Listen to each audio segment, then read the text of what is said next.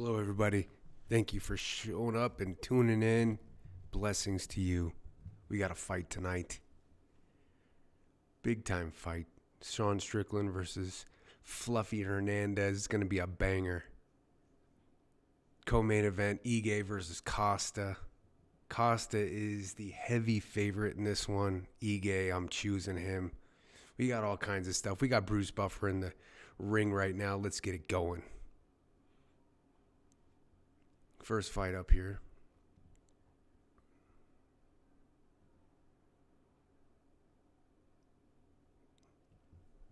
Juliana Miller versus Carly Judice. It's going to be a banger. We're going to have a long day. These usually last about 6-7 hours, so get tuned in. Let's see here.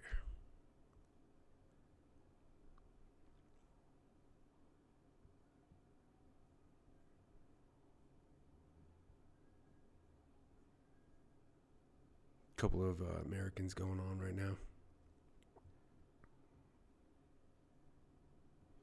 All right.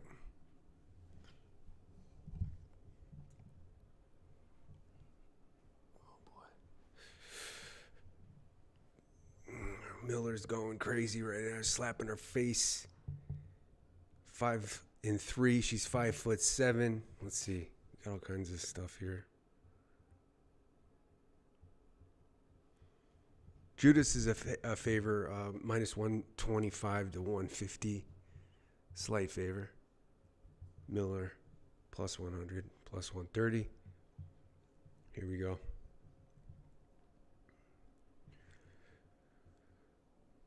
They're about to start right now. There it is. Jumping in it. Round one. Touch gloves. Bouncing around with the monster can. Pitter-patter jabs. Nothing much. Judice is a nice little crisp jab there with her left. Southpaw. Miller comes over with an overhand right, gets her. Kick by Judice, caught by Miller. Miller's swinging her around right now, trying to get her to the ground. Miller's fighting on one leg right now. Judice got her back, pushes her up against the cage. They're both standing.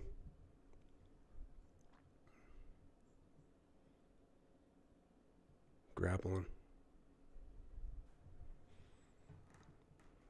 Now they're in the ground. Ooh. Miller's got her back. Miller's got a triangle around her stomach. Looking for the choke. Judice is fighting her hands.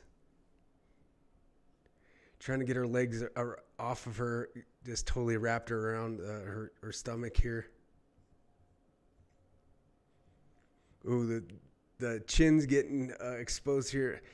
Judice is punching from behind. Miller is trying to sink that choke in, but she's kind of off to the side, so she can't really get it under it. She's close, though. Judice looks pretty comfortable here. Now Judice turns around, tries to, now, but they're scrambling. Miller then turns her. Now Judice is on her knees, and Miller's riding her like a backpack. She lets go of the leg triangle.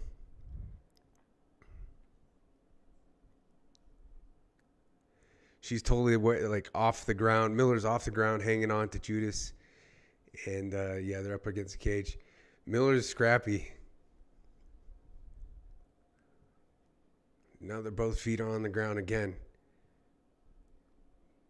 Judice, no answer for the grappling. Knee from Miller. Another little knee. Rabbit punches by Judice. Big elbow by Judice. Hits Miller right in the side of the head. Miller pushes her against the cage. They're just kind of going back and forth, kind of scrambling, grappling against the cage. Turning each other back and forth against the cage. Knee by Miller.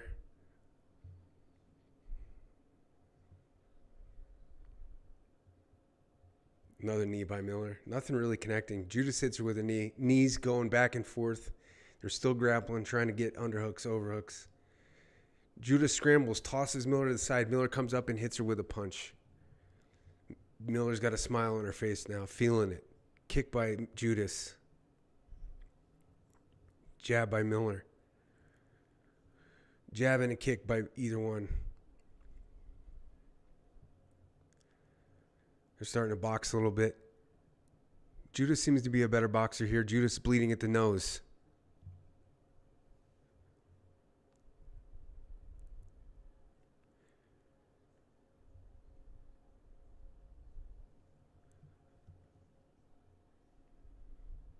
Ooh, Judice hits her, kind of knocks her back. A little bit of wobble there. Judice is a better boxer. Hits her again. She's on kind of wobbly feet right here. Yeah, she doesn't have her wits with her right now. Judice is smelling it. Spinning back fist by Miller. Kind of hits her, but more of with a tricep. Doesn't connect with the elbow or the fist. Now they're back. They're boxing here. Judice has got pretty quick, crisp boxing here. Front kick by Judice, stopped by Miller.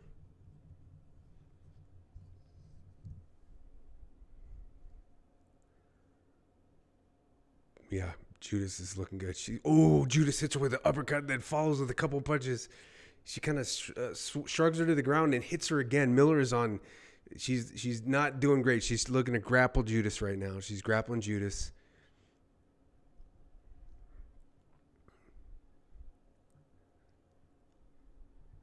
Now they're at the cage. Judice has Miller pushed up against the cage. Punches by Judice. Knees by Judice. Miller tried to knee Judice in the head. Misses. Grappling. 10 seconds left. Knee to the thigh by Judice. Tries to hit her. Tries to punch. Missing. Keeps coming over. Round over. Great round. Non-stop action. Awesome. Killer. Awesome. Let's check out some chat.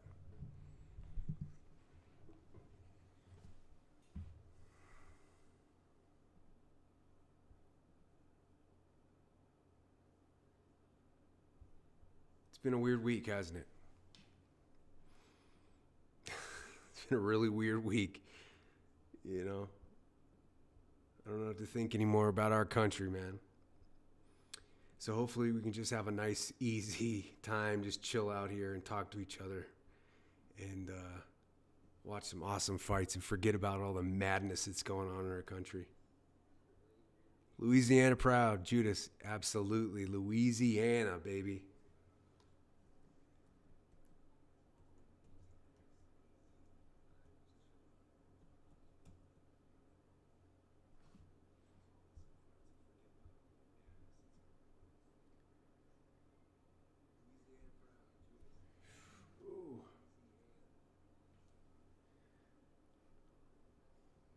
Oh, I'm going again. Sorry. It takes me a little bit to get going on these. Here we go. Kicks at the middle of the cage. Kicks. Judice is going after. Judice punches her with a nice crisp jab. She's got some nice boxing. Another one. Stiff jab. Miller comes over. Kind of punches her here.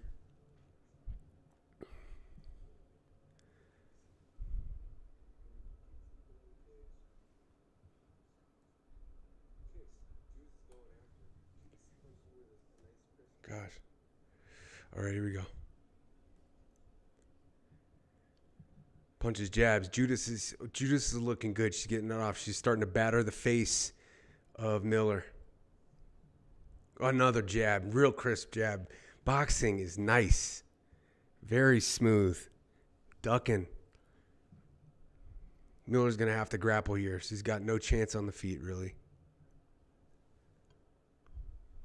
Kick by Judice. Another kick by Judice. Low leg kick. Ooh, another jab. Another jab. 2 jabs in a row. Popping this. It's jab to the stomach. Miller goes for a grab. Grabs the leg. Judice is trying to shrug it off. They're fighting hands. Back to the center. Nice. Another jab. She's jabbing her, but Miller's not opened up yet.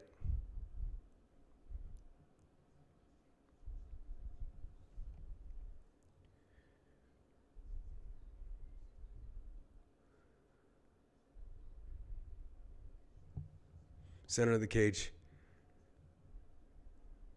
Overhand right by Miller. Kind of catches her.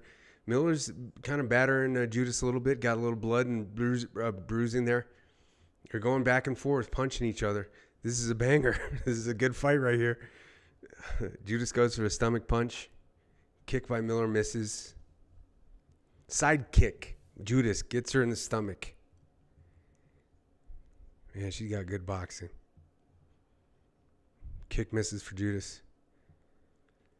Grapple. They're tied up. Dirty boxing.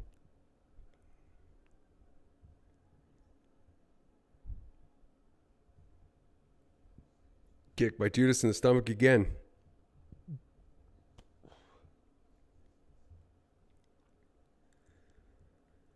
.216.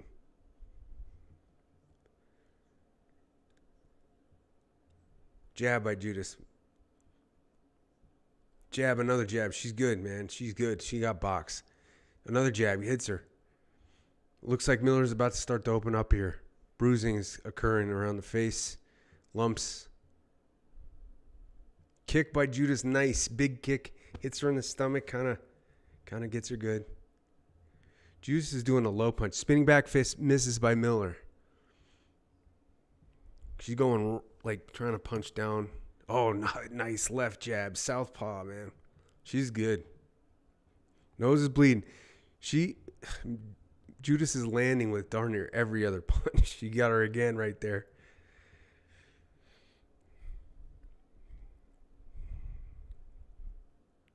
Good fight here. Judice is doing a good job. Judice gets hit. I like this. This is good. This is fun. This is what it's all about right here.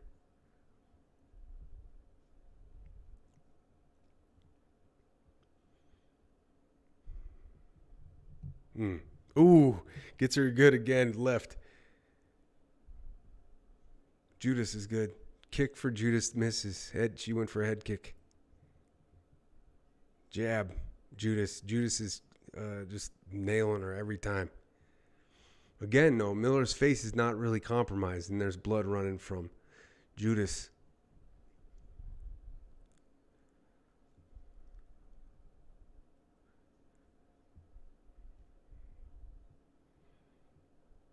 Going back and forth, misses. A lot of punches and misses here.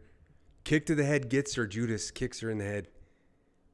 Man, Miller's strong, tough. She's staying up. Spinning back kick by Judice, misses. Seems like that would be a, they're scrapping.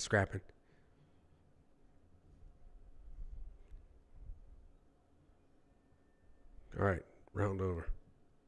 Whoo, we got a fight. Miller is bleeding from the mouth and the nose as well. We got a banger. Gosh, these girls want the $100,000 bonus. It appears. It is awesome to see.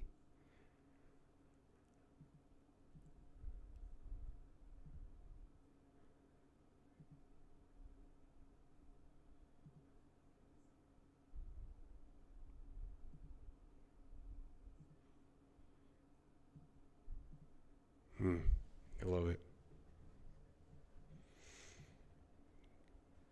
Gosh, that third round, the blank stares of the fighters, like, holy crap, this is starting to hurt. That's one thing I want to talk about. I want to sit face to face with some of these fighters. They're showing Judice's replays, just absolutely tagging her up, man. I want to ask these fighters how much it hurts during the fight. Are they feeling it, or is the adrenaline still pumping? Here we go. Round 3. Here it is. Banger coming in.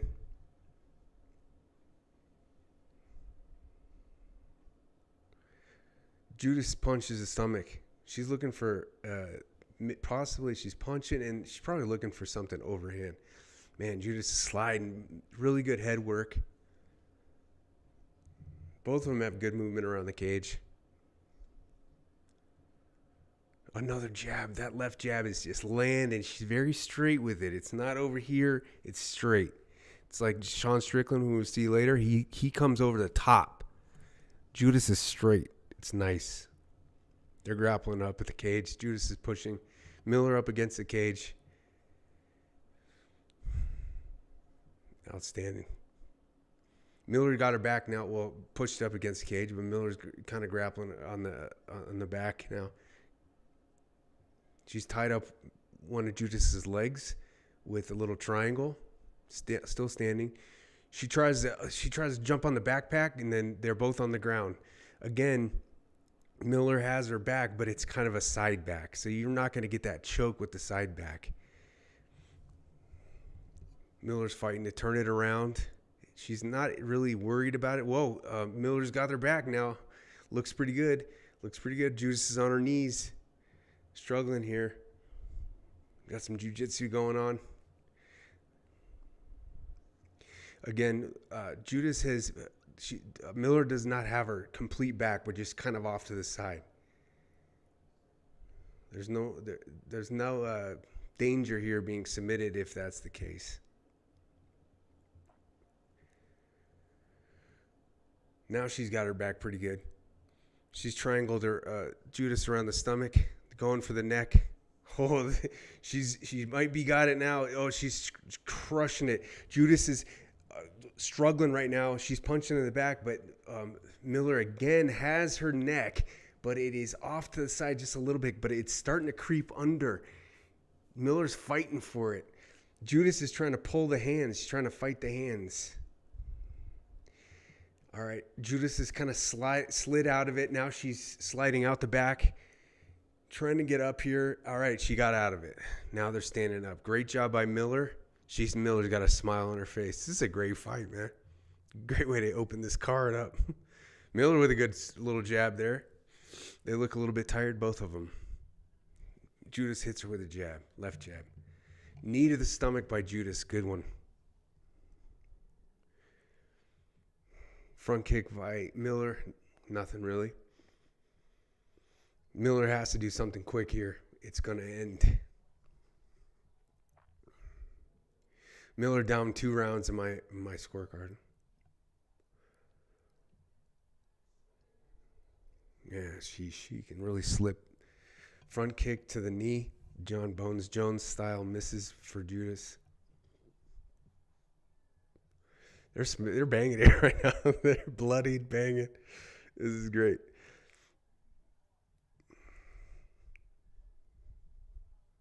Ooh. Man, Judice just threw a punch like this and got her. Really good. That left is nasty. Miller tries to grapple. Judice shrugs her off. Punches back. Gets her in the face. Judice looks at the clock. 1 minute left. 1 minute 15. Judice can win this one right here. The stands are kind of empty here in Houston. Miller gets her with an overhand right. This is a banger.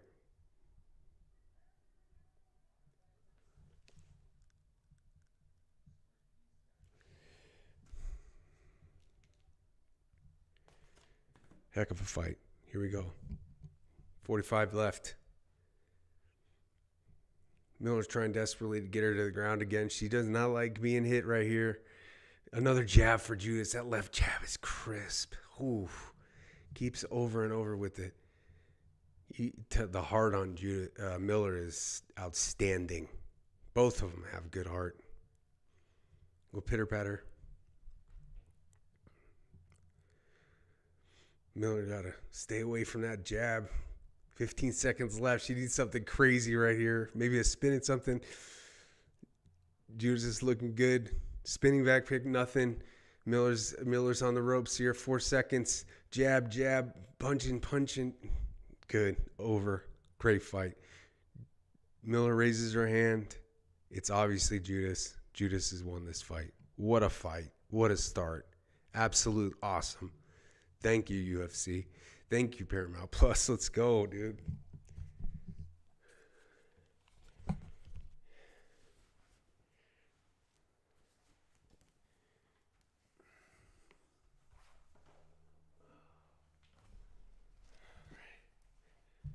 Okay, cool.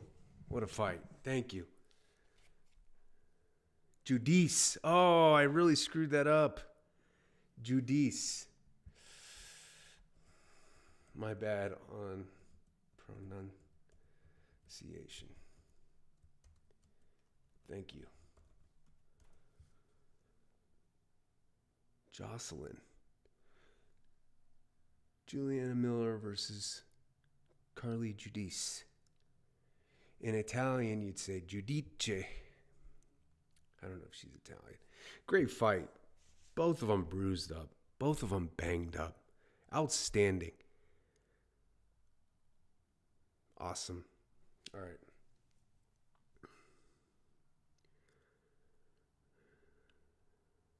Thanks, Greg. I appreciate you too. Thanks for coming on, hanging out.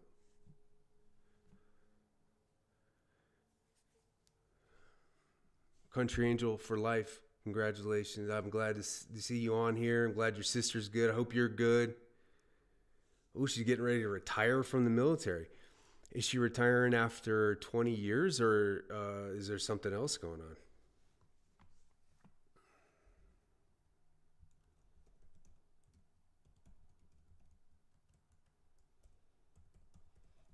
They raised Judice's name, her hand right now. She is the winner. Outstanding. Nice. What a fight. What a fight. Love to see it.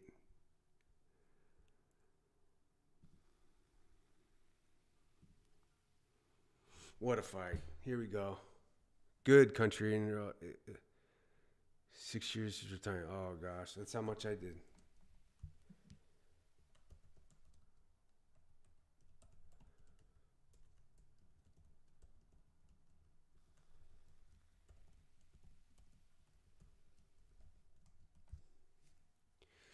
Sweet. Sweet. We got bangers all over the place. Let's go, dude. All right. I'm trying to get everything set up here, man. I'm trying to make it cool. I'm trying to make it interesting for you guys. Not really good at it, though. Let's try right there. We got a lot of interesting fights here, man. We got... This next one's going to be pretty funny. The Monkey King's coming up, I think. Versus Yadier del Valle. Let's check it out here.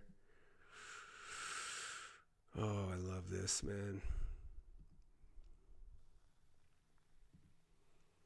A lot of news in the UFC. A lot of news. A lot of news in boxing. A lot of news in all sports. Can you believe it? The Chicago Bears might be moving to Indiana? What kind of world are we living in here, guys? The Chicago Bears? That's like... That's really hard to believe, man. Nothing against Indiana either, man. It's just like... How are you gonna steal the Bears from Chicago? No bueno, dude.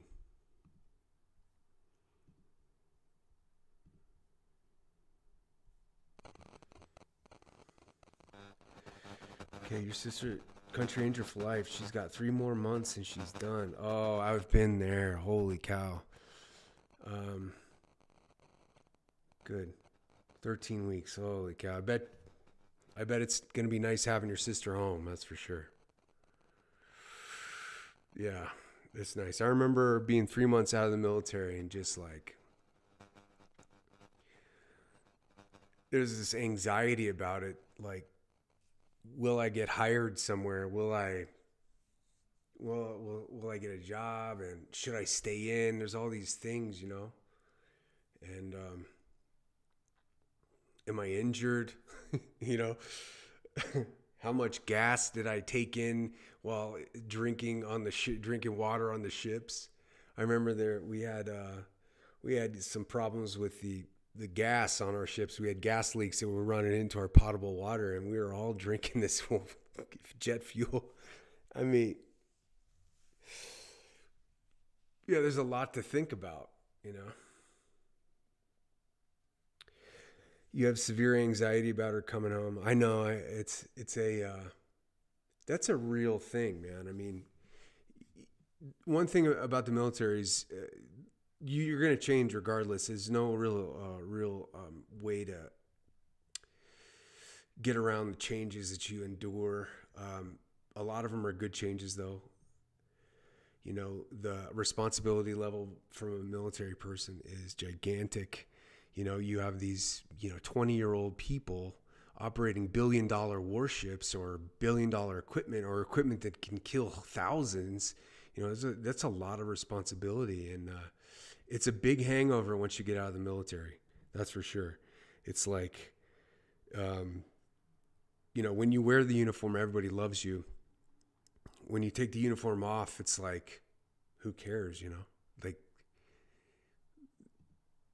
it's just a different, it's a different life when you cross the blue line. That's for sure. She's going to be all right, though. The best thing you can do is just support her and love her like you're a sister, and there's nothing else she'll need. All right, we got a big one coming up. Leavitt, USA, Del Valle from Cuba. Dude, Cuba. Here we go. I picked the Cuban to win this one. I'm 1-for-1 so far on my picks.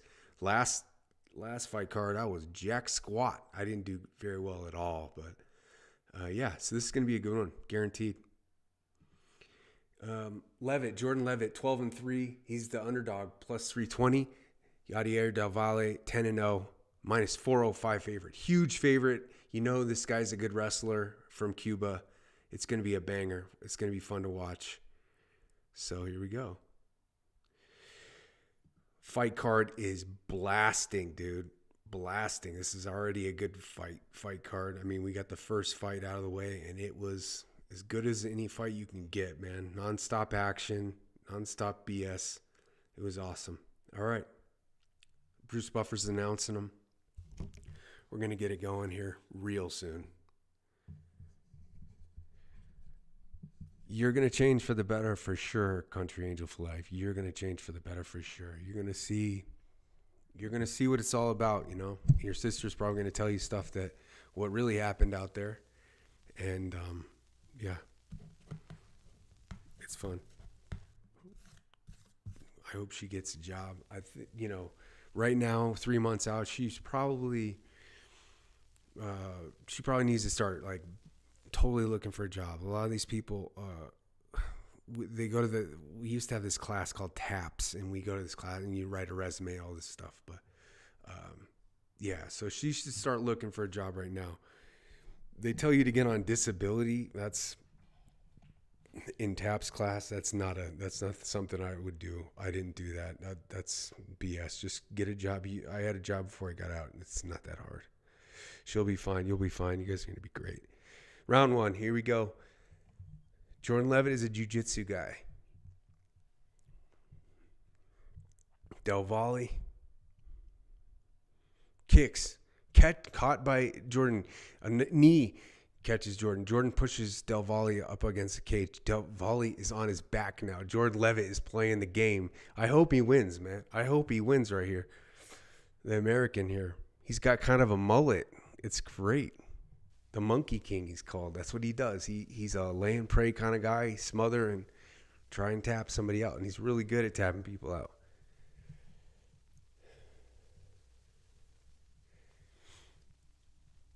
Del Valle's trying to scramble back to his feet. Jordan is wrestling him. Now they're up to their feet. Del Valle's kind of wearing a kickboxing pair of shorts, so maybe he's a pretty good kickboxer. He's got the slits up the side, Knee by Jordan Leavitt right in the old wiener. Wow. Straight knee right in the balls. Tough shot, man. Tough shot. We got time out here. Time. They're going to show the replay right here. Jordan Leavitt pushing up and just straight up knee right into the junk. Ay. Where are those cups? Oh, right above the cup. Maybe top of the cup. All right. Del Valle said, let's go. 30-second rest. And we're on. They shake hands at the middle of the cage. Jordan Leavitt looking to grapple here. Front kick for Monkey King. 3 front kicks for Monkey King. Nothing crazy. They're kicking at each other. Another kick for Leavitt. Del Valle's throwing punches. Del Valle's strong, man. Real strong. He's got that Cuban strength. Leavitt just pushes Del Valle down, and now he's got Del Valle in his back again. Leavitt is freaking Jiu-Jitsu 101 right here.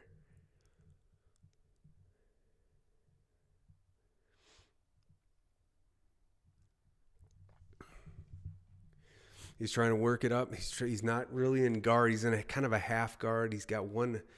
Yeah, now he's off to the side here. Leavitt smothering. That's what he does. He smothers like a blanket, and he tries to get those submissions. And he does have some submission wins.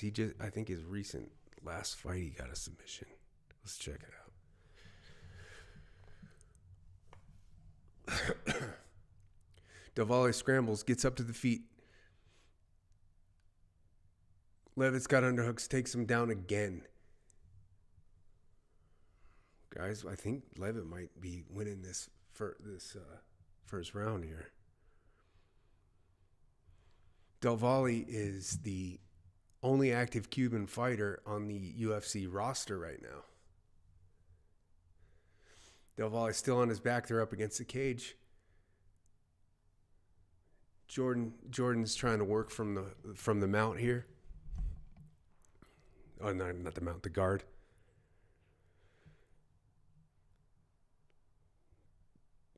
Jordan's trying to posture up through.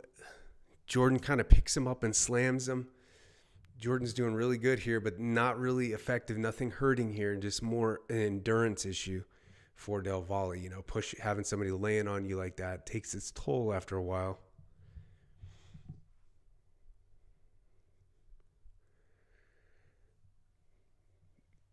Leavitt's still in the guard. Del Valle's still on his back. Del Valle's trying to punch a little bit like this, but nothing really crazy. Jordan hasn't landed really any strong punches or anything. He's just trying to get through this guy's guard.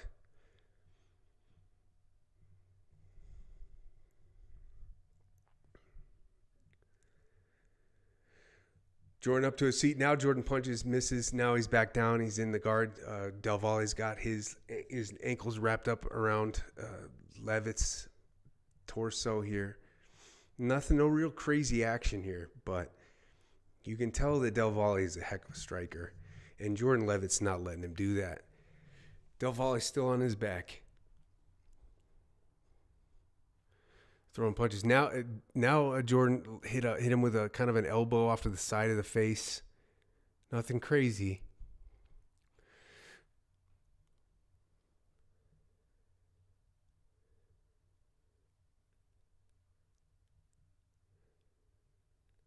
Still grappling. This is a classic jiu-jitsu versus striker. I thought that Del Valle would be a better wrestler considering the other Cuban we've seen in the UFC is a really good wrestler.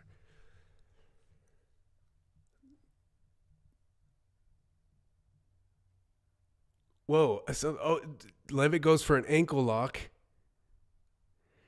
He's smiling at the crowd. Round ends. Good round here. Good round. Not too much punching and stuff, but there's a lot of tactical stuff going on. Outstanding. No real bruising on either one of them. Nothing really landed. It's good. So Yadier Del Valle is 29, born in Cuba, trains in the United States, 5'9", 69-inch reach. He's 10-0, undefeated. 5 first-round finishes, including 2 rear naked choke subs. So we found Del Valle on Dana White's Contender Series. He won a third-round unanimous decision over Antonio Montero. His recent win is over Isaac Dulgarian in November 2025. This is funny. So Del Valle runs a food truck with his wife, and he sells pizzas and Cuban food. It's probably pretty good. Those Cubans know how to make a sando. All right, round 2 coming up. Go. Shake at the middle.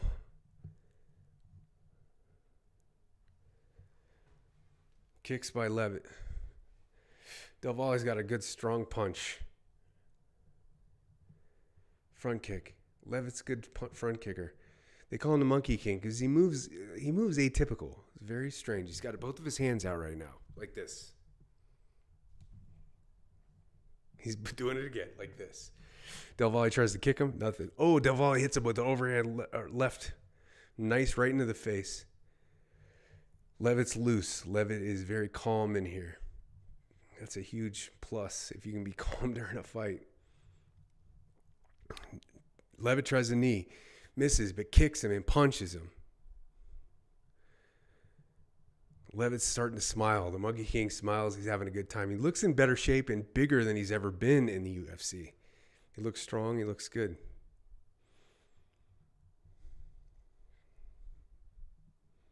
Kick for Del Valle, nothing. Del Valle can't get off. He can't get his punches going. You call him the Monkey King. He's very, very awkward, very atypical fighter for sure. Push kicks for both of them. Leavitt kicked him pretty good. Leavitt's front kick is pretty darn good. He keeps going for it. Again, over and over and over. Keeps him at distance with that leg. That's a huge plus for a jiu-jitsu guy. Leavitt lands a punch, right punch, right to the chin on Del Valle. Del Valle is so confused right now that he's getting outboxed by Jordan. Okay, now Jordan tries to pull him down, and now Del Valle's got him, but they're on the ground. They're scrambling. Del Valle's got his neck, but Del Valle's got his is on his back, and Jordan Leavitt, this is his game. So now he's pushing him, and now Leavitt's got him in like half guard here. Del Valle on his back again. Leavitt round one, in my opinion.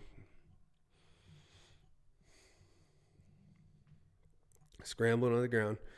Leavitt's trapped Del Valle's leg with a triangle, and he's controlling the jiu-jitsu here.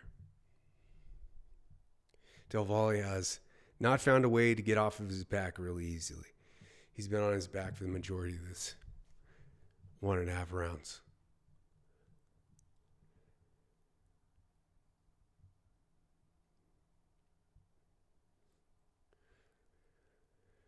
Scrambling, breaking it. Jordan cannot get over past the guard of Del Valle.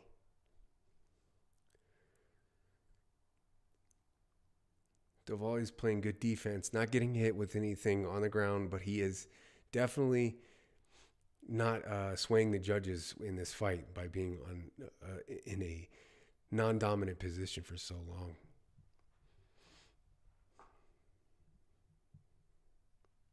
I'm really surprised.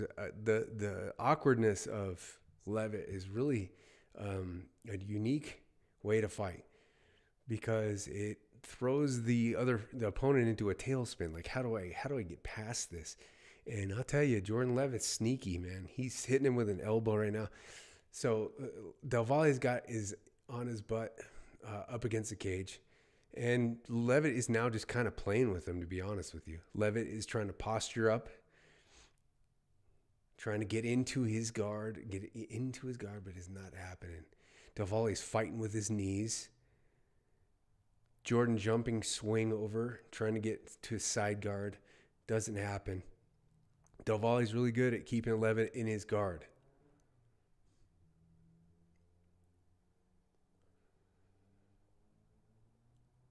Leavitt with a good overhand elbow strike on Del Valle.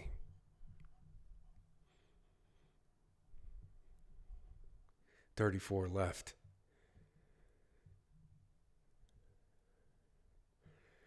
Leavitt's starting to open up with the punches, a couple of punches here, but still just Del Valle on his back. No answer to Jordan's jiu-jitsu. Looking great.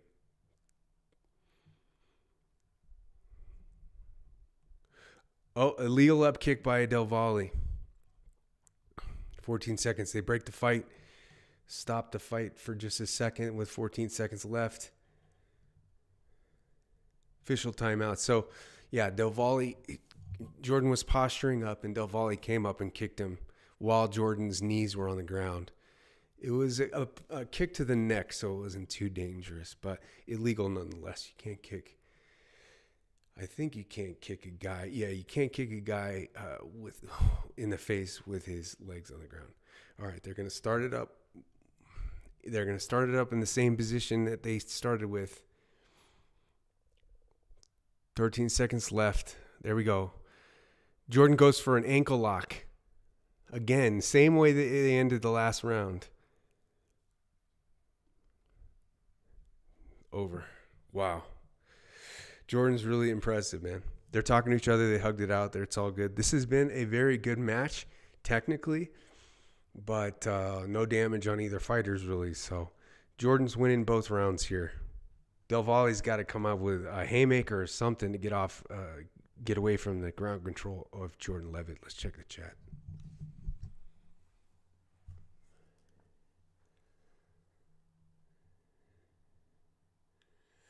Country Angel for life. I'm going to change for the better. That is a great aspiration. Keep changing for the better. We need more people to be better.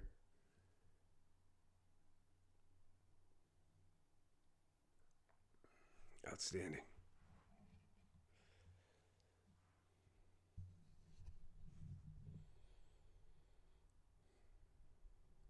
All right, we're coming up to round 3. I like this fight. I mean, it's not too action-packed. There's a lot of rolling around and stuff, but nobody's quitting. It doesn't look like these guys are they're trying to kill each other, so it's a good one. It's not like last week's. Here we go, round 3. Touch gloves at the beginning. Del Valle's got one shot, and he better use his hand. He's got nothing so far for Leavitt. Leavitt with the front kick, the push kick. It's very aggressive, very strong. Del Valle tries the kick, misses. Another front push kick for Leavitt.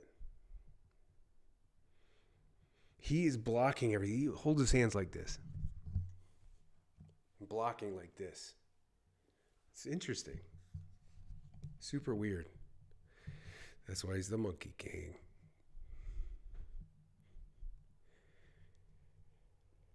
Nothing so far. Just kind of biding their time. Now Jordan needs to come after him big on this one, dude. He's got to get one more round here. He can't let this thing stand up too much because Del Valle is a better striker for sure. Better puncher at least. Maybe not a leg kicker. A better puncher. But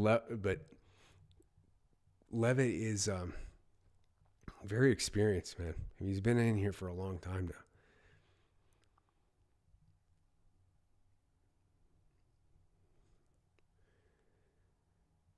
All right. They're circling. No punches, no kicks, no nothing really. They're just kind of biding their time. This is good for Del Valle. The more he keeps it on the feet, the better chance he has.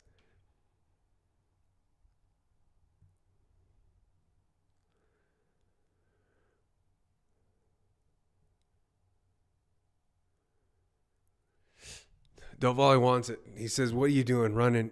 Let it kind of runs around. He's not going after it this round. This could be dangerous for Leavitt if he doesn't straight up go for it, man. You can't just take a round off like we saw last card.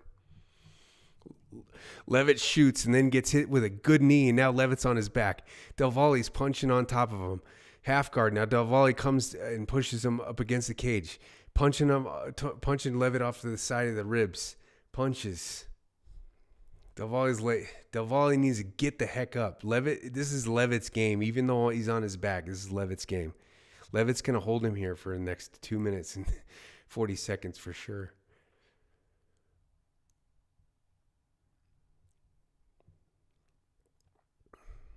Good punches. No real damage. No real bruises. No cuts or anything. This has been a very technical grappling match with some good front kicks.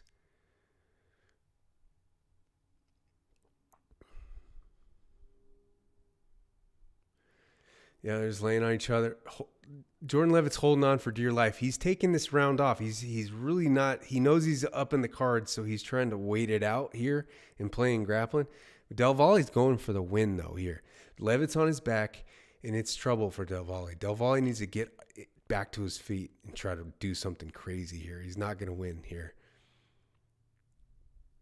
Leavitt's working jiu-jitsu here.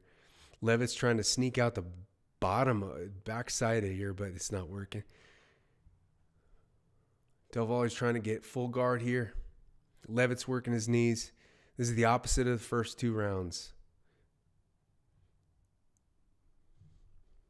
It's funny how the UFC doesn't show the empty crowd in these early prelims. I tell you, if you spend $1,300 to go to a card, you might as well go to all the fights. Come on now. They are 7-hour card, but whatever. Go. Leavitt's still on his back. Valle's still pushing it. Leavitt's going to win this because he's holding him here. Leavitt's now getting punched. So Valle is punching down on Leavitt. Leavitt's on his butt. Now Leavitt turns it around on Del Valle. A little bit of frustration by Del Valle. Leavitt's now got Del Valle on his back. This fight is going to be over. Tactical smarts by the Monkey King. Now he's going for some stuff here. We haven't seen any real submission attempts by Leavitt or anything. He's going for... Now he's slapping Del Valle in the butt. Slapping him again. Slapping butt, dude. A la Tito Ortiz, Randy Couture style, dude. The Monkey King, man. He's wild, dude. He is wild. Del Valle's trying to hang on here, trying to get little shots in, but it's just not working. 5 seconds left. Leavitt's now smashing down. Leavitt's got him in a compromising position. Round ends. Game over. Del Valle's got his first loss, that's for sure. He might have won that 3rd round, but man, we got butt slaps, dude. They're showing the replay, the butt slaps. Outstanding, dude.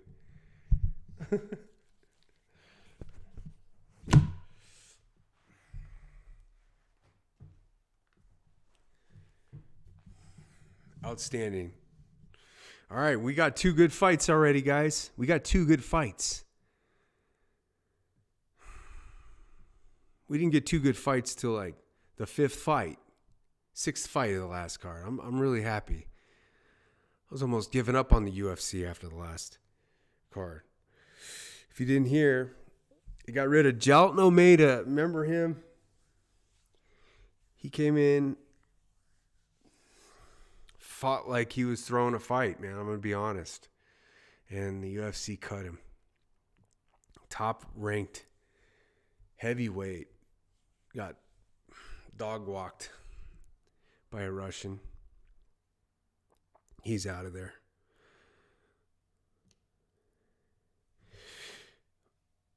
Mazizo Elegante, it's a draw. Nobody won. I agree with that, man.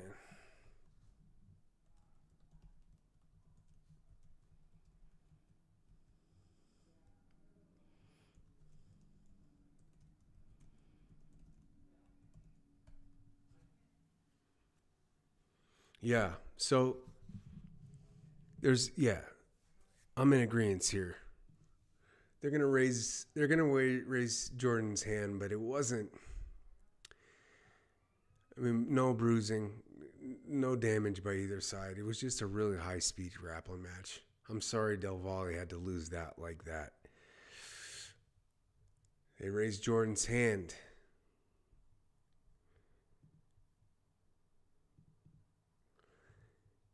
Yadier Del Valle, the Cuban, loses his first match. Now he's 10-1.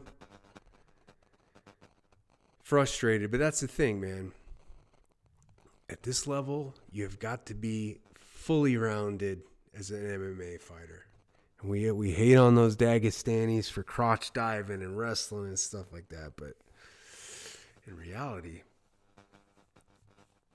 if you can't beat it, if you can't defend it, you're host.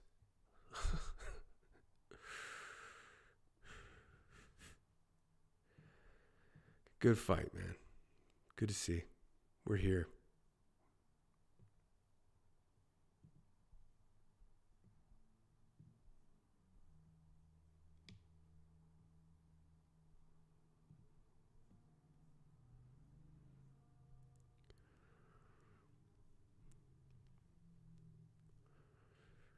clear the deck here, everybody. We'll be back here. Here we go. All right. Yeah, we got a good fight going on. All kinds of good stuff going on, man. It's UFC. Saturday. I'd rather spend my Saturdays doing nothing but watch UFC. It's a fun thing. And it's one of those sports that I could never have done because I'm scared to get hit in the face. I don't want to get hit in the face. These dudes make a living out of punching each other in the face. They're bringing out the highlights of this next fighter. Jean Paul. I gotta figure out how to spell this dude's name here, man. I'm horrible with names. So, Phil Rowe versus Jean Paul Lebosnoyani. Both USA fighters.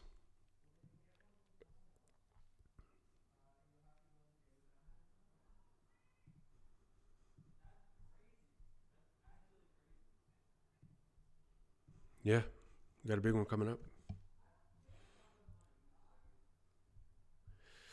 Big one coming up. We got people in the chat. Thank you so much for watching, man. Life is good. Everything's crumbling around us, guys. The government is gone gonzo. But we're here. The regular folk are still alive, kicking butt. We ain't going nowhere. Yeah, I'm going to get myself a little snack. We'll be right back. I made sushi.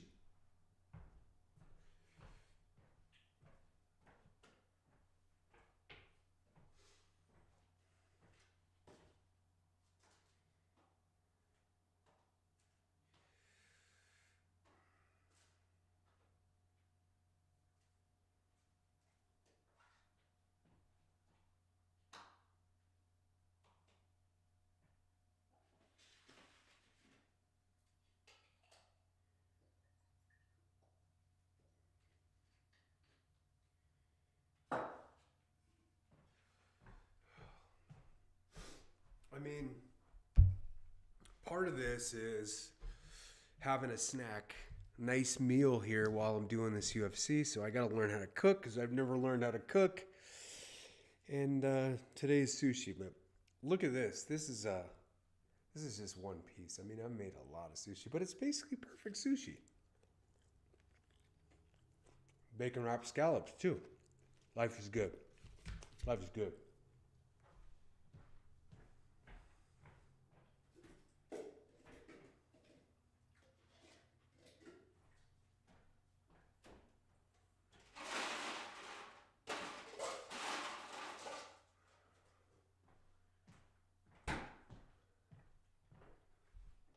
I started making sushi when I lived in Seattle. I've had a hard time making sushi as good as they make it, like the grocery stores around here.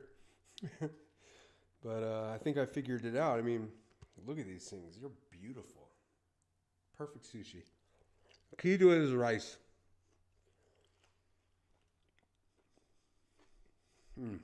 You have to get seasoned rice vinegar. When you make the rice, it's got to be sushi rice, cow roast rice. While it's warm, turning the after the rice is cooked, you have to pour the sushi or the rice vinegar while folding it in and fanning it. When you fan it, it gives that rice a glossy look. It's nice. Bacon wrapped scallops. Come on, guys. I can cook.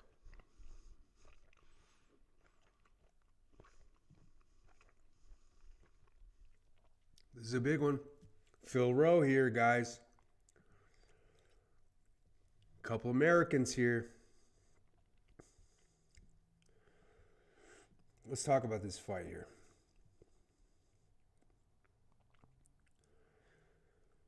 Phil Rowe, the Fresh Prince, is 35 years old, from Brooklyn, New York, 6'3", 80.5 reach.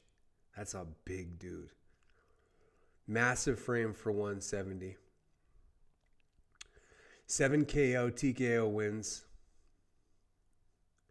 Black belt in BJJ. Jean-Paul is 5'11", he's fighting out of Hermosa Beach. He is 27 years old, 8 years younger, 5'11" with a 72-inch reach.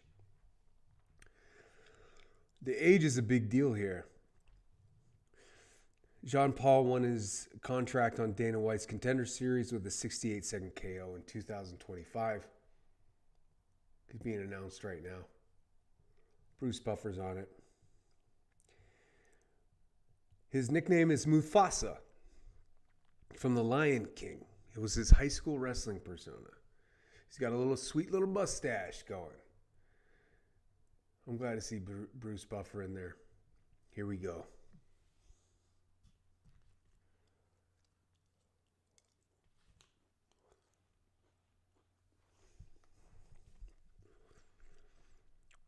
They're announcing Phil Rowe right now. Self-described PhD in putting hands on people. Loves fashion, cars, old school R&B, and he makes his own music. He's passionate about mentoring youth in alternative schools and sharing his faith.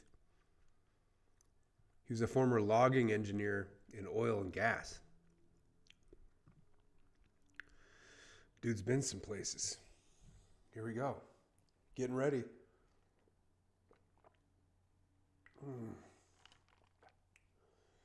Arizona Iced Tea, Arnold Palmer.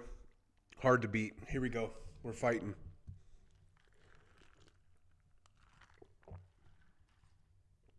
Middle of the cage.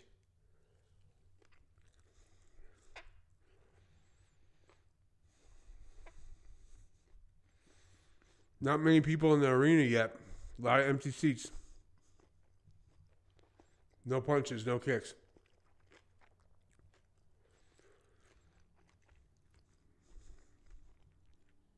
Both of them look really calm. Really calm. Big height difference by Rowe.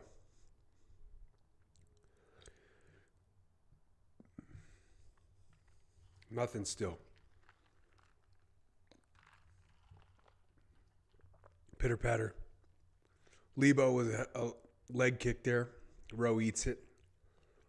Overhand right gets Rowe like that. Gets Rowe. A little bit of a swarm. They're back to nothing. Overhand right again gets Rowe. Rowe's a little bit big leg kick for Lebo.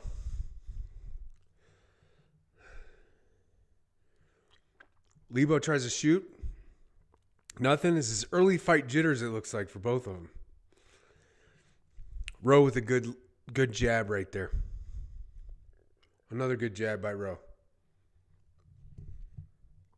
Lebo has a hard time getting in there. He's so long, Rowe is.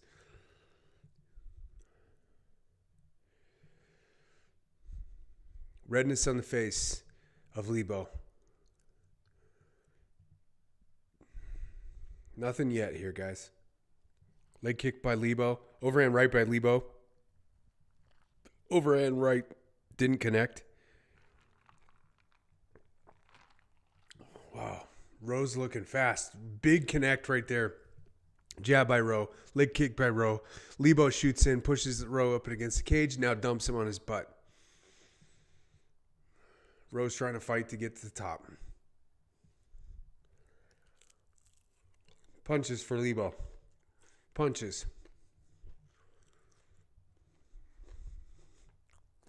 He's got the neck. Nope. Out of it. He's scrambling.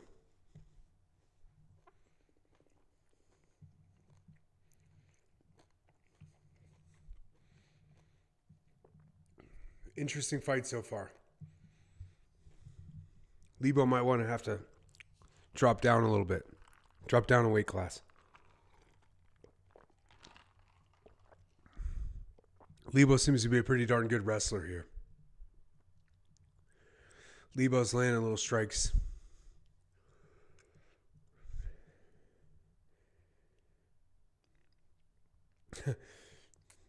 They say Lebo says he trains at UFC Performance Institute. That's such a great thing for these fighters. They can come in, train at a world-class facility, get a meal, get a massage, cold pool, hot pool, legit stuff. They're still scrambling on the ground.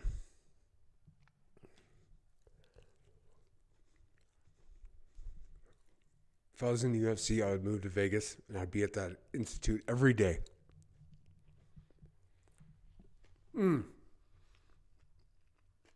Lebo with big elbows. All right. Rowe's got him back up. They're on the feet.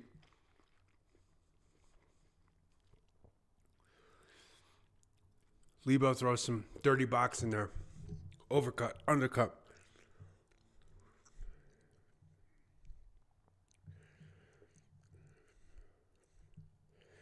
Back at the center of the cage.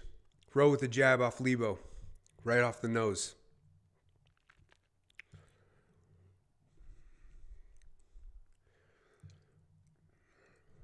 Rowe looks like he's looking for a head kick here. Overhand right for Lebo. Tries to take him down. Stuffed. Rowe goes for a knee. Gets him on the top of the head right here. Lebo's face is red.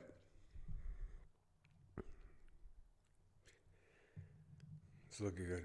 It's looking good here.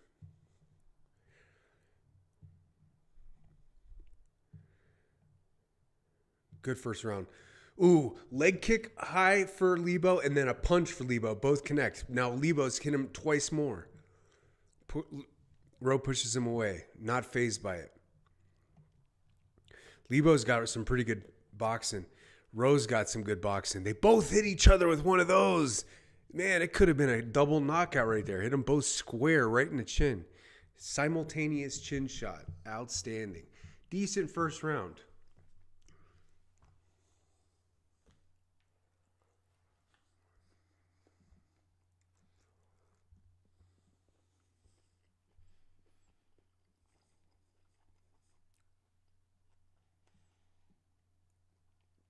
Pretty cool.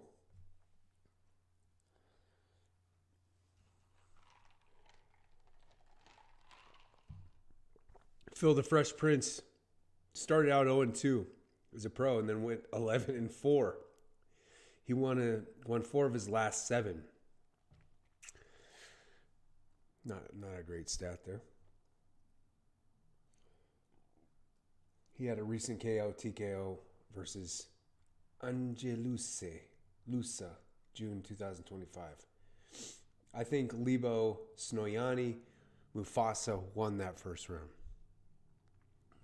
Close. Here we go, round 2. It's on.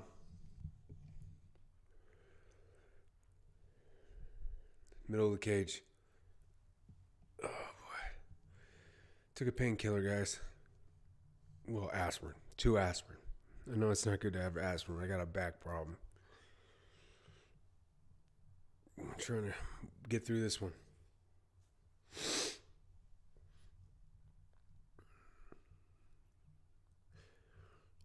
Mufasa's got some really good striking. I mean, it's very strong. Every punch is very convincing. He's not throwing a punch to hit you. He's trying to really hurt you. And that's the difference. Rowe's scoring points with his punches. Lebo is hurting with his punches. However, Rowe's got a bruised up face here.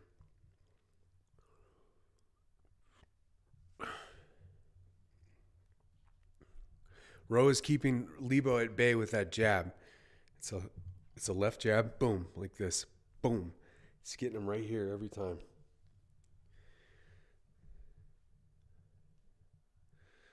Still at the middle of the cage. Nothing much here. Overhand right for Lebo. He's landed it twice. A big overhand like this. Missing it. Kicks for Lebo.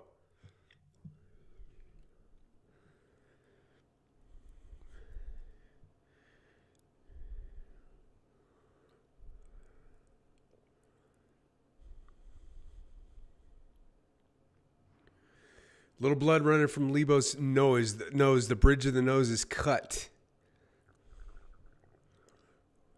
Nothing crazy. Lebo goes in, tries a double leg, gets a single instead, pushes him up the cage.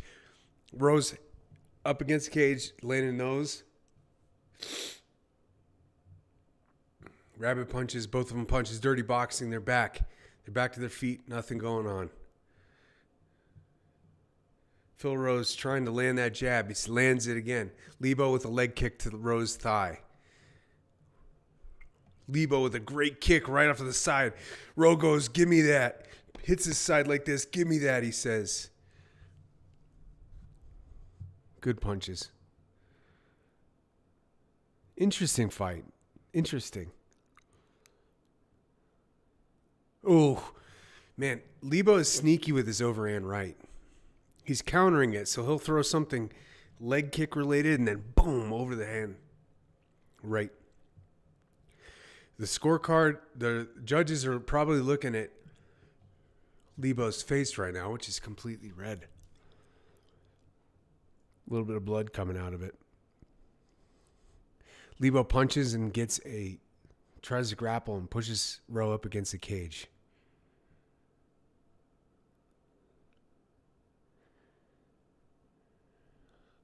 Lebo working on one of the legs, lets it go. Grappling. I'd say Rowe so far is winning this fight.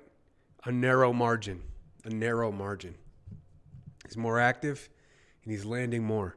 But Rowe, it looks like Rowe's are more damaging. Rowe's been in a few fights, you can tell. Very experienced, very calm. He's not breathing hard. He's in shape. Knee for Rowe right off of Lebo, like the midsection. Lebo takes him down. Rowe on his back. Lebo's corner streaming and excited about it. Minute left.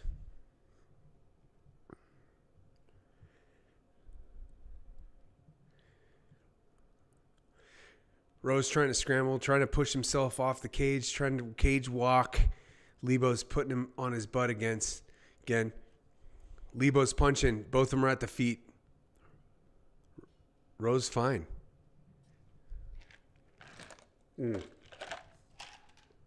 Big knee to the midsection for Rowe. Punches for Lebo's, getting him like 3 in a row.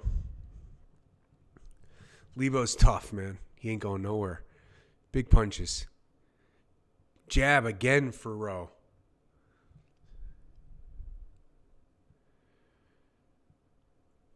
Mufasa looks really good shape too. They're both in good shape. Rowe tried to do some spinning stuff. Fell on his back. They just stopped it. End of the fight, or end of the round, was not good for Rowe. He tried to do some crazy stuff. Lebo pounced on him. We're into round 3.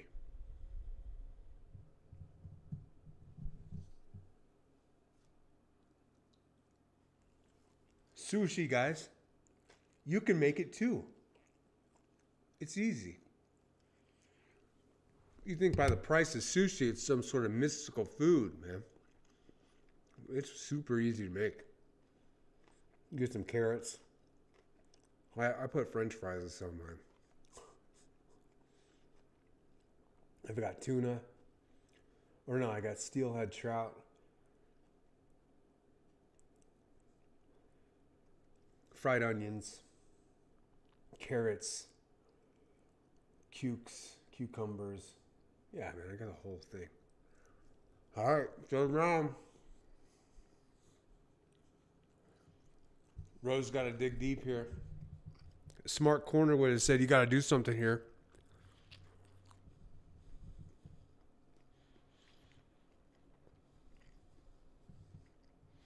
Middle of the cage.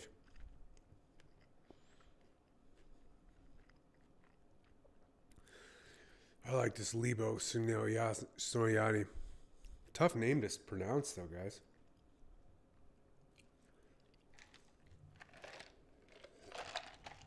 Rowe lands that jab again. That jab is connecting, dude. Lebo throws a nice strong kick. The latest jab, I might have cut Mufasa on the forehead. He's missing it. It's the wrong place to hit somebody's in the forehead.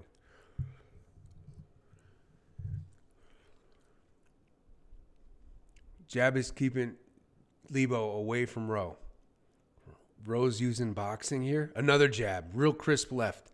He's using a lead jab. It's keeping him at bay. Lebo's kicking into him, but that jab right there is perfect.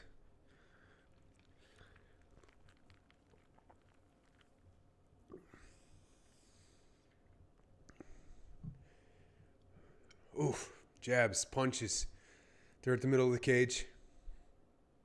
Jab, Rowe. Rowe might win this because of that jab. That jab has got Lebo's face all red here. He's got a mouse under the eye now.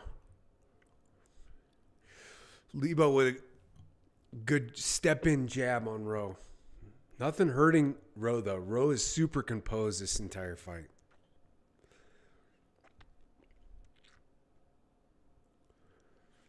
Nothing. Another jab. He keeps hitting him here, man. There, he gets him in the nose. Lebo is starting to express some frustration here because of that jab. That jab might be winning this fight here. Now the face is opening up for Lebo.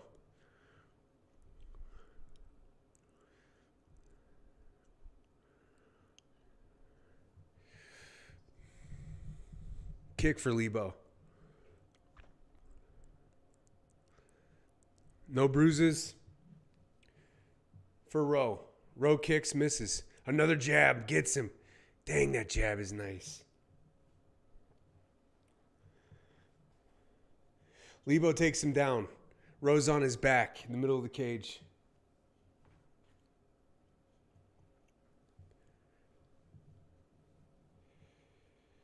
They're fighting, scrambling. Damage for Rowe is definite.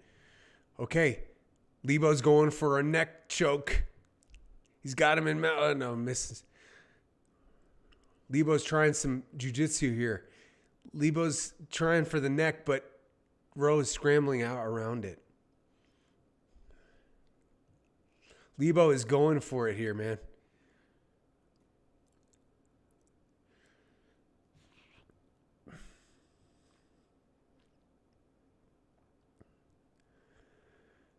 Both exhausted in the middle of the cage at the monster can, rolling around.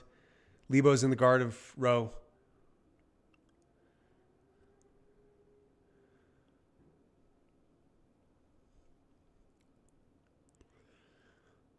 Mufasa postures up on Rowe.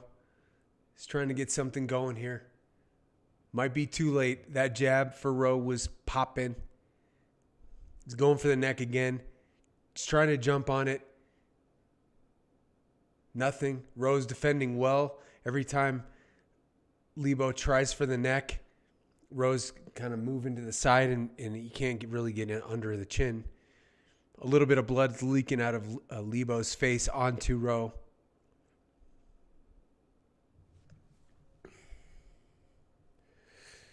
Kind of a stalemate here. Rowe's trying to get it up. Rowe gets it up back here.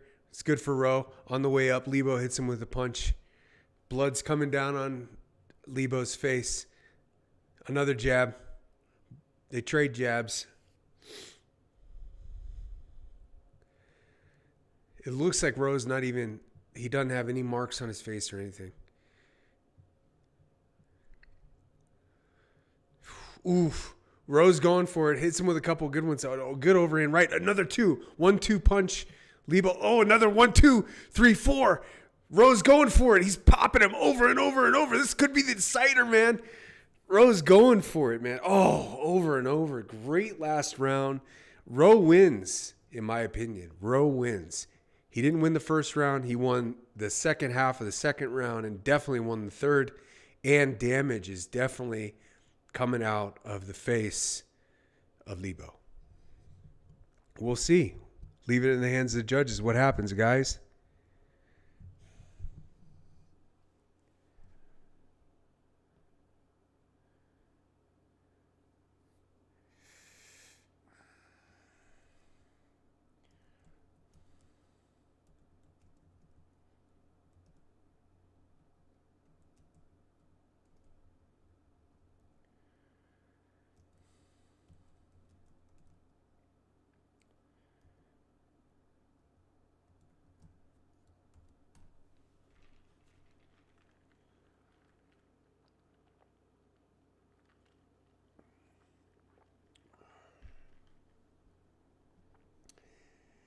Heck of a fight already, guys. This is a good card already. What's going on here? It's been a rough couple weeks for that UFC, man. Did you guys hear that Dana White just signed a boxer for $10 million? Guys? If you can give a boxer nobody's ever heard of $10 million, you might want to amp up the price for these UFC fighters because they are doing way more in a fight than a boxer. Takes way more commitment, way more damage. I'd like to see UFC fighters make millions of dollars. Not the Dagestanis, though. Get them out of here.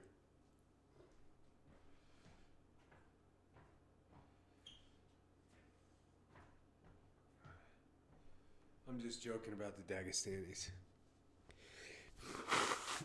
The only problem about the Dagestanis is they can't knock anybody out. That's we've seen it for how many years? 30 years. They're showing the visible damage on Lebo here. They're about to announce it.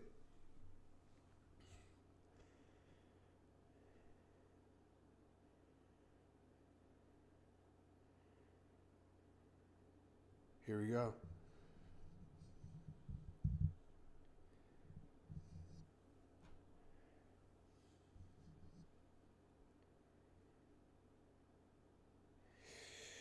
Herb Dean's in there.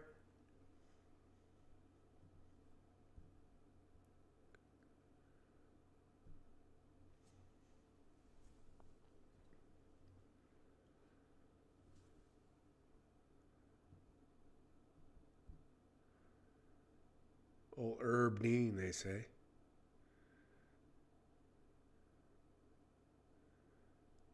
They raised Lebo's hand. Holy crap. Holy crap. That was a hose job, man. Holy crap. Look, dude. If you beat somebody's face up and you don't have any marks on your whole body, you won the fight, in my opinion. Unless you're like, you know, the Diaz brothers. They leak like crazy. But that jab was popping and beat the crap out of him with one jab, dude. I don't know. I don't know about that one, guys. But good job on Lebo for sticking in there.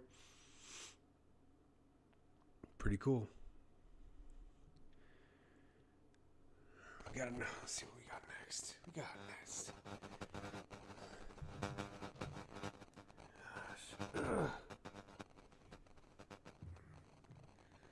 Who do we got next?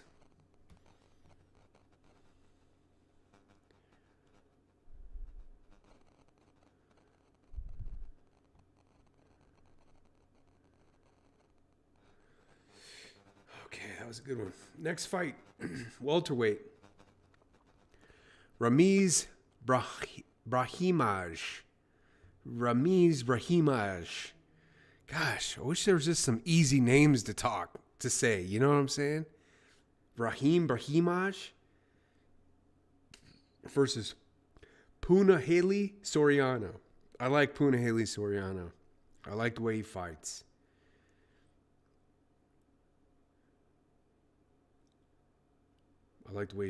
He's been in the UFC for a few years now. But yeah, we'll get into it a little bit more as it goes on. Let me get everything squared away here.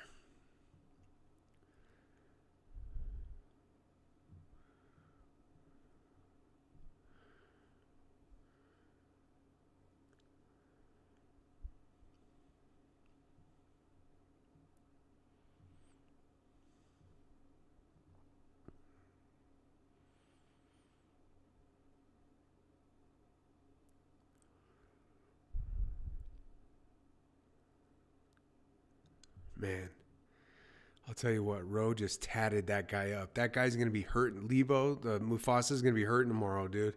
He's got to do something about that defense. When you're fighting a long guy like that, I really think that Lebo needs to go down a weight class. He could totally do it, too. He's too small for that. was 5'11". It's not that small, but I mean, the range was significant there. I mean, he won. Let's see where we're at in my bets here. So right now, I'm 1 for 3. It's okay. Always going for that perfect prediction card, you know. But I wouldn't place a bet on these fights, man. Everything's so crazy now. These, like the odds switch so big and so drastic. Like yesterday I looked up the odds. I got a breakdown of the odds.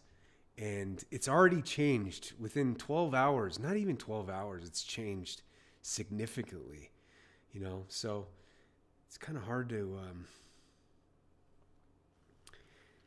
I wouldn't put any money on these fights, man. I especially wouldn't put any money on a fight like Mike Tyson versus... What's the guy's name? Mayweather. That's a ridiculous fight. You know that ain't on the up and up. That's a cash grab, and there's no reason to bet on that fight. Don't bet on exhibition fights. Don't bet on a Jake Paul fight. Don't bet on any of it. Keep your money. Brahimaj. We got 2 Americans, both of them. I doubt that Brahimaj is originally from America, but we're glad he's here. We're glad he's fighting, and can't wait to see what he does. Bruce Buffer is in there. Gosh, it's great to see Bruce Buffer. Bruce Buffer was talking about... Buffer's had a historic week. He's like 30 years in the game. Yeah, 30-year anniversary for Bruce Buffer.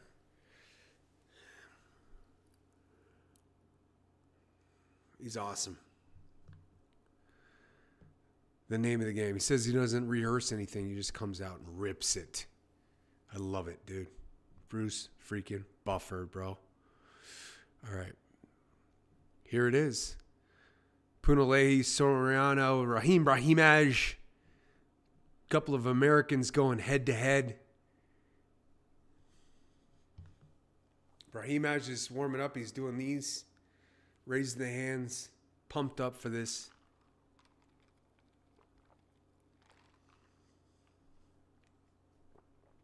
Outstanding. Steve Murgliata, the referee for this one. Hot ring girls.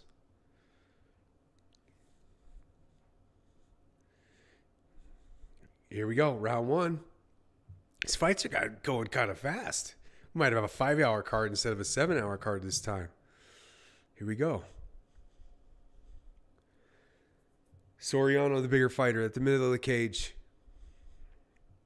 Well, not really bigger. More cut.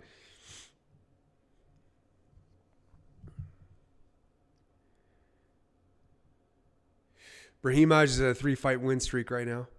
Soriano is a perfect 3-0 since moving to middleweight. Ooh. Soriano got hit in the back. Got a little stumble there, but nothing. Back in the middle. Throwing punches. Big punches. These boys are strong. They can hit. Kick for Soriano. Blocked. Brahimaj comes back with a couple of strikes. Moderately damaging.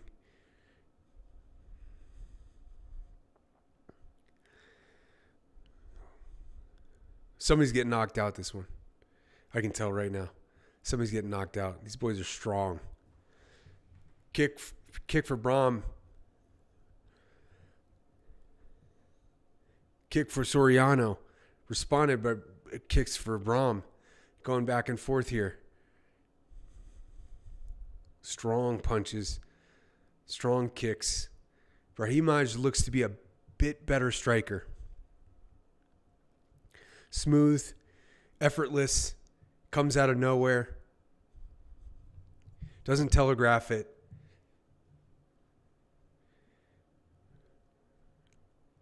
Middle of the cage. Punches, banging each other right in the middle of the cage. Dirty grappling, dirty boxing. Holding on, trying to get plum grips, punches. Maybe a little bit of dribble out of Soriano's nose. Maybe a little tiny blood there. Punches. Brahimaj got good boxing. Low center of gravity. Big legs for Brahimaj. Brahimaj hits Soriano with a little jab. Kind of stumbles Soriano a little bit. Bloody nose for Soriano here. Jab for Brahimaj. Front kick for Brahimaj. Jab, another jab, 2 jab. Soriano gets a nice one in. Brahimaj says, yeah, you got it.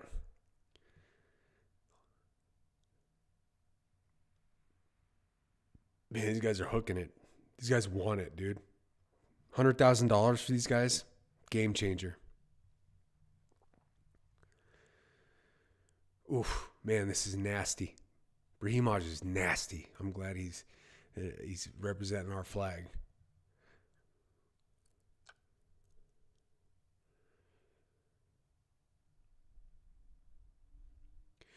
Soriano's coming, strikes at him.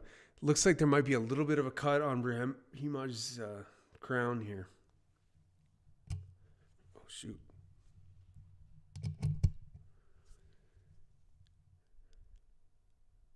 Man, they're banging it. They're banging. Oh, straight by Soriano. Nice punch. Soriano is very calm here.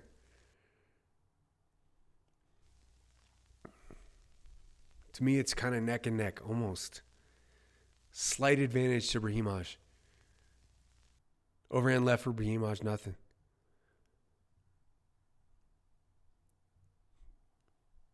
Soriano, 2 really nice left hands. Boom and boom.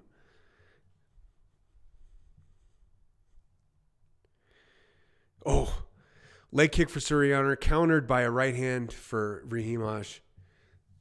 These guys are hooking it, man. Marketably different program than last week. Oh, I wanted to throw the UFC out the window last week. This is already a way better card. Good punches for Soriano there. Fans are still not filling the seats over there in Houston.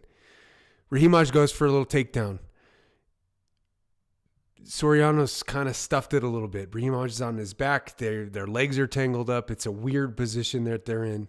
It's like a couple of pretzels that didn't make it to the factory.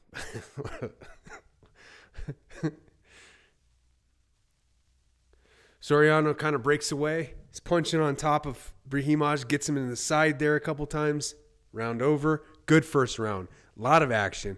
A lot of punching. That's why we buy our tickets. Yeah, they're showing the stadium here. It's probably about 50% filled. Come on now, Houston. What's going on? Come on now. Come on now. They're showing Soriano's corner. Bloody nose here. A little bit of swelling on Soriano's face.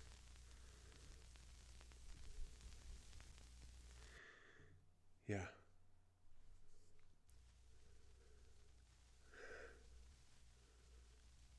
They're trying to block that nose. You put a coagulant in Soriano's nostril there. Soriano seems lucid, responding to his coaches. That's a good sign. Brahimaj is good. A little bit of blood coming out of the mouth of Brahimaj.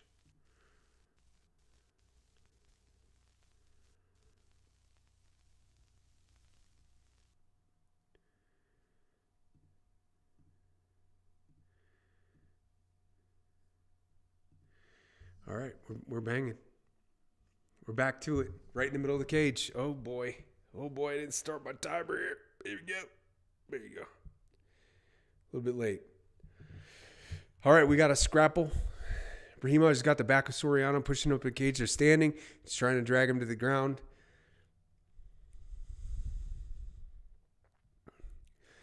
trying to get him. Soriano is on one knee, trying to stand up, trying to break the hands. Soriano's got him wrapped around the waist. Soriano's pushing down on the hands. Brahimaj is leaning up against the cage, leaning on him.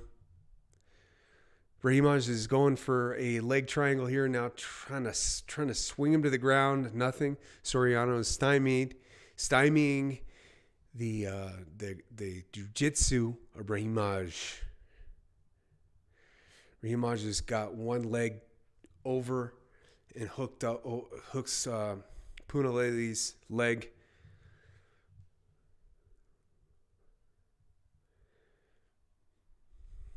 Tries to get him down. Really trying to pull him down there. I don't think Brahimaj wants to keep standing with Soriano. Or this might be the great game plan. Let's see what he can strike like. And then let's try to grapple him. Soriano's stuffing it so far. Soriano's looking good. Scrambles. Now pushes Brahimaj up against the cage. Brahimaj, his ass is sitting on his ass. And now he's getting back up to his feet. Soriano knee to this pelvis. Soriano's digging in there. Brahimaj's got an overhook. Brahimaj looks tired. A little bit tired. Heavy breathing. Mouth open. Lips cut. Soriano's fighting. Is Soriano a Hawaiian? He reminds me. He seems like a Hawaiian. Grappling. Brahimaj's got overhooks on Soriano. Soriano's digging his forehead into Brahimaj's head.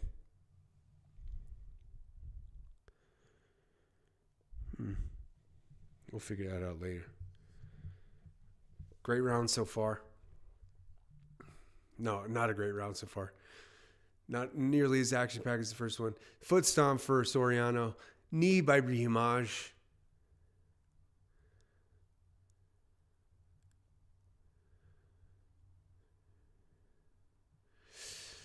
Markedly different fight than the first round for sure. It was a boxing match. Kickboxing match the first round. Now this is kind of a grappling match. A lot of clinches. They're still clinched up against the cage. Soriano has got Brahimaj pushed up against the cage, landing rabid punches. Soriano's looking good, looking fresh. I want to see him get back into the middle and start banging again.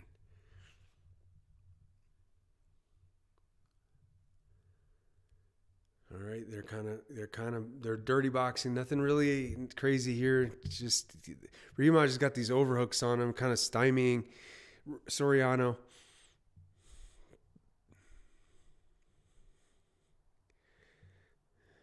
Knee by Soriano. Big freaking strike. Elbow strike for Soriano. Right in the kisser.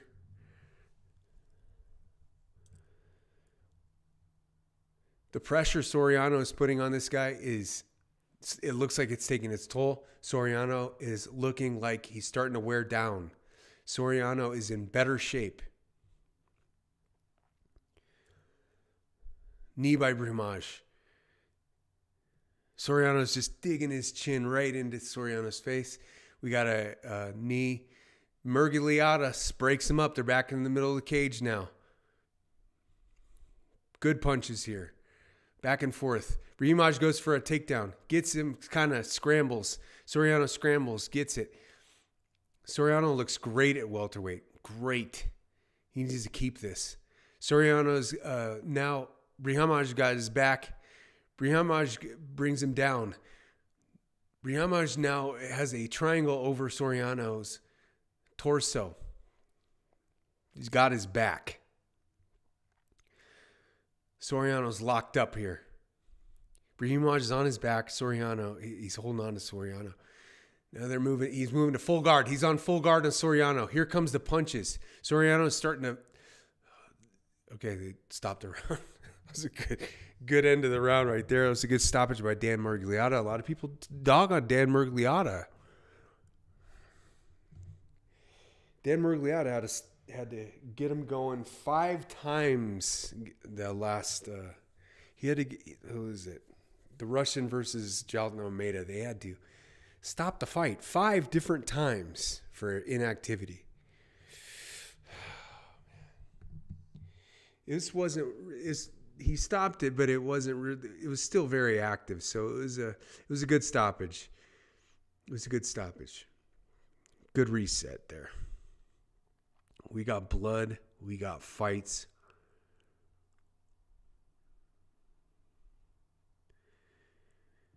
Yeah, it's looking good.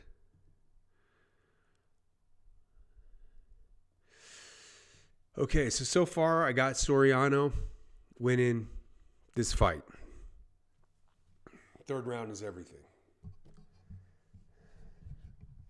UFC BMF Championship, Holloway versus Oliveira 2, Saturday, March 7th, 9 p.m. Eastern. They hug in the middle of the cage. They're fighting. Here we go. Kicks. Head kick for Soriano. Big punch. Big left punch for Soriano. Kick for Soriano. 2 kicks. Stumbles him. Brahimaj is stumbled here. Front kick for Soriano. Soriano gets him again with the hit kick. He tries to kind of... Brahimaj kind of went in. Got him in the knee, in the head there. Soriano's striking is looking good. Brahimaj looks not out of shape, but Soriano is in better shape. Sorry.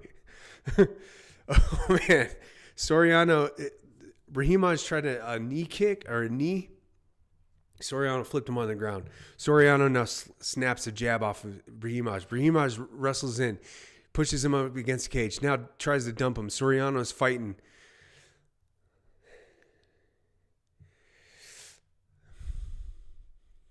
Brahimaj is they're both on knees. Brahimaj has got Soriano's back, and they're fighting it right here. They're grappling it. Brahimaj is done striking with Soriano. That's a fact. He's done. He's had enough. He had a little bit of an advantage in the grappling, and he's going for that for round 3. To me, that's a bad idea. He hasn't really been close to a submission here. Soriano has been able to thwart the jiu-jitsu of Brahimaj, and this is actually probably better that they're grappling for Soriano.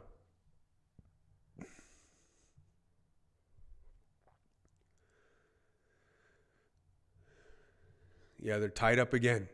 They're in a knot right now. Soriano moves it to Brahimaj's back. Now Soriano's on top. Soriano stuffs another takedown. Brahimaj wants no more grappling or wants no more fighting. He wants no more punching. He's losing those exchanges, and he's out of shape. He's just trying to do something jiu-jitsu related and trying to get Soriano. But Soriano is slick, and he is fighting it. Both of them are on one knees. You could see Brahimaj is visibly exhausted. The pressure that Soriano's been putting on him is outstanding. Break the will. Soriano is trying to break the hands now. They're at their feet, pushing on the hands. Brahimaj still got the back, trying to roll him onto the ground. Soriano goes to a knee, back up to his feet. Dan might have to stop this again because Brahimaj is doing nothing here. All right, Brahimaj kind of puts him on the ground a little bit. Soriano now attacks the neck. Standing guillotine, nothing effective. Now Soriano turns Brahimaj against the cage. Knee. Big elbow strike again for Soriano. Soriano's going to win this one.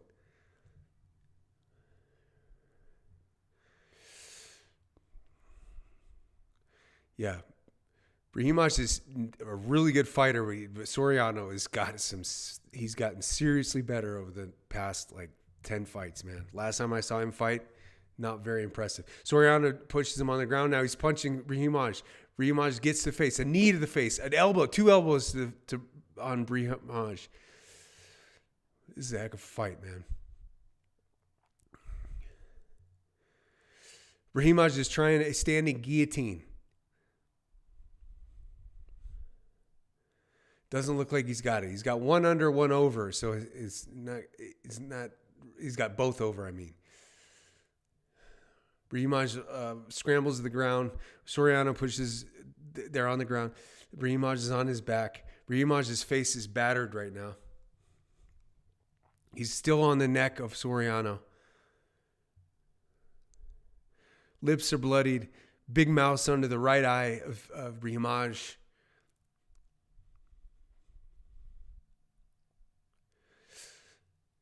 I think this one's going to go to Soriano. Unless some miracle happens.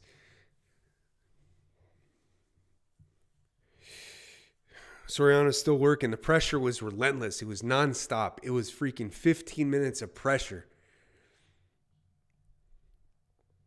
Nonstop pressure.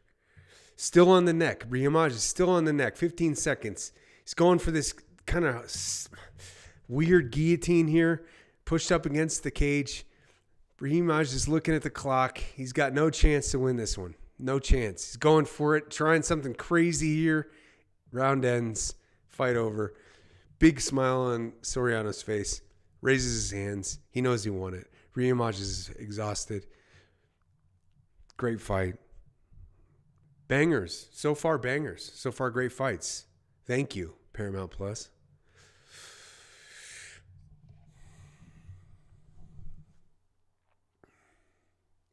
Outstanding.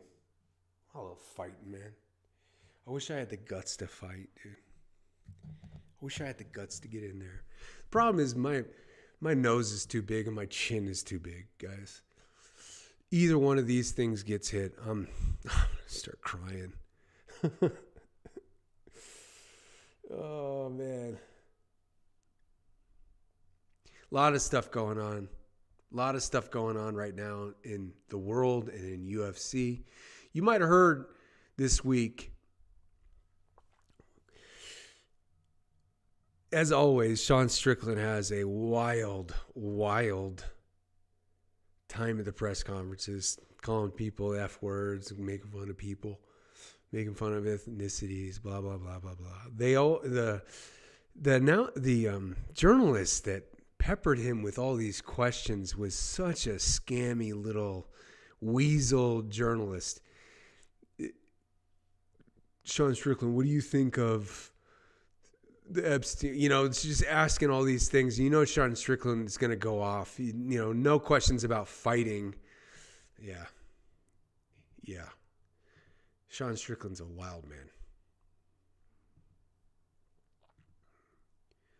All right, they're announcing the fight here, guys.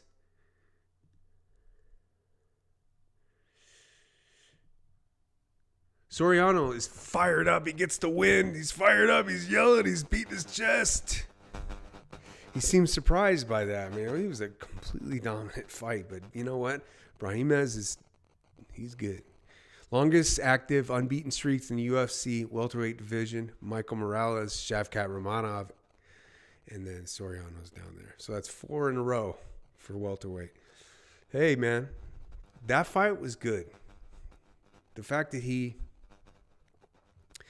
stymied Brahimaj with jiu-jitsu or with, grappling, wrestling, basically, that was the equalizer, man. If you can stuff the takedown, you can win. All right, let's get everything set up for this next fight. We got a female fight coming up. We got Panama. I think Panama versus Brazil. Good fight.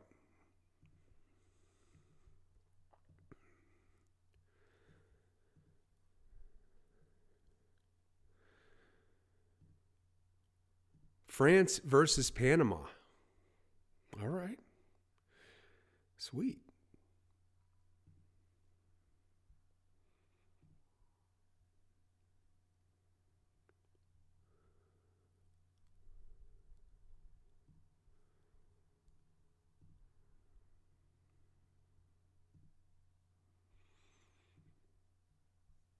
Panama. It's a place that a lot of warships go to. United States warships go to. Panama. The sailors love Panama. It's apparently a great place with some beautiful beaches and all kinds of cool stuff there. So, be nice to see. So, how am I right here? All right, I got 1, 2.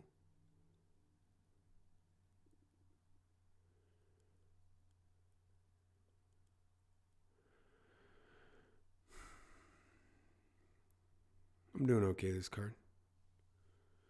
I don't know. They switch these because people fall out of fights and stuff like that. So they put out these posters, but Somebody always falls out. All right, they're announcing the Frenchman? The French lady? She's walking out right now. Fired up. Nora Cornolle. She's got a little man bun. Wrapped up. A little bit of a cinnamon bun up there. She's got the shaved head. Half shaved, half cornrow bun. It's not a man bun. It's a female man bun. The bun, man.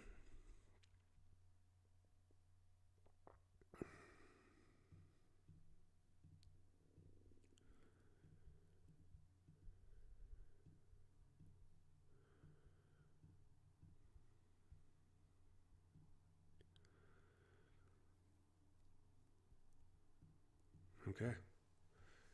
Hugs, kisses, Vaseline, cup check for Cornolle.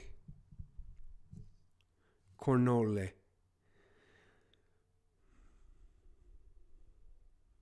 I got Jocelyn Edwards on this one, right? Yes, I got Jocelyn Edwards winning this one. Those Panamanian ladies, they are a different breed of tough.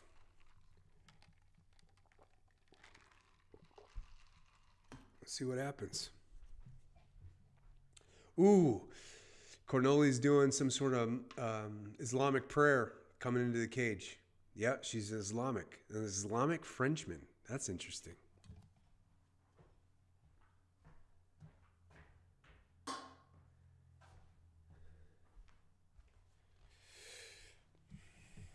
Cornolle is 36. Jocelyn is 30. Cornolle's 5'7", Jocelyn's 5'8". They're both at 135. Jocelyn's got a bigger reach, 70 inches. We got a fight here.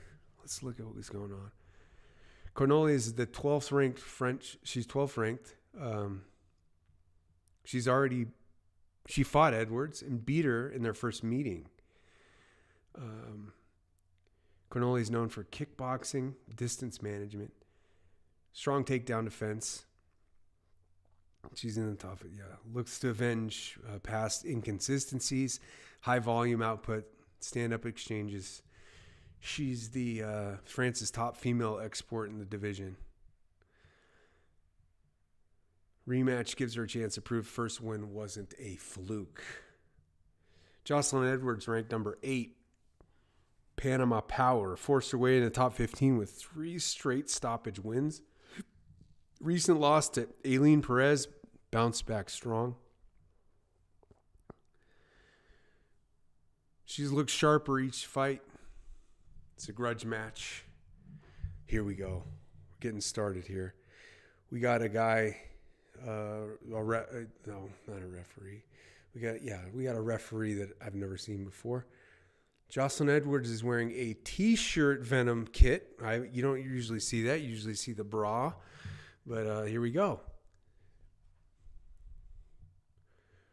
Edwards is looking much bigger, much stronger looking from the jump, in my opinion. Cornolle's heavily tattooed. She's got some the full leg tattoo on the right leg. Full leg. It's almost completely darkened in by a tattoo. Oh, right hand off of Edwards' face. Big right for Cornolle.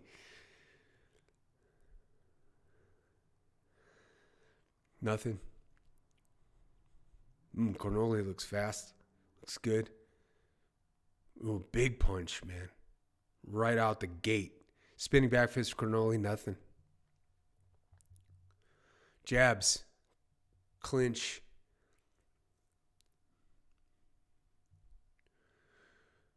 Jocelyn pushes Cornolle up against the cage. Pressure. Pushing it. Cornolle's got a gigantic tiger tattoo over her knee. Big old, a lot of tattoo.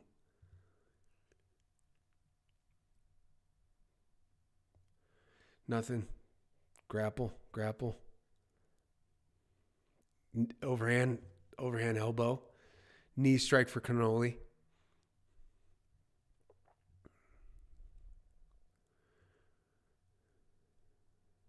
Nothing still, just grappling. Dirty boxing. Jocelyn's push has her up against the cage. Cornolle's kind of spinning around. 2 overhooks. Nope, now they're back. Nothing here. Cornolle's calm. Has her hand. Now is rabbit punching off the head. Doesn't look like Edwards wants to keep standing with her.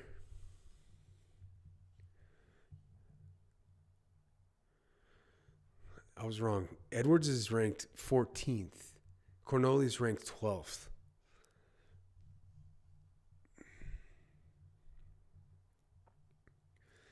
Nothing. Still grappling. I don't think Edwards wanted any more of that after that first punch. That was a great first. You guys will love the highlight of that. All right. Edwards is trying to get her to the ground. It's not happening. Cornolle kind of flips her around. He's trying to now. Strikes are happening. Cornolle looks like a much better striker for sure. Knees for Cornolle. Cornolle's now pushed Edwards up against the cage.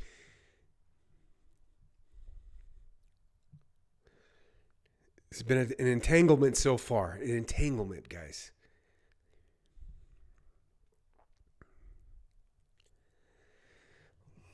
This one could be a snoozer, to be honest. I don't know.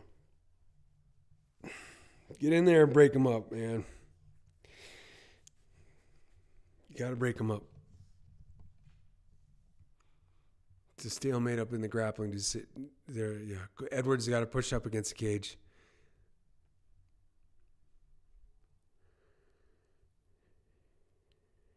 Nothing happening. Knees for Cornolle, pushing the head back and kneeing. Edwards is still putting pressure on her. Edwards is not doing nothing except hugging.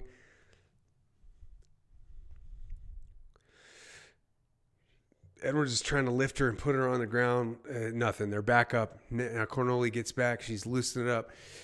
She's ready. Jab for nothing. Jab, nothing. Both.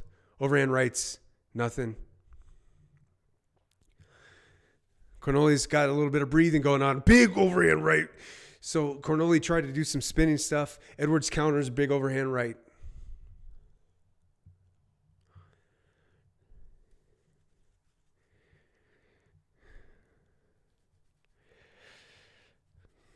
Nothing.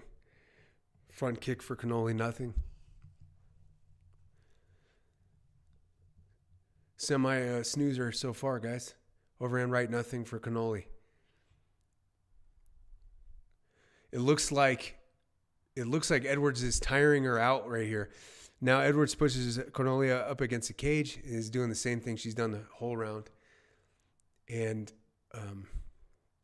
no damage is being done though. So I'd say the round as it's concluding is about to go to Cornolle based on damage. Big overhand right in the opening start. Big knee right here. Big knee for Cornolle. 3 knees, 4 knees. They stopped the round. Hoo-wee. I don't know. If Edwards can keep the pressure on, I think that's going to open up the punches, but we'll see.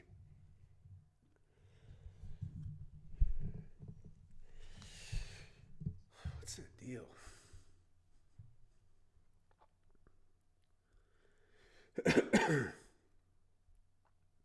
Yeah. Not much so far. It's a ranked fight, so there's some stalemate going on.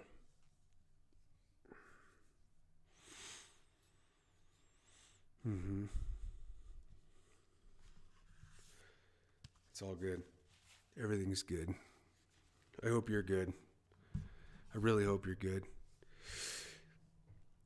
You know, with all this crazy news about our government coming out, it's hard to stay positive, you know. I've had a hard week this week just with all that crap coming out. You almost want to say I'm done with looking at news or social media or any of that because it's so whacked out. Our government is so whacked out right now.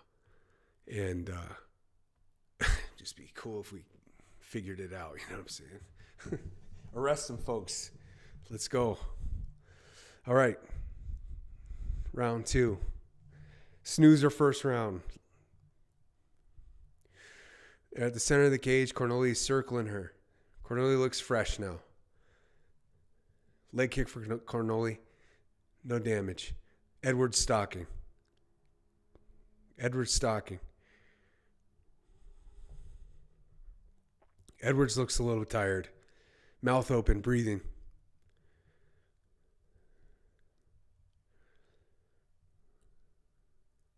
Feints. Kick for Cornolle, lands. Kick, another leg kick. Edwards goes for a takedown. It's a scramble. Cornolle's on her back. Edwards is not in a great position. She's kind of got her in a half guard situation. Now she's hitting Cornolle. It might be a pressure issue. If she can keep doing this, she's going to open up the strikes. Cornolle is definitely slower than she was in the first round for sure.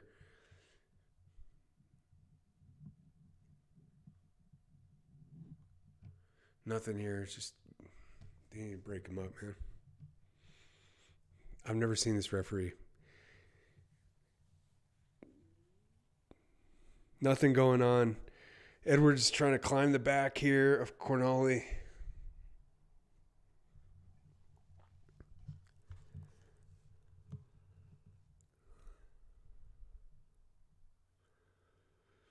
Nothing. 0.0. 0.0.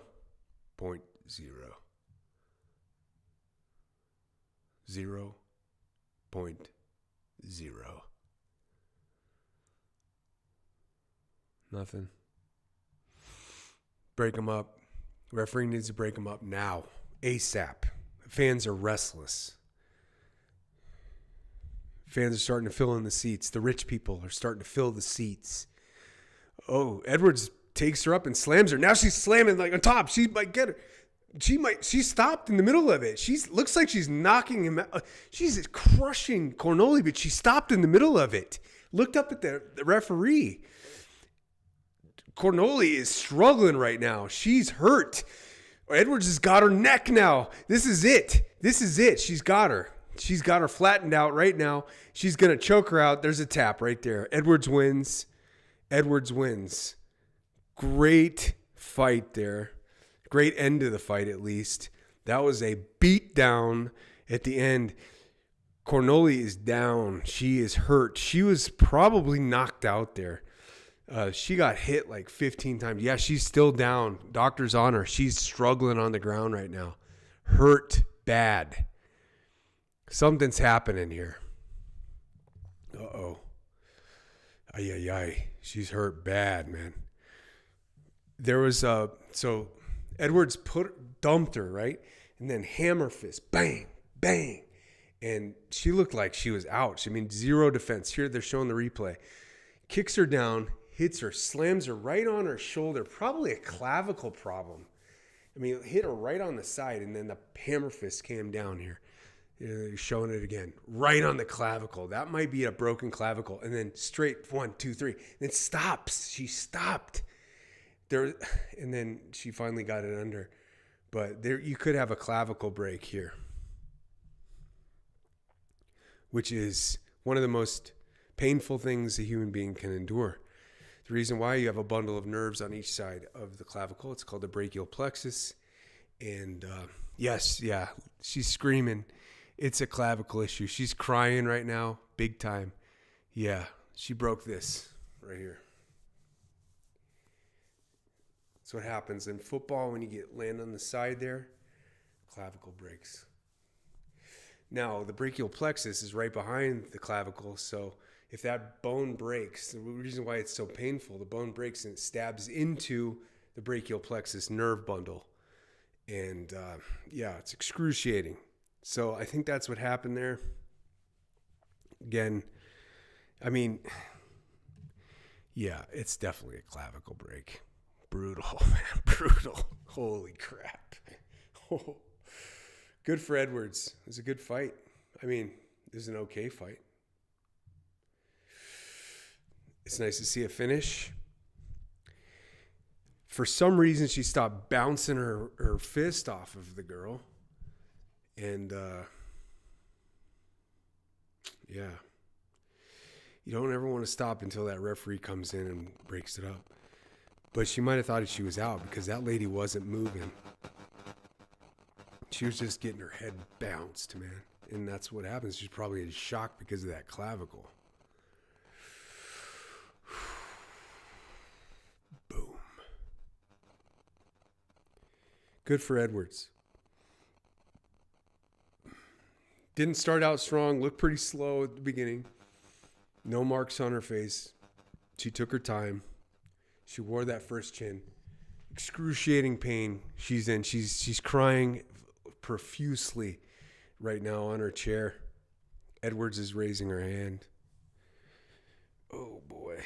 Painful. Painful.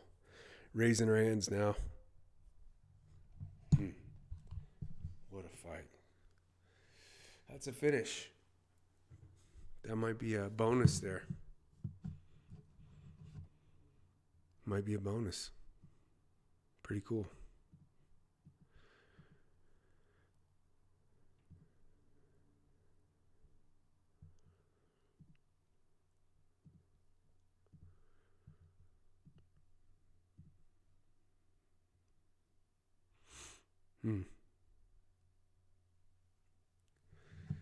Yeah, I want to see this.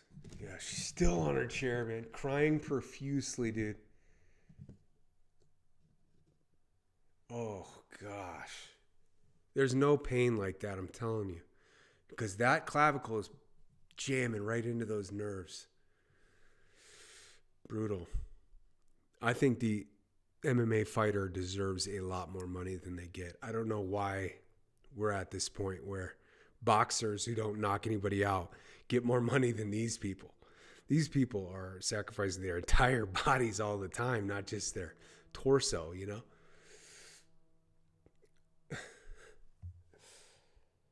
Yikes.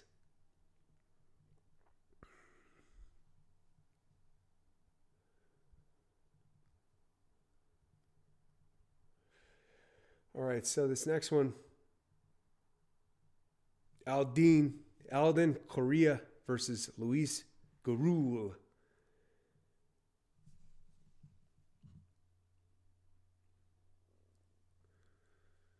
Man, what a banger. Just a couple of Americans here next fighting. Cool.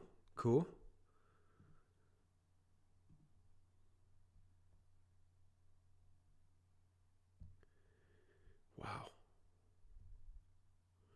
You hate to see somebody get in that much pain, man.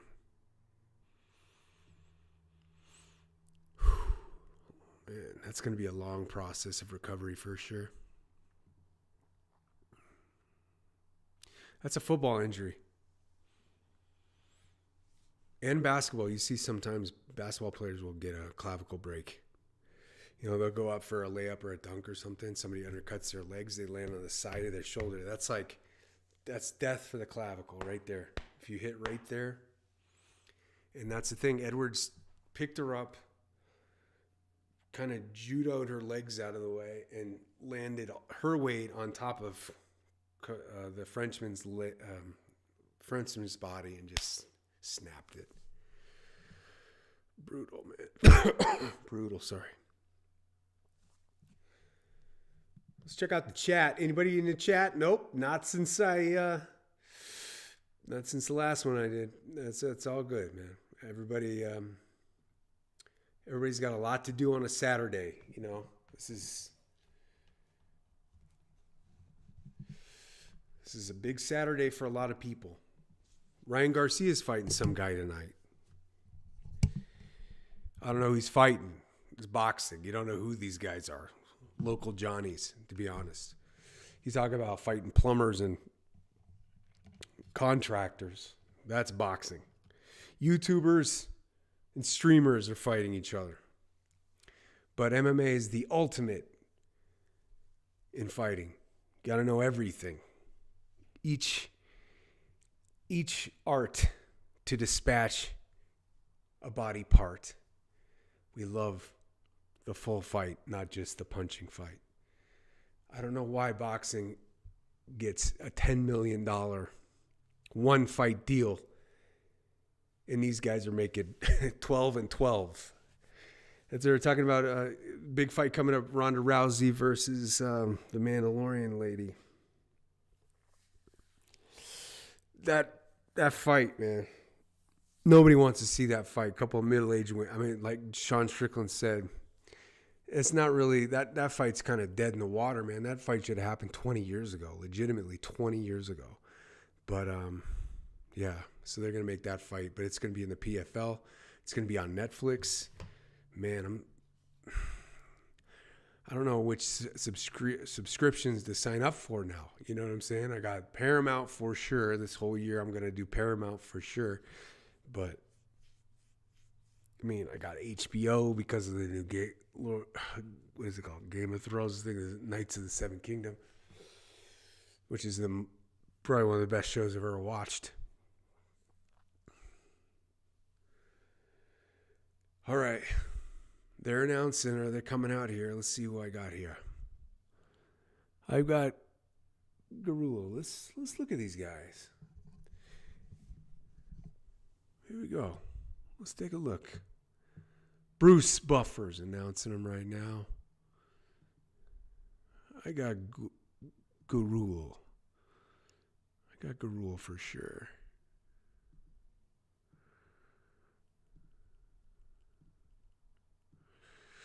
Here we go. All right, so let's look at this. Alden Coria. Houston local.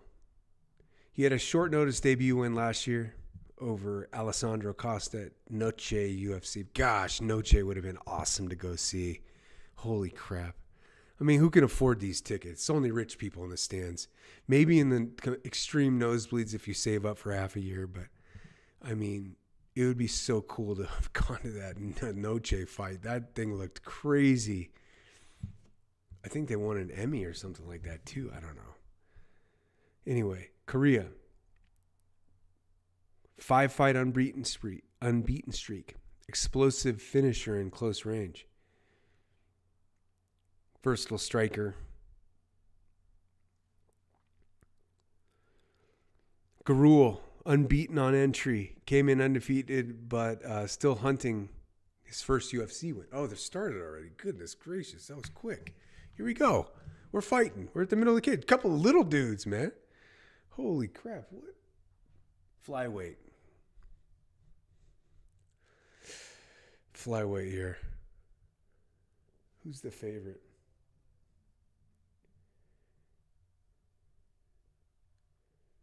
Coria is the taller fighter, and he is the favored fighter. He's heavily favored. Well, not heavily. 140 to 160. Luis Gurule plus 20 plus 140. Yeah, it's kind of a close match. We'll see here. Gurule has it looks like a big snake tattoo that traverses through his small of his back all the way through his arms. Some kind of snake tat. I don't know.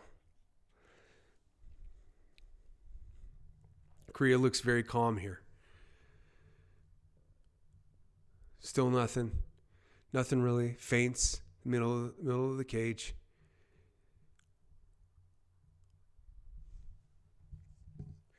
Jab by Coria. Nothing. Nothing. Leg kick. Coria gets him. Gurule gets him back with a leg kick.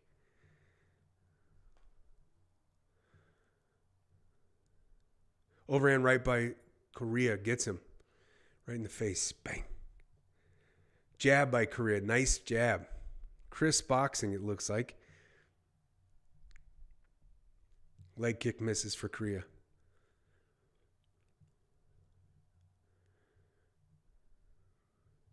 Nothing. Stalking each other, getting their distances.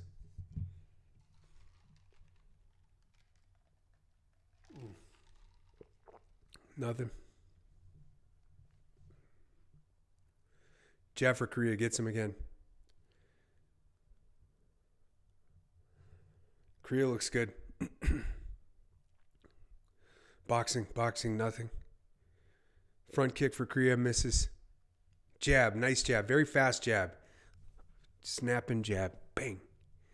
Seems to be the thing that's evolving.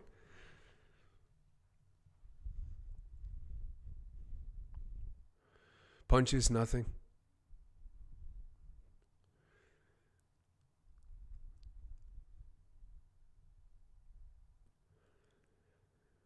Oh, left jab for Coria. Gurule eats it, and then he attacks, pushes Coria up against the cage. Gurule's trying to dump him right here.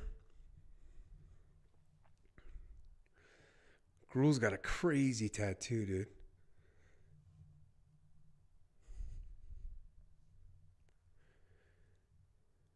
They're showing a close-up of it. I don't know if it is a snake. Some sort of wild tattoo. They're grappling. Coria pushes Gurule up against the cage. Shoulder strike for Coria. Hits him pretty good. 2-3 shoulder strikes, a la Conor McGregor. I hope we see Conor McGregor on the main card of the UFC at the White House. That would be awesome, dude. We need Conor McGregor to come back. I'll tell you, when you break your leg like that, they put a plate into your leg. They titanium screws, titanium plate to try to mend that bone. Yeah, boxing, a little bit of boxing, nothing. Okay, now they're on the ground, strikes back up. That seems to be very similar with these smaller guys. As soon as they hit the ground, they're popping right back up. They're so fast.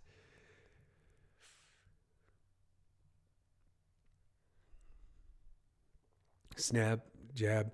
Nothing so far, guys. Nothing really so far. They're in a fight, but, nothing crazy. At the middle, they're at the monster. Empty seats in the front rows. Those rich guys are tying one on in the parking lot right now. They don't care, really. They're here for the show. Strickland, Fluffy. They don't want to see. They're not the real fans of the arena. The real fans, the man in the arena is up at the top. That kid who wants to be an up-and-coming UFC fighter, he ain't going to be sitting in the seats where the cameras are. No. He's up there way at the top. One day I'm going to be down there fighting on the big stage in the UFC. Fights, the round's over. Nothing crazy, guys. I wouldn't say a weak round. Fast fighting, athletic, small guys.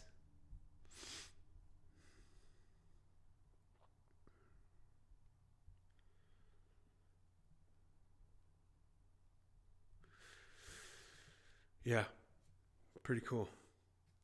See about the chat. Let's see who's in the chat. Anybody? Nope. Hey, guys. We got 3 people watching. Thank goodness.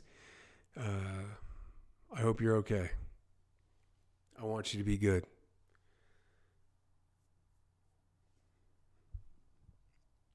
I want you to live this life without worry that the government's going to let the back door open.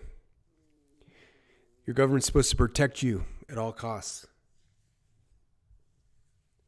It's kind of hard to believe that we're almost at the doorstep of another war.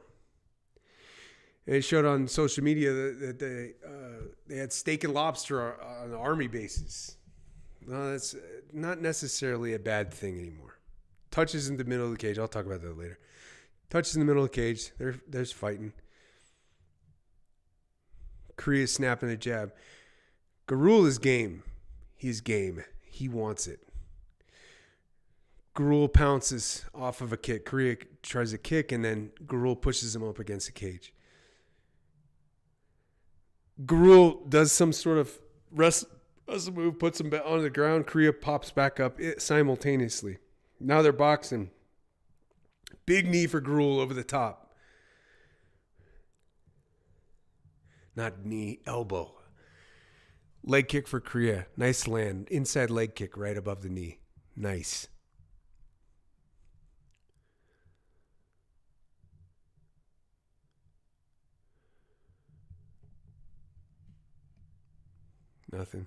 Nothing.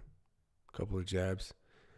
Coria looks in great shape. Not even breaking a sweat, really. Calm, lucid. Gurule's just a banger. Comes in there, stalking. Good jab by Coria. Left jab right off the face.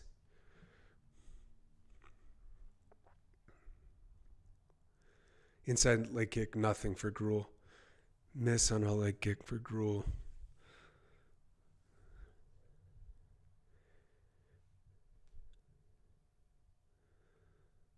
Front kick to liver.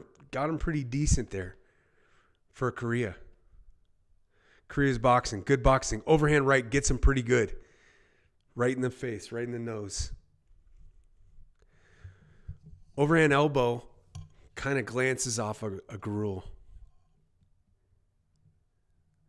Coria's pushed Gurule up in the cage. Now Gurule is using elbow strike or shoulder strikes again. Those shoulder strikes are interesting. Overhand elbow for Coria. Coria's a better striker here. He's got the distance. He got the speed for sure.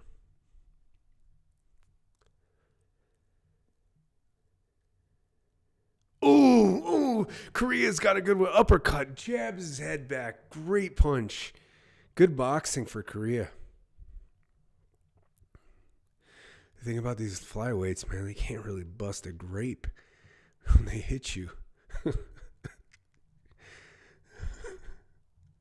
That's a Rampage Jackson saying, by the way. But he ain't going. But he told Forrest Griffin after his fight against Forrest Griffin that he couldn't bust a grape with his punches. Coria's going for it. You know what? Gurule's got some guts, man. He keeps pushing forward and punching. Might break the will of Coria if he keeps doing this. Coria's bounced a bunch of punches and kicks off him, and Gurule just keeps pushing. It's good to see. They're showing a little replay of the uppercut there. Just jacks him right there. The head goes snapping back. That uppercut is something. I tell you, you see a lot of uppercuts in boxing. I mean, that's a very strong strike for those boxers. But UFC hasn't. I mean, you don't see that crisp boxing like that in UFC very often. Those uppercuts are gnarly, dude. Ain't doing much.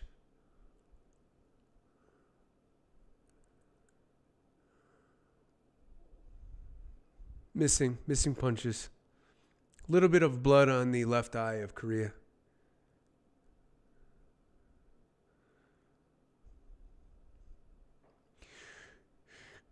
Coria tries a spinner. Gurule grabs him, dumps him, and then Coria turns him, is now on top of Gurule. North-south position. Working for, maybe be working for a Kimura here. He's on top. He's landing elbows here. Elbows. Coria's on top. Gurule is scrambling. Gurule's on his knees. Now Gurule's on his back. Coria lands elbow. Coria to side mount. Not side mount. Side guard. Full side guard. Blanking on what it's called, man. Coria's working, hitting him with short shots from the ground, round over. I don't know. I mean, Coria's winning this fight based on damage. It's a narrow margin, so this round 3 is going to be interesting.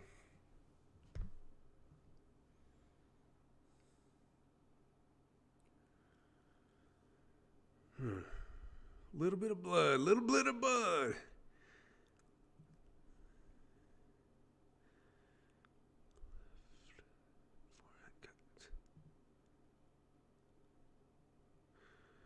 Yep. We got a fight.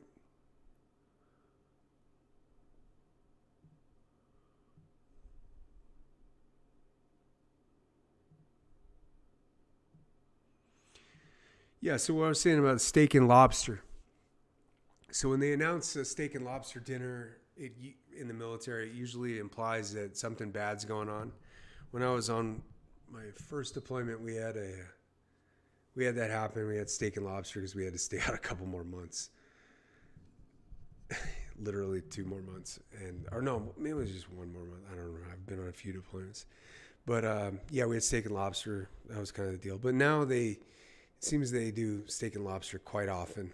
It doesn't necessarily mean we're going to war. It could mean that the meat is expiring, so they get rid of the meat because they order it. You know, they have to order a gigantic portion, and they have to get rid of that meat or throw it away. Now, I've been in – they're fighting in the middle of the cage here. You know, I've been in they're fighting, they're punching. Gurule's really putting the pressure on. Lands with a good right there. Gurule's putting the pressure on Coria. Yeah, so, yeah, they got to get rid of that meat. I was at a Christmas celebration once on a warship, and they had ordered all these steaks, and they were uneaten. They went uneaten, and we had to throw them all away. And I was working in the kitchen at that time. It's called cranking in the Navy. And I remember just taking these big, beautiful steaks and grinding them up and into the garburator or whatever it's called. They're fighting in the middle here. Kicks, punches. Ooh, big swing. Oh, Gurule's actually hitting him pretty good here. If Gurule pulls this round out, he's got a chance here. And he does look the fresher fighter, to be honest. Coria's very athletic, though. Yeah, so when I talking about I had to dispose of steaks, I mean, we're talking about like 100 steaks. We can't just pack them up and give them away to homeless either. It's not something that the Navy allows us to do. So it was like, I just felt so bad, like wasting all this meat, you know. But Coria with a slick little move. He's pushed Gurule up against the cage. He's got he's nuts to butts up against the cage. And, yeah. I like Gurule, man. He's got some heart in him. He's obviously disadvantaged because of size. That has nothing to do with him, man. That's just how his lot in life was. But his heart is gigantic. He's putting pressure on Coria. Gurule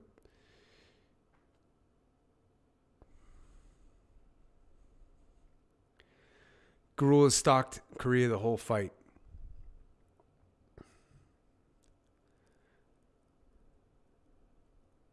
Ooh, Coria hits him good.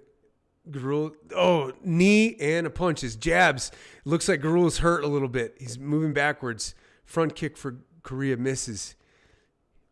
Gurule's hanging in there tough. Gurule puts pressure on him. Hits him over the overhand right. Leg kick for Coria. Jab for Coria. Gurule throws a head kick but misses. They're banging it out. This is a barroom brawl at this point.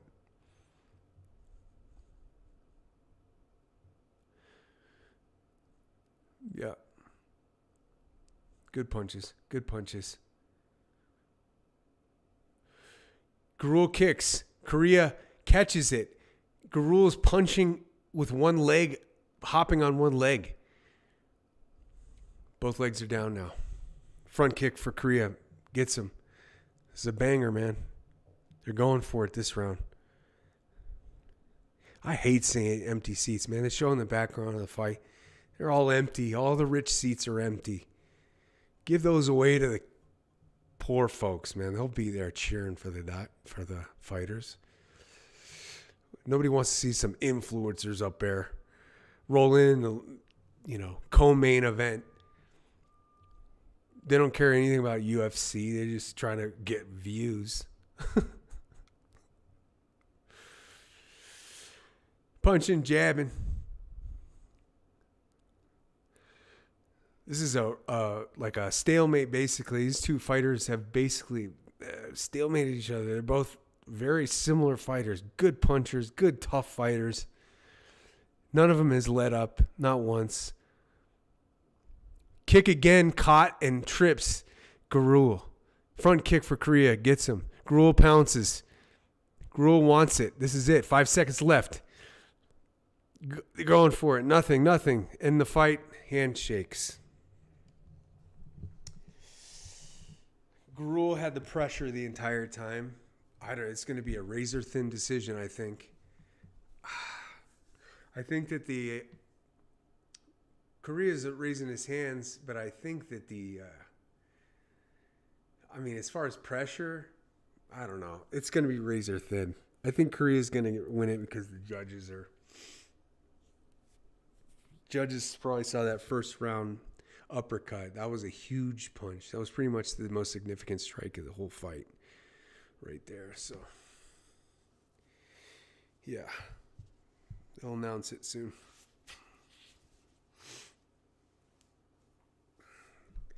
Yeah, so in the military, they order all this meat, and then if it expires, then they do a big old cookout, man. Whether they do what's called a Steel Beach picnic, where they bring everybody out and they have a little party on the flight deck of a warship or whatever, barbecue, steaks, hamburgers, all that stuff.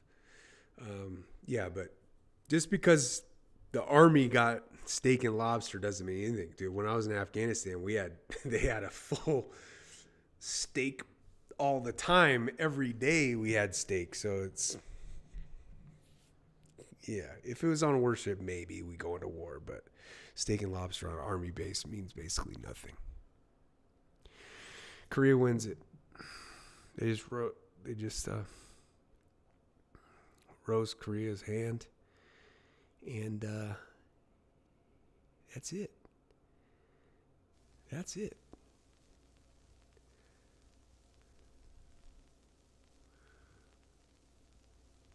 Game over.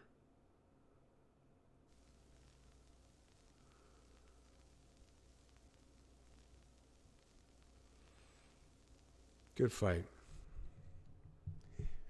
We've had nothing but good fights, man. You know what I like about this one? Is they're not dragging ass on these, man. These fights are coming quick. This might be a 5-hour fight card instead of a 7-hour fight card. It's nice. I like it.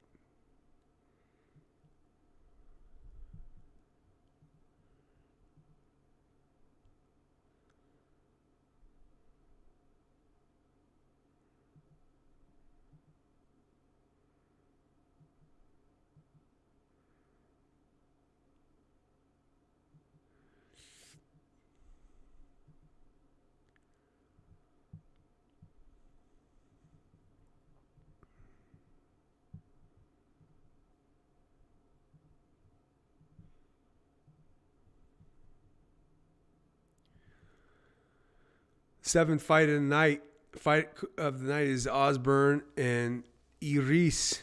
We got Jamaica versus Kazakhstan. This is going to be an interesting one. Outstanding. Kazakhstan, baby.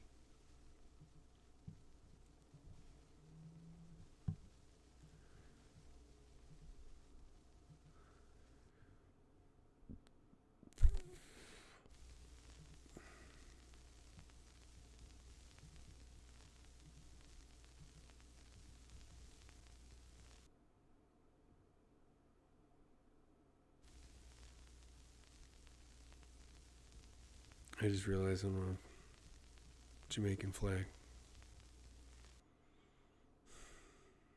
Dang it. Don't have a Jamaican flag, guys. I gotta find a Jamaican flag real quick.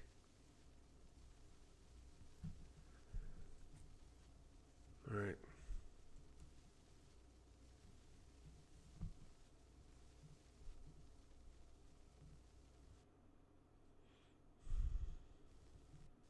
Jamaica has a beautiful flag. I love that flag.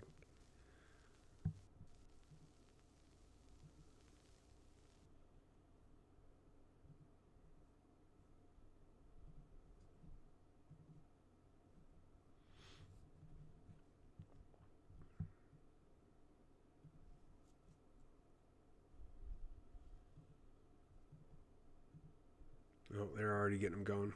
We're going to have to forego the flags for this one. I'll get it right next time. Trust me, I'll get it right next time. Here we go. Kazakhstan versus Jamaica. I think you can figure out who is who. Here we go. Round one. Let's rock. Flyweight bout here. The Jamaican has got some sort of He's got a buzzed head and he's got some sort of ornamental hairdo. Jamaican man bun. Kazakhstan jumps in for a takedown, doesn't get it. Idris versus Osbourne. Fast. Seems like there's way more like little guys fighting in the UFC than there is big guys anymore. The UFC made its mark with the light heavyweight division, the 205ers, and the heavyweights. You know, those were the fights to watch in early UFC days. Nothing so far. Spinning out of control. These two are very excited right now. You see this a lot in the UFC. The first round, it's almost like they're out of their heads a little bit. Big punch there for the Idris, the Kazakhstani.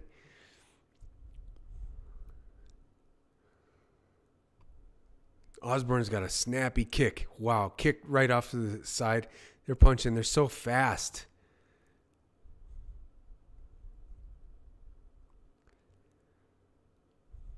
Good punch there by Idris.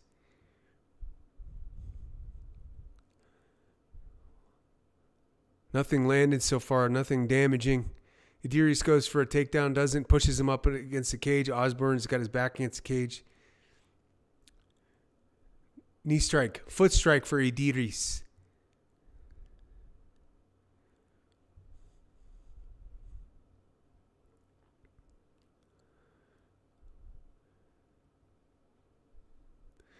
Idris takes down Osbourne. Osbourne's on his back. Idris in the guard of Osbourne.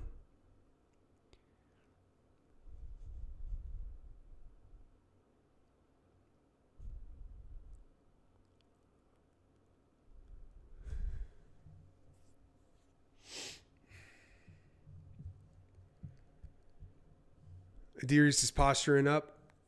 Osbourne's holding his hands. Osbourne kicks him away. Idris attacks back into the guard of Osbourne.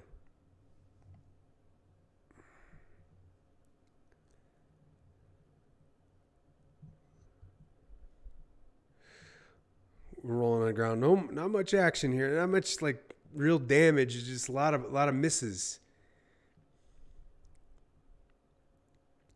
Idris is trying to work. Osbourne's using jiu-jitsu to keep him at bay. Osbourne trying to get up. Idris is holding him down. Kazakhstan wrestling.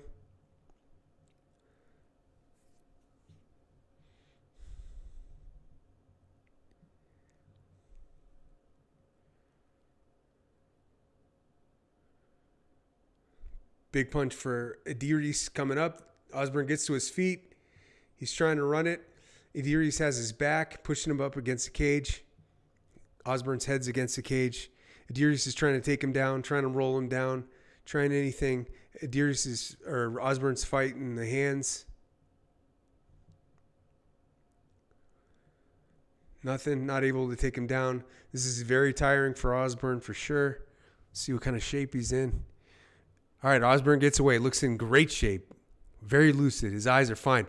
Osbourne, 2 snappy jabs off of the Kazakhstani.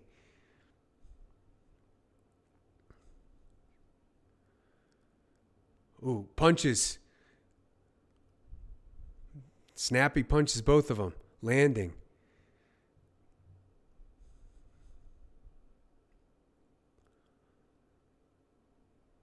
Big overhand for Idris, misses. Big one.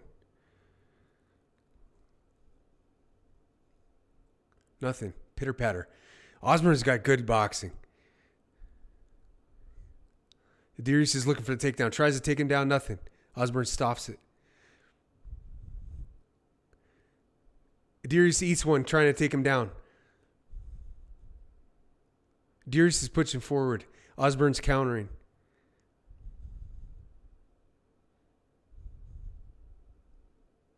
Did you hear a UFC fighter admitted to taking LSD before his fight? What a dummy. Why would you take a mind-altering drug before you're about to get into a fight? Don't you want your brain to work at full capacity? I don't know. That's just me. Why would you do any drug to get in there? Your brain doesn't work that way, dude. You might feel good when you have some LSD in there. But the reason why you took LSD is because you're scared to death to get in there. You don't want it to hurt so bad. If you're a fighter or you're an athlete, you do not do drugs before your match. It's stupid. Look at the NBA right now. Those guys are all popped up on MJ. It sucks. The NBA is the worst sporting event you can watch right now. Dudes are all high as a kite. No drug testing, no steroid testing for the NBA. I don't know how it works that way. These dudes all have glassy eyes when they're playing. They're all jumping on the ground when they get hurt. It's weird, dude. NBA is super weird these days. They did, however, have a big pop with the latest All-Star game. It was the biggest All-Star game in a long time. But gosh, what a joke that sport has become. Here we go. Round 2, baby. Rocking and rolling. Osbourne, he looks like he's right on the verge of catching this dude. Osbourne's stalking. Idris runs away. Idris' length is way better. Idris is trying to get in there for a takedown. Osbourne snaps with a good body kick. Idris going for the old Caucasus Mountain wrestling technique. He doesn't get Osbourne. Osbourne's stuffing him every time he tries to jump. Oh, not every time, but he's stuffing him pretty good. Stalemating the wrestling. Ooh, good punches for Osbourne to the body. Idris tries to wrestle again, tries to take him down, and Osbourne's stuffing it right now. Idris is pushing him to the cage. This is a straight up Kazakhstani style, Caucasus wrestling. Boring.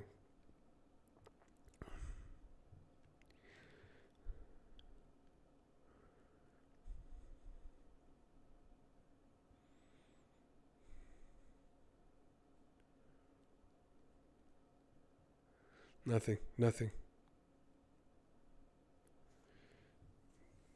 Osbourne with an overhand left. Decent. They're exchanging a little bit. Decent.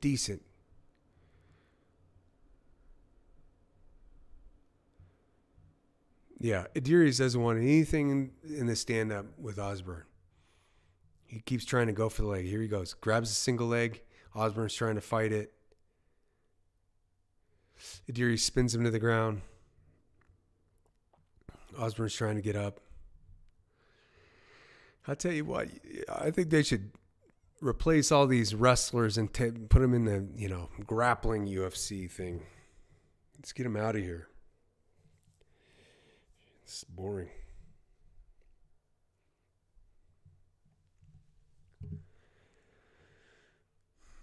And now I look at fighting like you're in the Ultimate Fighting Championship. It's basically, if you got to look at it like you're in a bar fight, or you guys step out into the street. There he goes. That's the fun stuff. In no way you're going to go for a double leg takedown in a street fight. No way. First of all, your knees would get gargled.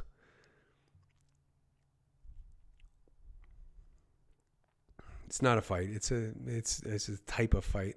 Unfortunately, it's the most strong fight. Yeah, so Idris has got Osbourne's in half guard trying to scramble out of this, but Idris is just wrestling.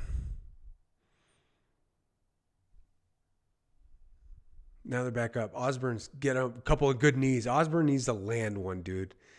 Enough of this wrestling crap. If you're not going to do anything when you're wrestling, see, that's the thing. You got guys like Chael Sonnen, you got the Ortizes of the world or whatever, the wrestlers. They wrestle, but then they were raining down punches as they were on the ground. These Caucasus range fighters, they just it's just a lot of rolling, man. It's a lot of wet blanket, bro.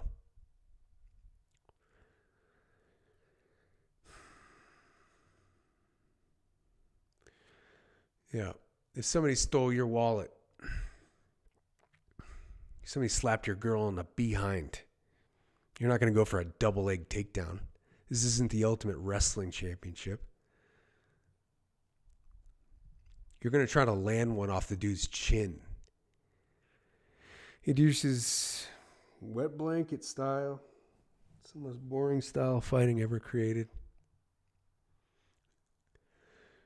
Yeah, there we go. Idris got Osbourne in the back and is just kind of laying on him. Passing the time. It's just a glorified grapple. All right, well, Idris sneaks in an elbow there. It was pretty nice. He's actually got, Osbourne's fighting it. Hammer fist for Idris. Nothing going on.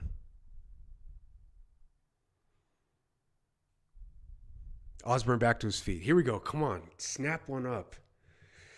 Weak fight for Idris. He's just playing the game, boys. Playing the game.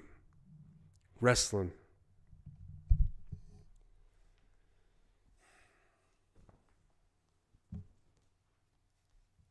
I get it. You learn wrestling, you got to wrestle. It's all good, but you want to win the favor of the fans, you got to slice and dice, bro. All right, they're showing the announcing booth. They're at the Houston Rockets arena, and we got two influencers sitting there, a couple of fair people behind there. But other than that, there's a couple people in seats, and the rest are empty. I'll tell you what, if I get tickets to one of these things and I'm there, I'm going to Theo Von it, man. I'm going to be there watching from soup to nuts.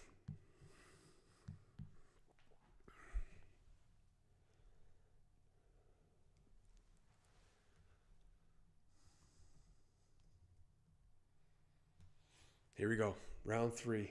Let's pray for Osbourne here.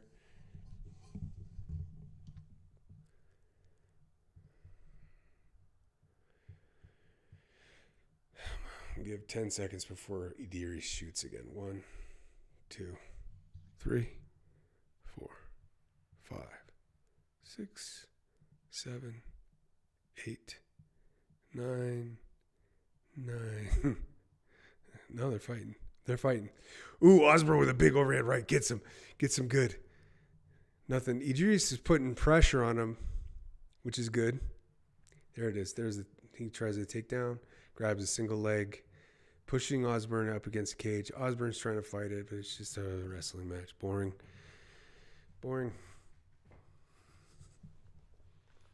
Look, dude, if you're going to wrestle, you got to punch. Okay?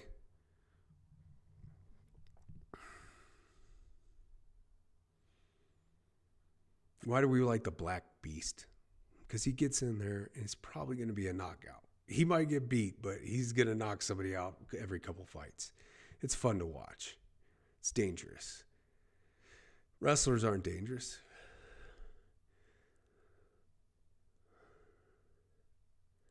Unless they can box. Justin Gaethje, awesome wrestler, stymies the wrestling and throws the hands. Osbourne gets up to his feet, throws a couple of good punches. I'll tell you what, dude. Osbourne ain't winning this fight right now. But he's winning the punching fight.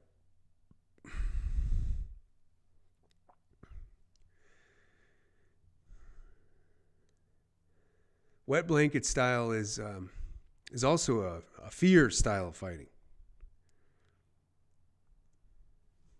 Osbourne slips a nice jab. Idris' face is definitely concerned right here. He's looking for another takedown. He wants no part of this. Osbourne overhead kick misses. Osbourne goes for a takedown. Stuffed. I think that was a bad idea. Knee for Idris. Nice knee as they were coming back. They're back to the feet. Jabs. Punches. Overhand right. Overhand left for Idris. Gets him.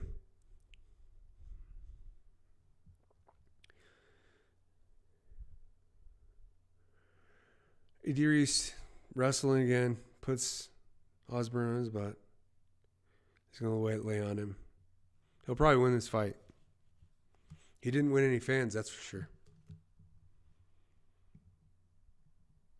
Is it wrong?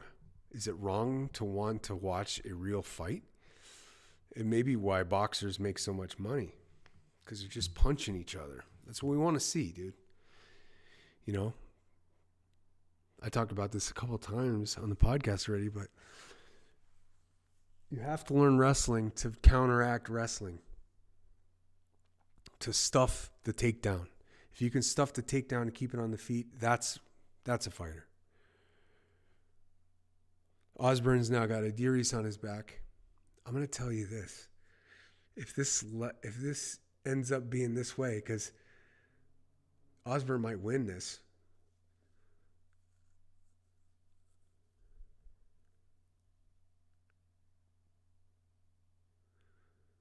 Osbourne's on top here.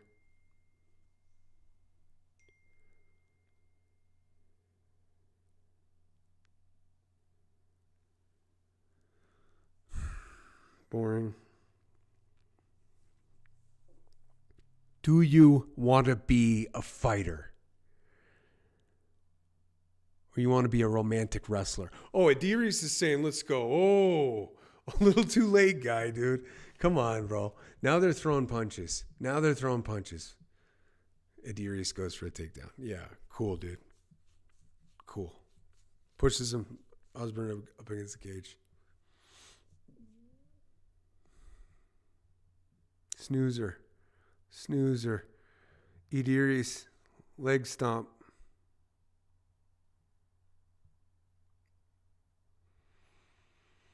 Knees, no blood, no bruises. These dudes will be walking fine out of the cage. They'll be fine. Go home, have a nice meal. I'll tell you, Osbourne's done everything he can to stand this, to keep this on the feet, except for that one takedown attempt. They'll probably give it to Idris, but I'd say that dude doesn't gain any favor in the rankings whatsoever. Idris' face is a little bit battered up. Osbourne's fine. He's just frustrated. Weak.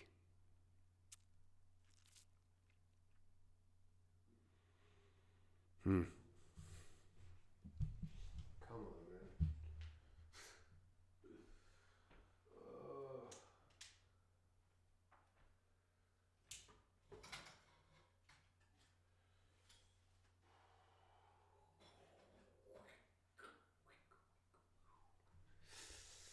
Crap. That was a pile of crap.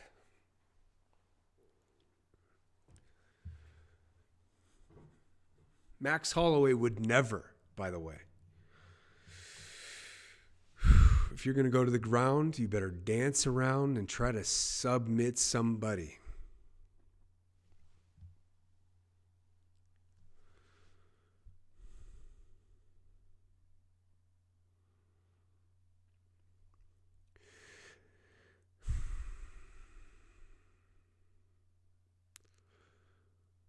Man, screw that, dude.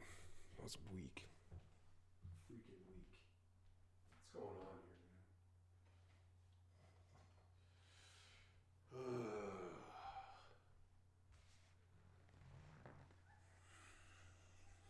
here, man? You don't train 6 months, fight 2 times a year, and then roll around on your booty.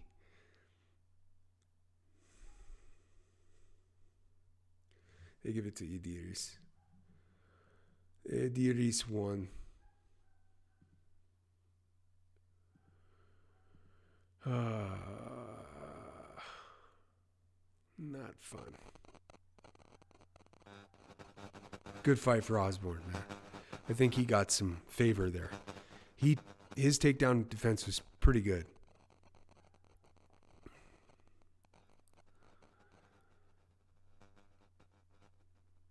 Not good enough.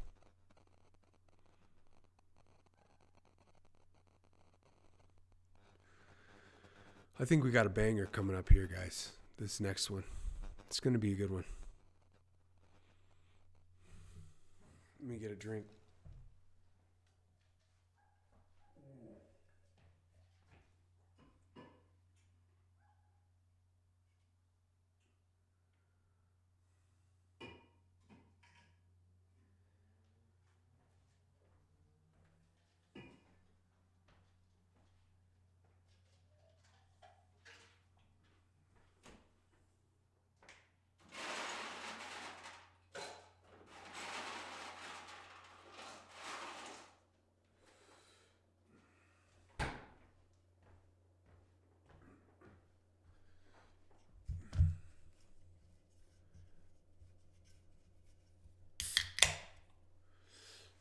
already in the cage. We got to get it going here. Sorry, I'm lagging.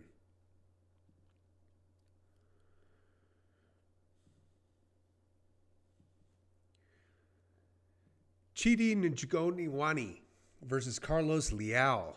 America versus Brazil. We need this. We need it. Let's go, America. We've had a rough week, America. We need a win here.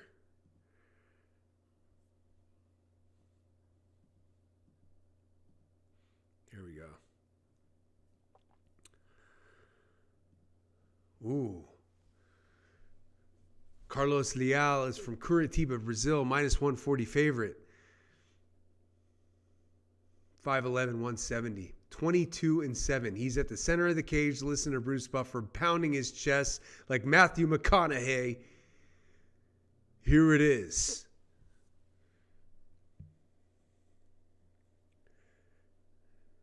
Chidi looking over at his opponent. 25-11, won no contest. 6'3", 171 from Garland, Texas. He's the hometown hero. Let's get it.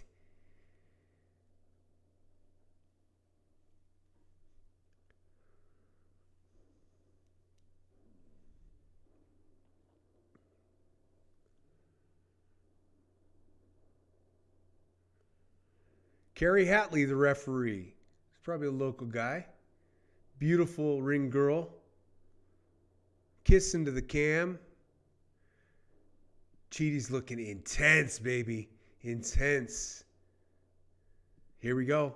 Round one. Touch of the gloves. Light touch. Kick for a neat Chidi. Another kick for Chidi.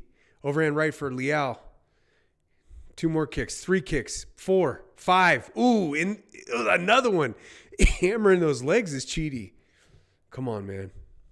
Another leg kick. Leal's just staring at him like, what's going on? Another a front push kick. Another kick. Another kick. Chidi's just landing these things over and over in the midsection and legs.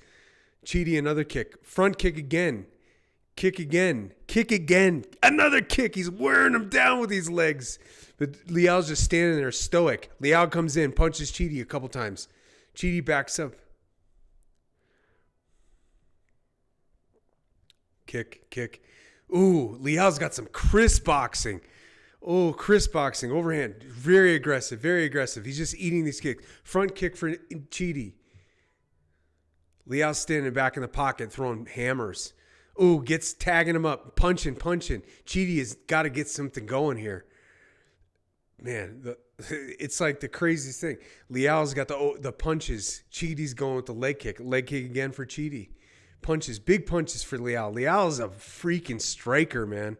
Woof. Combos by Leal. Leal's just standing there throwing punches, meaner than a junkyard dog. Here we go. Oh, man. Chidi's just wearing these to the head, man. He's not moving around. Chidi goes for a head kick, misses. Leg kick for Leal, hits him good. Another leg kick for Leal, good. Leal is just punching over and over. Another leg kick for Leal. Leal is tough, man. A little bit of breathing for Leal. That much volume's got to wear you out a little bit. Push kick. Leal is finding that range, man. Leal is in there, getting it. Oh, man. Going to the body, going to the head. Combos. Man, these guys are brawling right here, boys. Yep. At the monster. Chidi had some success because he had a little bit of range. Overhand right for Chidi, gets him good. So the kicks were working, but Leal closed the distance, so Chidi doesn't have much range with that. Overhand right for Leal, gets him pretty good. Body shot for Leal. Combos is teeing off on Chidi. Chidi's got to get something going. Knee for Chidi. This is a heck of a fight right now, dude. We got a cut under Leal's right eye. Holy crap. This Leal guy's for real, dude. I really like him.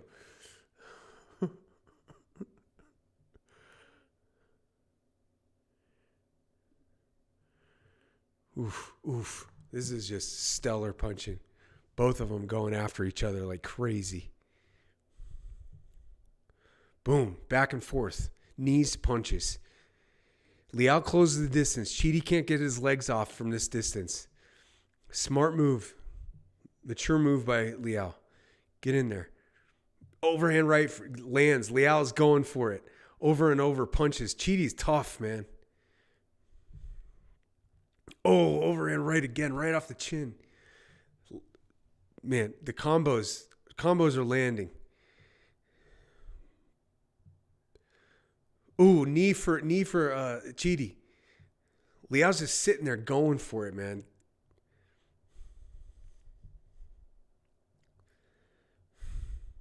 Oof. Gosh. Oh, leg kicks for Leal. 2 in a row. Great, strong leg kicks. Chidi switches stances because of that. Leal's got 40 strikes compared to Yokane's 8 for head. Body, 20 strikes.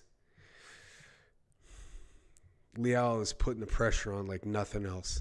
Watch out for the gas tank, man. I mean, you throw that much volume, you might be losing a little bit of gas quick. All right, nothing really.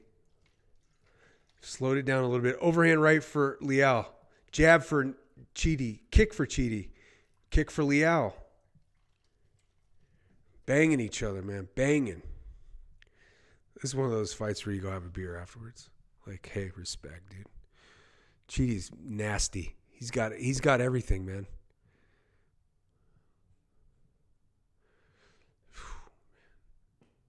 Great punches. Great punches.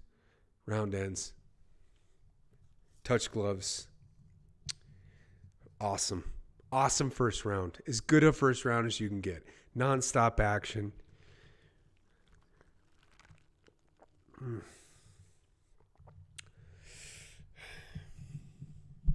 I went to the store today to get some refreshments. I usually bring some sort of drink, usually a Mexican soda for my bro. But then I saw these Arizona iced teas. And there's something about Arizona iced tea that just warms my heart because look at the price. 99 cents, guys. What can you get for 99 cents anymore? Zero.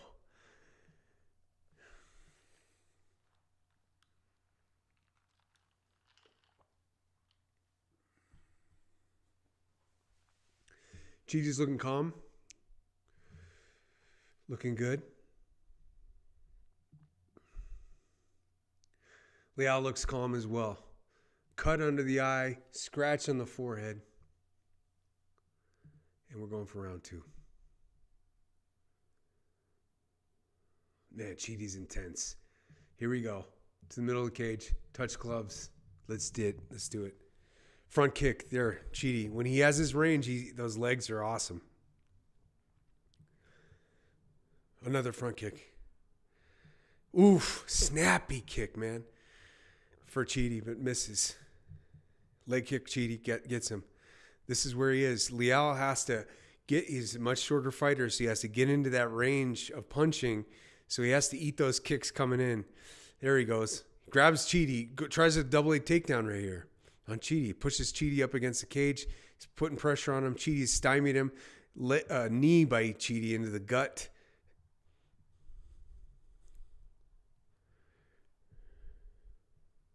Golly, both these guys are studs. Both these dudes are studs.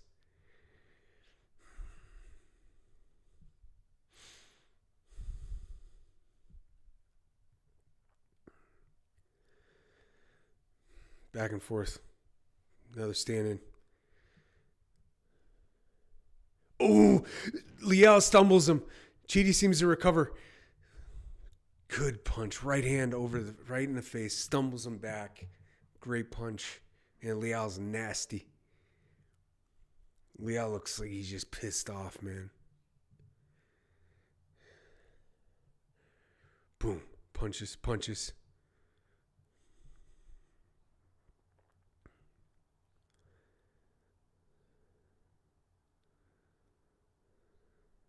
Body kick for Chidi. Pace definitely slowed. I think probably both the corners are like, hey, chill, dude. Chill.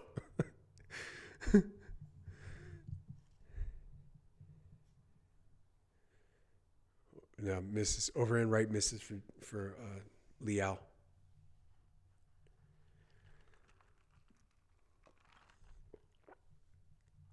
Probably a little tired after that first round. You guys threw about 300 punches at each other. Judice with a nice little kick punch combo.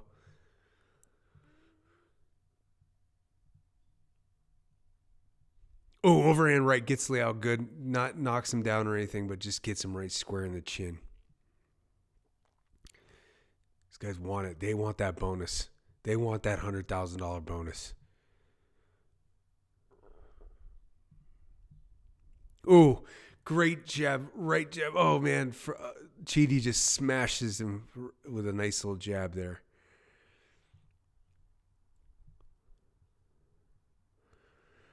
Judice goes for a takedown, stopped by Judice. Judice back against the cage. Liao raining knees into the inner thigh of Judice.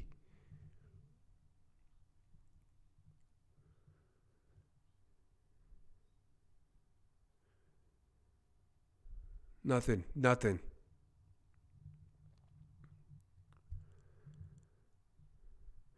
Liao's trying to take him down. Does it. Gets him down. Judice back up. Good grapple here for Judice. I don't think Liao wants any more of the punching. The range is too much for Liao.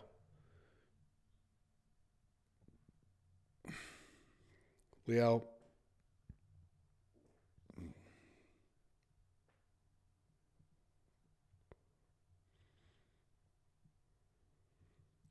Nothing. Stalemate right here. Liao's got his back, pushing Njokuani in up against the cage.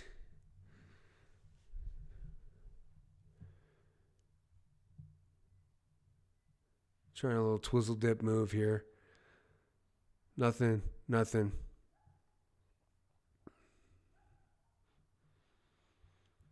Judice trying to break the hands of Liao.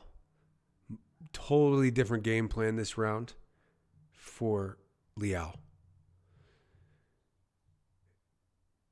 As it goes right now, Liao's definitely winning this fight. He's got round 1, and he's going to wrap up round 2 in about 26 seconds.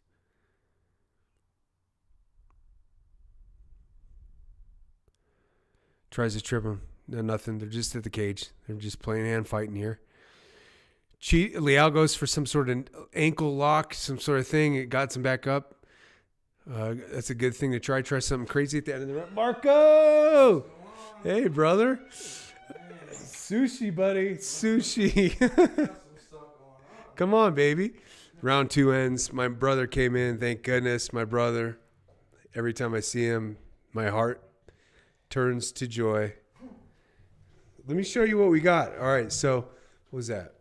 Round 2. So we got one more round here. Yeah, dude. We got all of this stuff. Whatever you want, doggy. Yeah, it's been sitting out for a while, so whatever. But yeah, dig in. Get you able to do these guys. How are the fights? They're okay. They're much better last week, dude. Oh, get in there. Dude, you gotta try those. Sushis? These guys. Oh, first thing I had. Yeah, those are plenty. Marco's here. All is well in the world.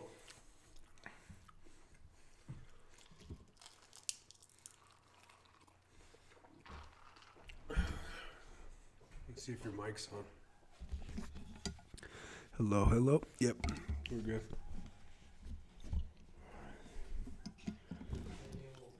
Get a plate, bud. Did you make the sushi yourself? Yeah. Ooh. Bro, this is a banger, Mark. This fight is crazy. The one that's going on right now? Yeah. American versus Brazilian, dude.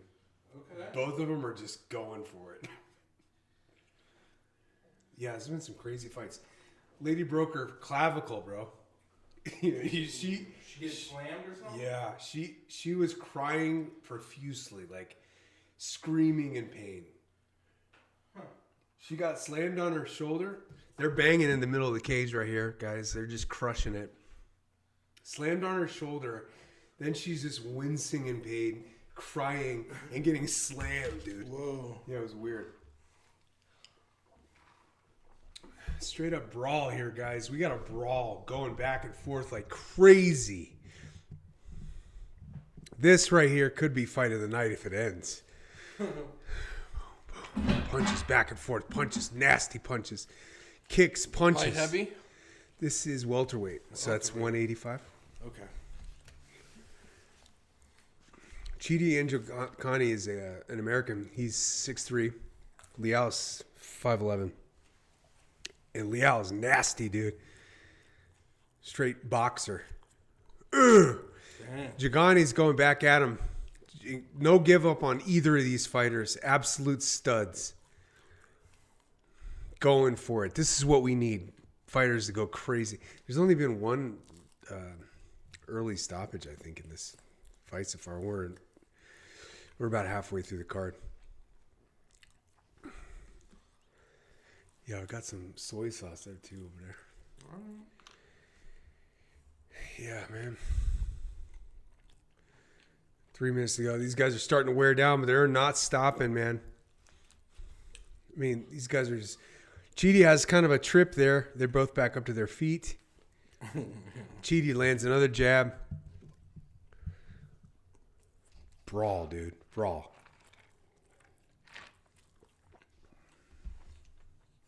Spinning back fist, nothing for Chidi. Big banging, big banging. Ooh. These guys have not let up 1 second in this fight. The last fight was a snoozer. Kazakhstan wrestling. Brutal.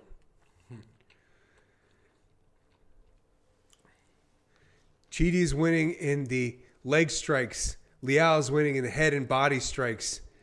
Total war. 15-minute war. Blood coming out of the mouth of Liao. 2 misses for Njokani. Kick. Oh, it could be an illegal. So Njokani tripped him. Threw a head kick. Misses. Liao's like, I don't want to stop it. Let's go. They're going. Liao might be one of my favorite fighters after this fight. Yeah. You got some good combos. Yes, big time.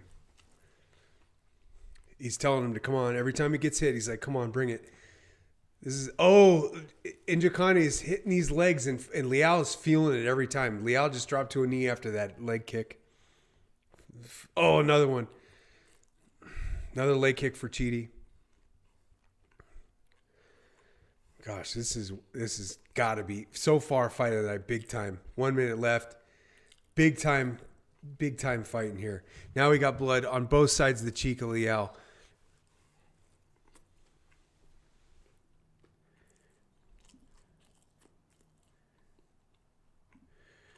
Man, crushing it. Front kick for Chidi. Chidi's legs are just as snappy as his punches. Liao's just like a brawler, dude. Oh, big knee for Chidi in the face. Liao showing no sign of stopping. The significant strikes, Njokani is winning in round 2, but round 1 and 3, Liao has got it. Brawlers. These guys need a beer, dude. This is the kind of fight where you let's hang out, bro. We just became best friends. Fight over. What a war, baby. Woo! Both won the fans. You won the hearts of the UFC fans for sure. You cannot beat that. Awesome. Liao won the fight, but there's no problem. Chidi is just as good as he's ever been. Absolute banger. Fight of the night, probably. 100,000 bonus for fight of the night. Unbelievable. Woo! Did so is that how the fight went? Pretty much all right. Yeah. The first round was crazy. So, Chidi was dominating first the first round, just kicking him over and over and over. And then Leal turned into Mike Tyson, closed the distance, so Njoukani couldn't get his leg off. It was great. Huh. What have you been up to, guy? Huh? Nothing. You're jeaned out right now, dude. Oh, You got the Canadian tuxedo on right now, buddy. yeah.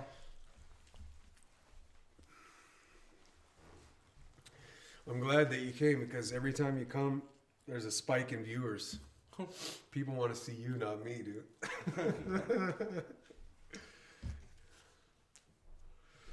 What's been going on? Anything new?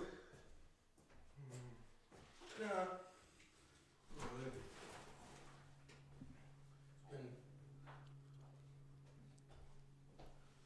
Same old, homie. Yeah. Oh yeah. Same here. Same old here, bud. Next week's CVW card looks good. Did you check it out? Yeah. Leal won. He's crying in the cage right now. He deserves it. I don't like the crying, but when you fight like that, go ahead. Shed some tears. You earned it. Yeah, it's a crazy card, EVW. Yeah, dude. We got Devin Larratt. Dude, it's going to be awesome. Monster. The Michael Toddzilla, Yeah. Matt Mask. I mean, Vlad the Destroyer. It's gonna be good. For sure. Outstanding. All right, what do we got here? It starts at 11, I think. In the morning? Mm-hmm. Oh, perfect. They usually last about 3 hours. Wow, okay, here's the main card. Yeah, good. Dude, I checked out the some of the files. Did you? How crazy is that? There's like, I would just randomly click on the links Yeah. on the FBI website. And, like, there's a bunch of people I'm sure you'd be like, oh, that's so-and-so, that's so-and-so. I'm like, I have no idea who these people are. But through my random clicks, I found a Mick Jagger photo Oh, yeah. and a bunch of Clintons. Oh, yeah. That Clinton, dirty dog, man. He is a dirty dog, dude. I can't believe it. They'll never get in trouble either, dude. It's crazy, man. Did you hear about the scientist that just got killed? Scientist? Yeah, dude, this is crazy. The scientist who basically proved that the world basically disproves the Big Bang Theory and proves that I don't know the scientific data behind it, but basically disproves the Big Bang Theory and proves that God is there, and he got murdered. Dude, that's been happening to scientists since the beginning of them being like, let's find out if, somebody going, I want to, find out if this is true. And, it's alternative to a common belief, they get killed. That's crazy. Second one, so you found water on a distant planet, they say. There's a lot of speculation that it's Mars. But they're saying that there's something about a plasma belt or whatever. But basically, this proves everything about the Big Bang Theory. They came to his house at a remote location. Boom.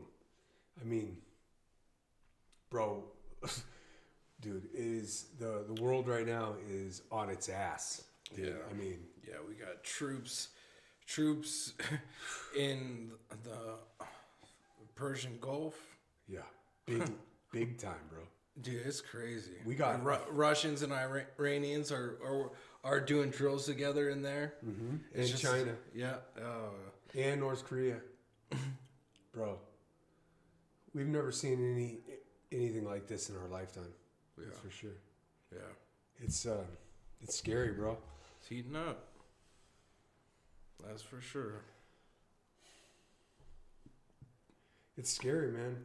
It's really weird for, like, yeah, it's beyond measure. It's beyond measure. I can't wait to just go hide in the forest. I got seeds. Mm-hmm. Live off the land. Domesticate deer in javelina.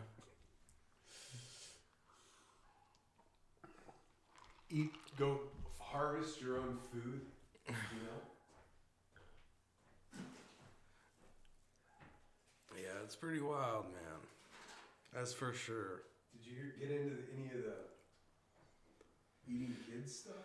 I didn't, dude. I like the last few things, like pages, or I forget what it's called on the site. That's when like documents of like the court proceedings were like, you could read those. Like it, there's not really a description in the link. It's just like a number, like this is document whatever. So like it would have been it's kind of like a needle in a haystack. I wasn't like going through it, in detail. It is a needle in the haystack. And they've deleted all the... Dude, one of the vets that works out at the gym that I said this, he's like, dude, I think it was like Monday or something. He's like, do you see the Epstein files? I'm like, dude, I've heard about it. I haven't seen them. And he told me the same things you were telling me about it. The children, all sorts of stuff. But I'm like, dang. Never in my life did I think that would be a possibility. Yeah, watching the History Channel, you learn about like, medieval rulers, like this one queen, I forgot what country she was in, but she would bathe in children's blood and stuff.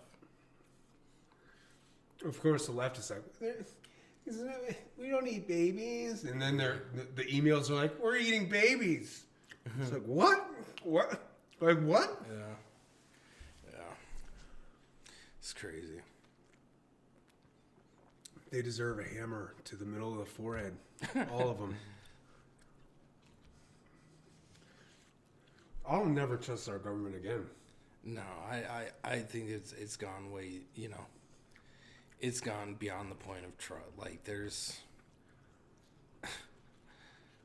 and the whole time, I don't know why, but I was thinking the whole time I'm like, I thought it was like the CIA that found all this stuff out. Yep. And then I'm like, oh yeah, it's the FBI. I'm like, what does the CIA actually do for America? Because technically they should have known about all that stuff going on, and they're just like, oh no, that's okay. Oh, they knew about it. Oh yeah. They all knew about it. They're all messed up. Yeah.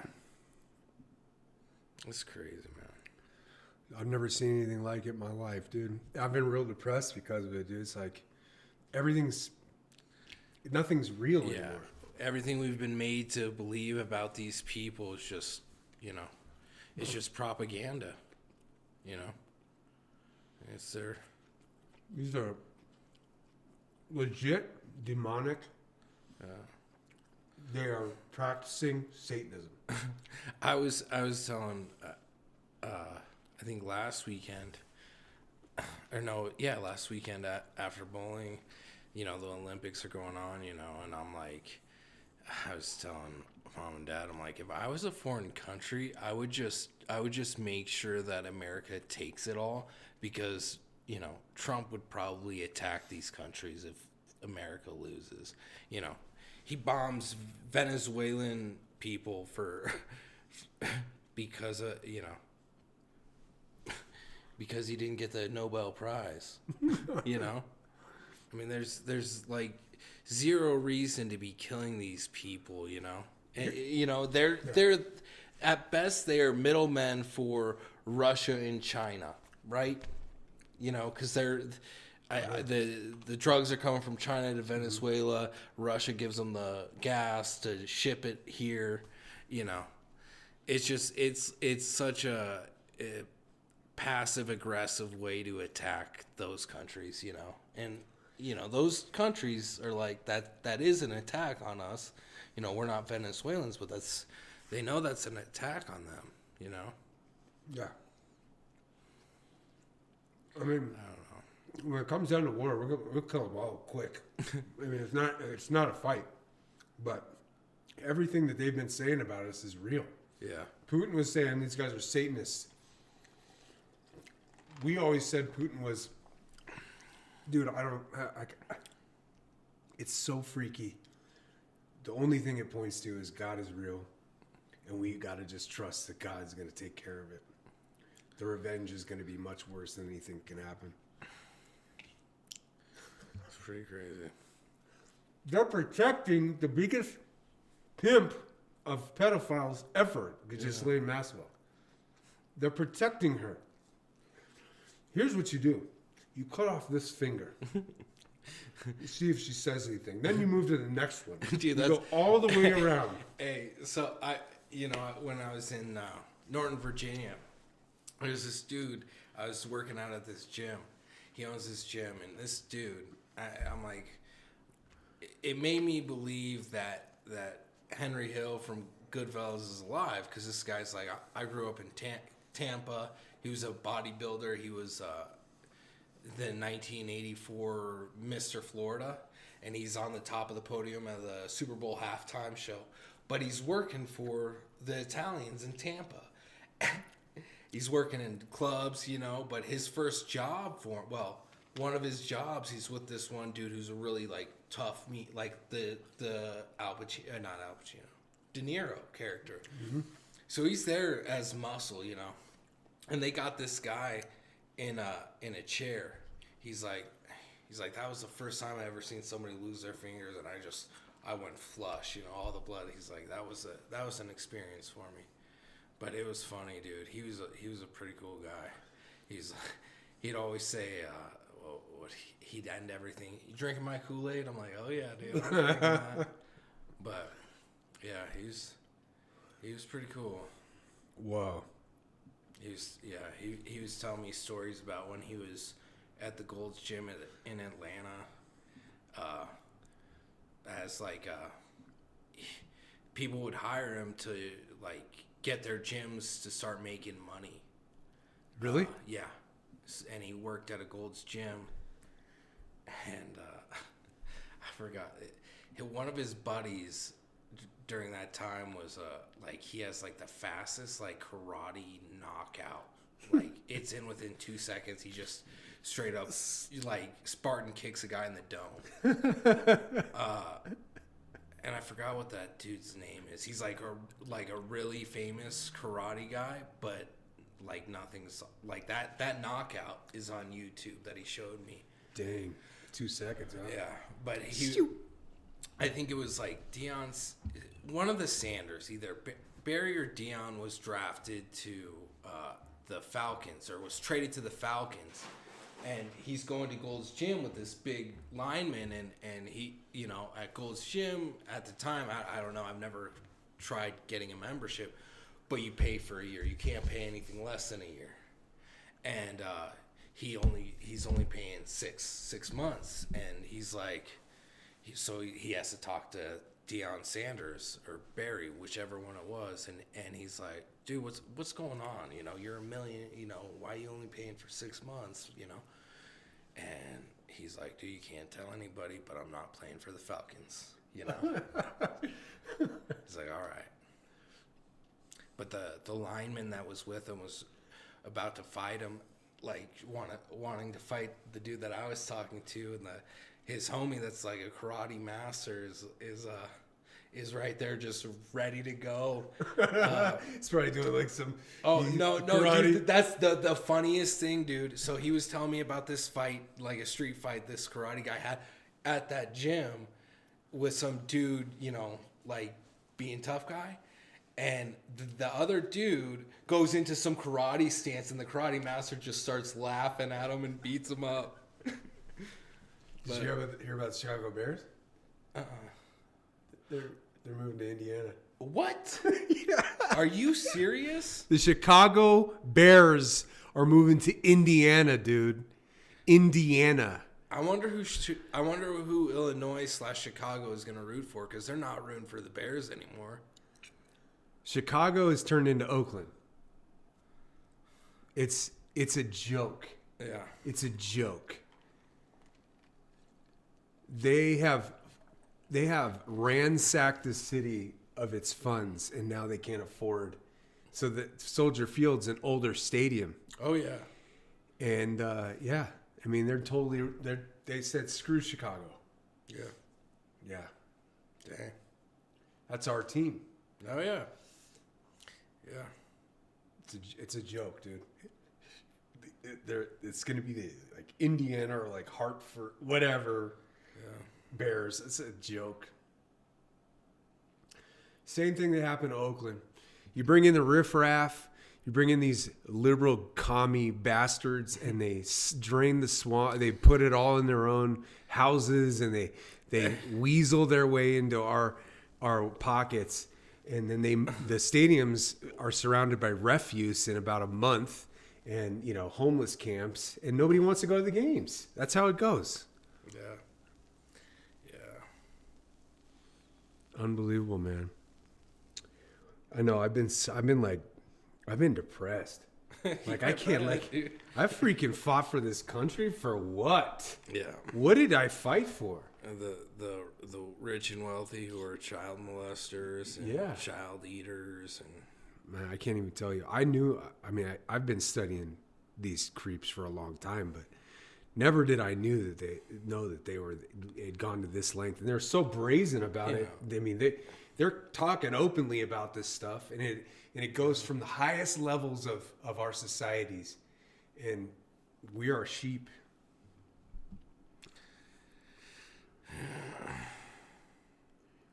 Yeah. I was telling that Marine, the ex-Marine, I'm like, man, I really hope that numbers for our U.S. military go down because of these Epstein, because they have to know they're just fighting for these pieces of shit. Yep, they are.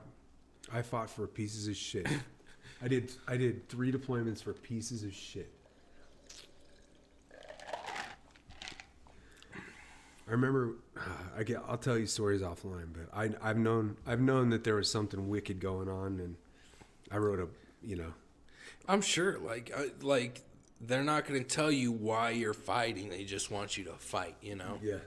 It's not unlike, even working for the city, I mean, there's so many times where we'll start a project and then we'll have to stop halfway through because we got to do another project, and we're like,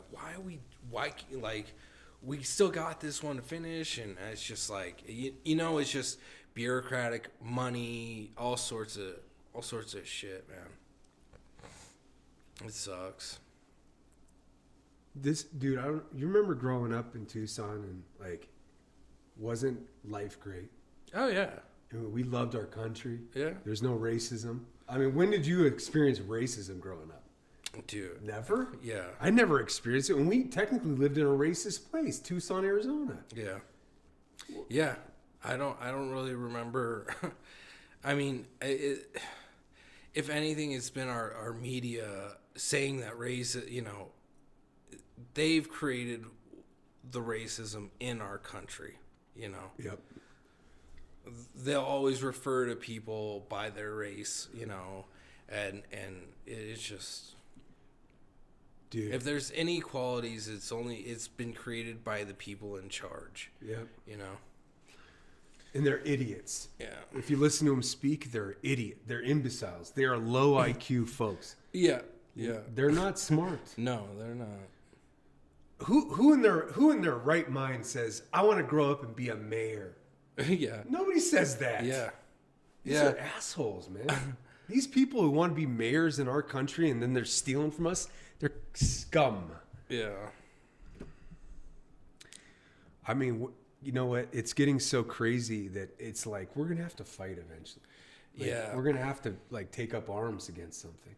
Yeah. Whether it's this Islamic thing coming over, taking our streets, taking our I watched personally homeless veterans getting kicked out of their veteran rehab places, their places that were healing them, and then ushering in these random illegal people. I saw it with my own eyes. It's beyond effed up. Yeah. And they're coming after veterans too, dude. You see it, it's slowly creeping up. They've always done that too, since like those Vietnam days and shit like that. Dude, yeah, it is predictable. They do it every time. You go ask these people to go sacrifice the poor people, right? Mm-hmm. I didn't meet any rich people in the military. You go fight our wars so we can have our cake, and then come home and we're gonna get spit on. Yeah, they're doing it online, man. They're starting to change like disability rules and stuff like that, dude. Dude, it's like, are you serious? We fought a 20-year war, dude. You're gonna start taking away these veterans' benefits that have lost a lot of their life. Who knows what they'll lose in the future? The cancers that are coming out of the stuff, the chemicals that they were putting on us. F this, dude. Yeah. We are going to have to fight eventually, which is scary. It's like, this is our own land. We're going to have to defend it for what? Yeah. What's the point? I'm sorry, I'm going off here. You're good. Yeah. No, it's crazy. What is happening here, bro?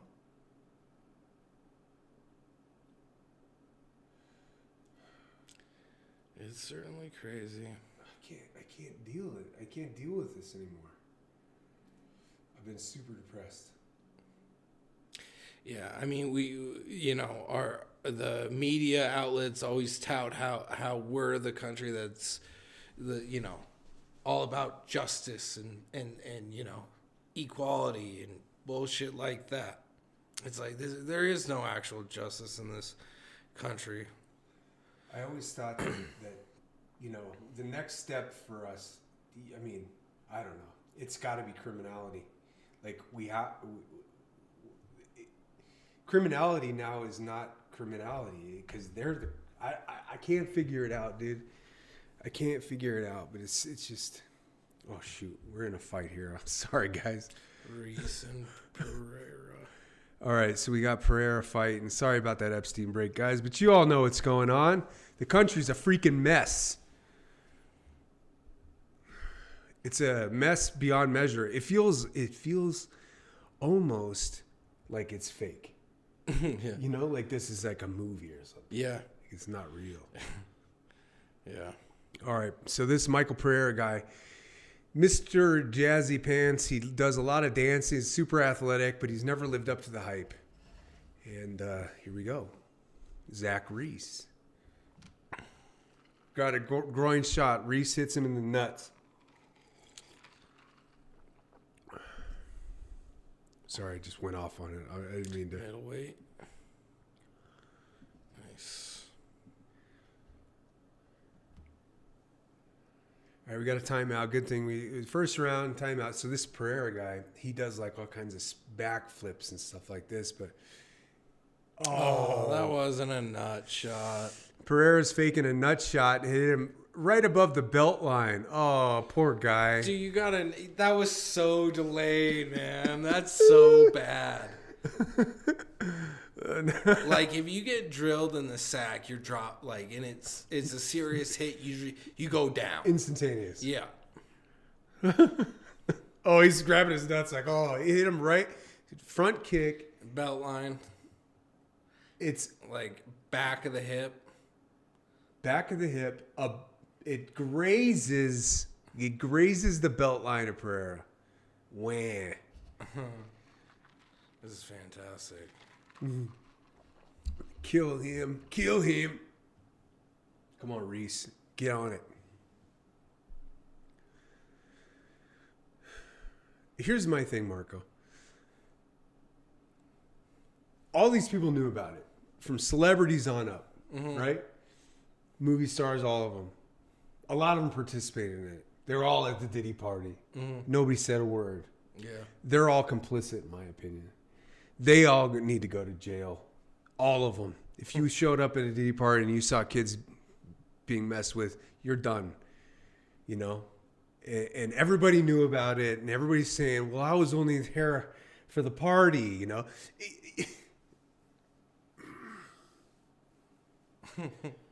And Bill Gates is the biggest piece of shit on earth. He's the biggest piece of shit on earth. When you told me he was releasing like mosquitoes into Florida, I'm like, millions a day. Yeah, that I'm just like, yeah.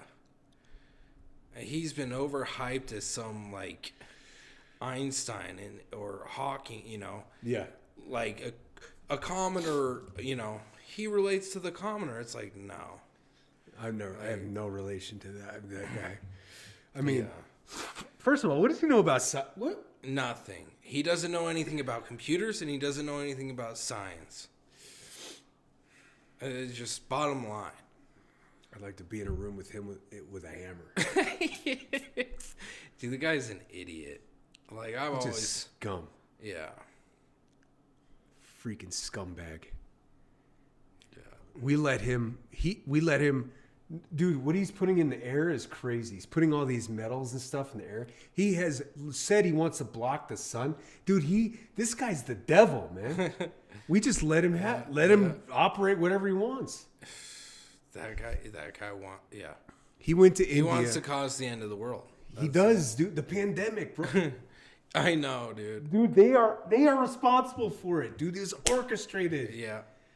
This is how stupid they are.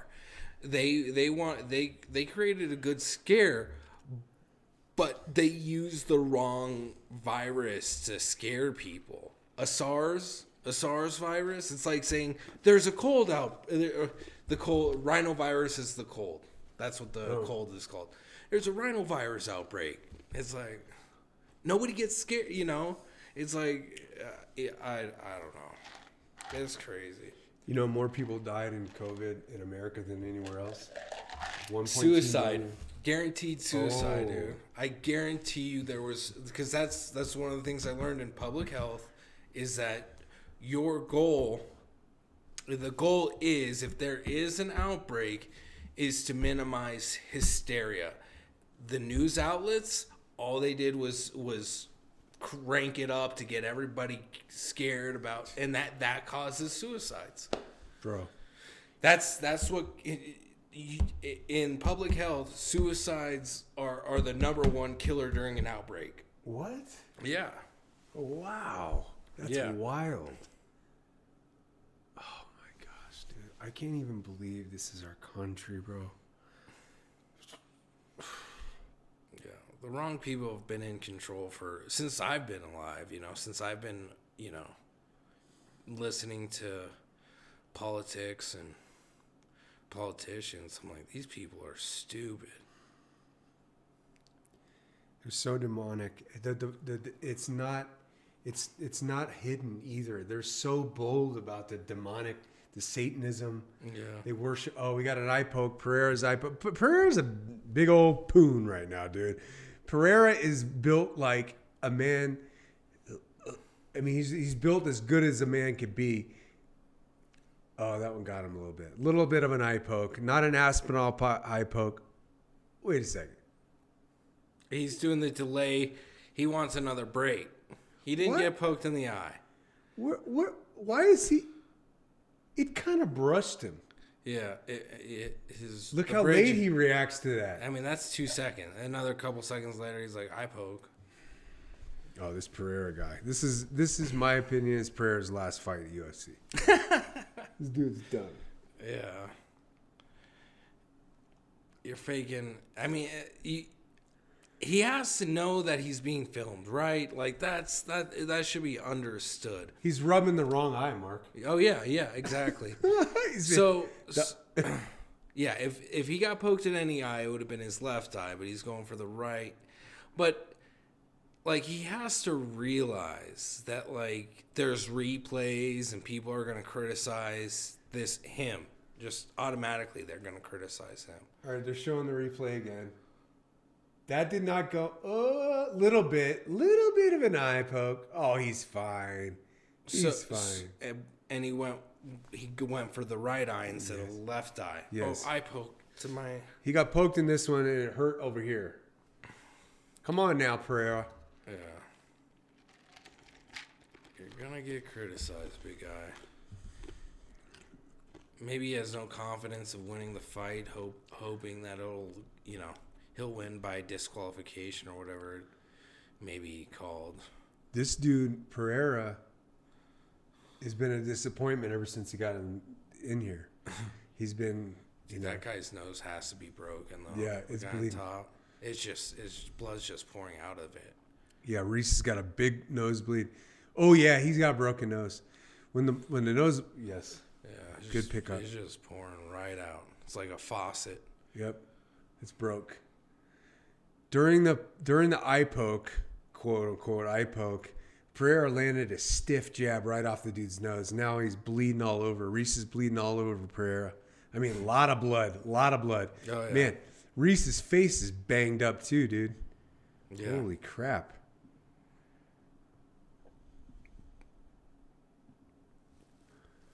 Holy crap, dude.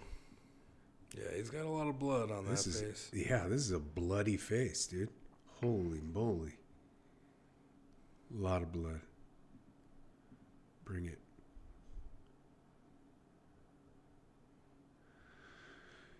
Oh, man.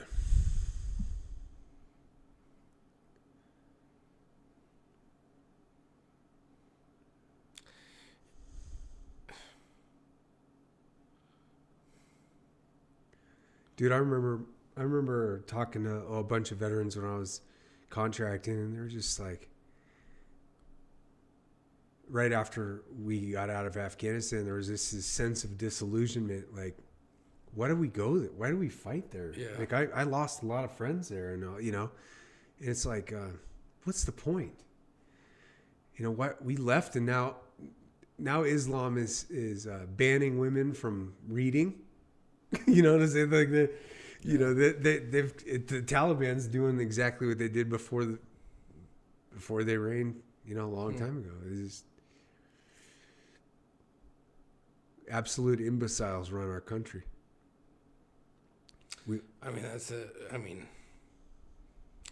Yeah. Reese's face looks like hamburger meat. Pereira he's looking good, but I don't know. I hope this Reese guy can pull this off. Yeah. I don't expect somebody to fake injuries to actually be a good fighter, Yeah. That's the thing about sports, and you know this well too, is like, no matter how athletic a person is, the mind and the heart are the leading factor of their success, Yeah. And if you don't have either, you ain't going to win. That was a couple good hits. Yeah, Reese wants it, dude. Reese has got that American in him, dude.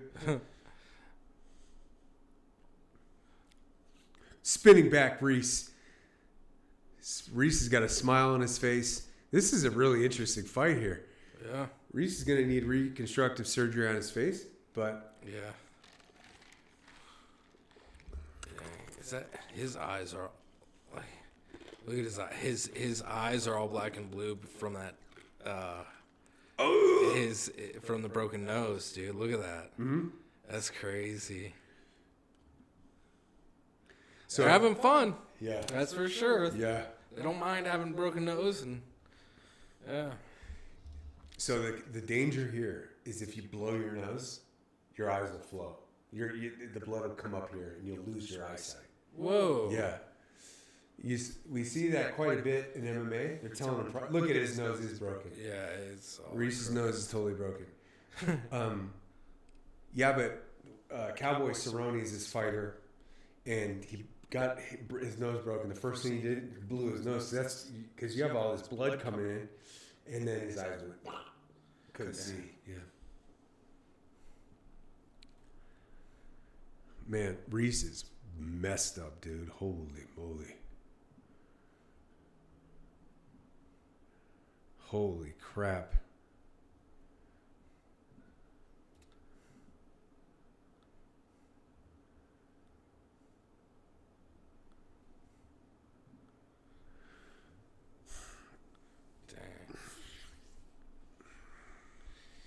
tagged up, that's for sure. Looks like this is a better card. Yo, dude, it's been fantastic, by the way. This card has been fantastic. There hasn't been any knockouts or anything, but straight up war, dude. A lot of war.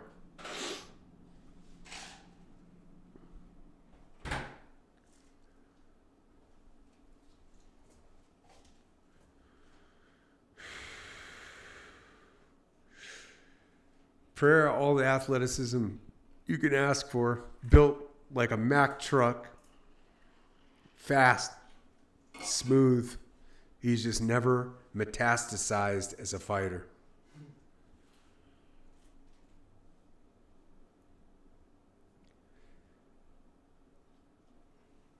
Gosh, this Reese guy's landing too, dude. I know.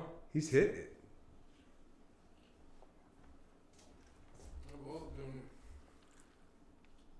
It's a good fight. Yeah. Oh, this is round 3. Okay. The last 2 fights have been bangers, man. Holy crap.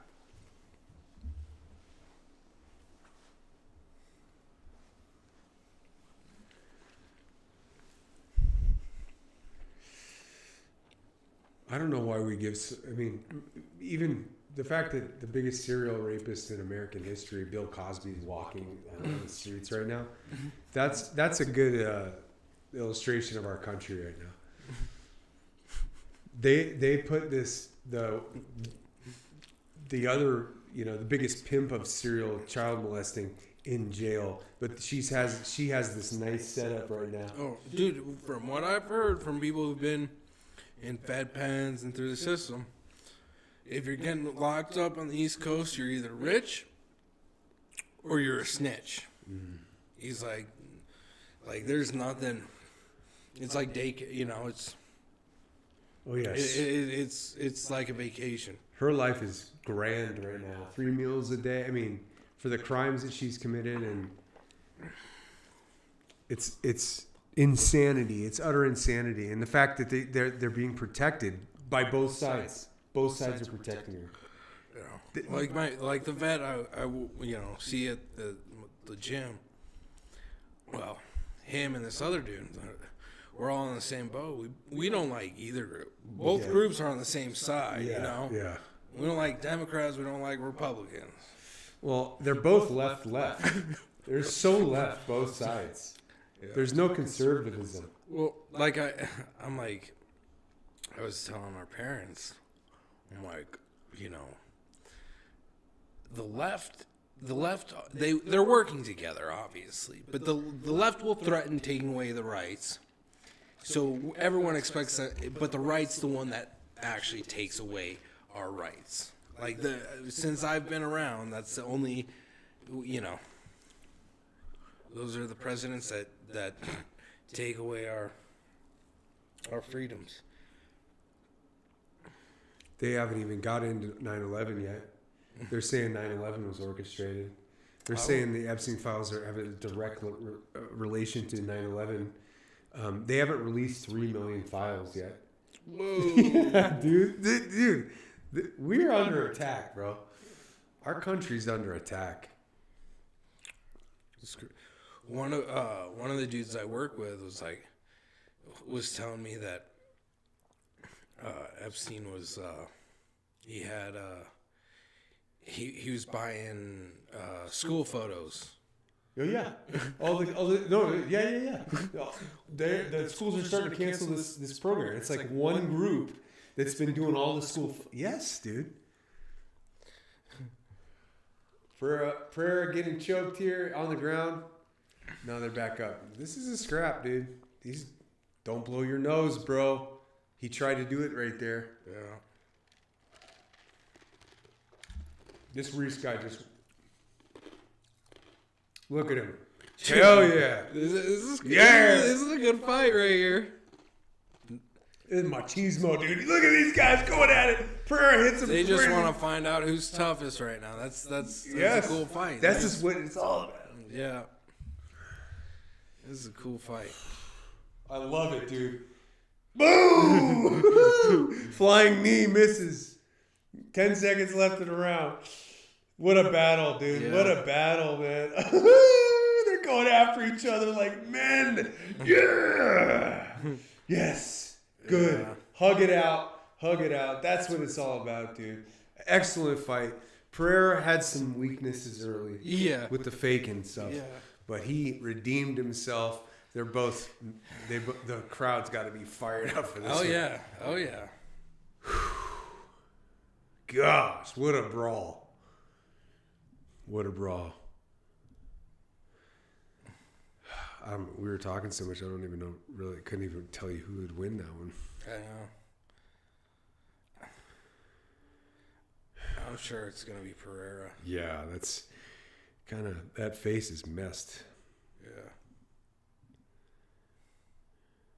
Oh, gosh. I don't even know, like, nobody can counsel me out of this, like, depression for my country. No, you really, I can't get counseled out of this. You're doing the best thing. You're doing something better than any counseling can do. Is just talking about it, you know? Talking out loud about it. Yeah, you're right. You know? Oh, gosh, dude. And they all hanging out with this guy on his island. And they all know this is after he's been convicted as a pedo. They're all hanging out with him. They all know who this guy is. That's crazy. Yeah. Convicted in 2004 or whatever. Yeah, dude. They know the game. Like, you would think that like, you know, politicians are like, I can't.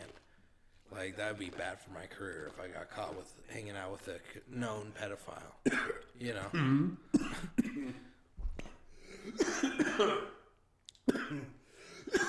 Excuse me.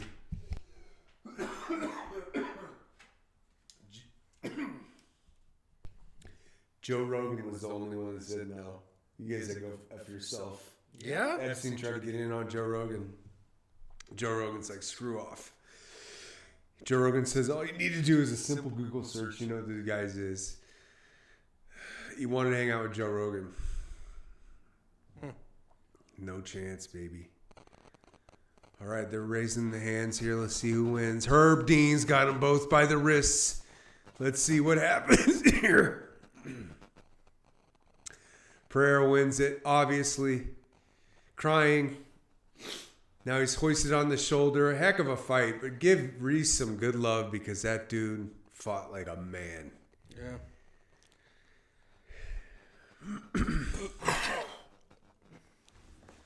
Damn, dude.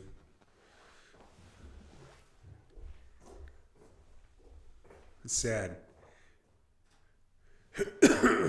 Showing a close-up of Reese. Looks like he's had a few nose breaks in his career. I'm sure he is. Great fight. All right, they're showing the crowd. Finally, the rich people showed up. Who do we got? Dos Años. Dos Años. That's our boy from the last time. Yeah, dude. Diego Lopez, number 2 in the world. Great fighter, great attitude, great man. Did he win it? No, he lost to Volkanovski.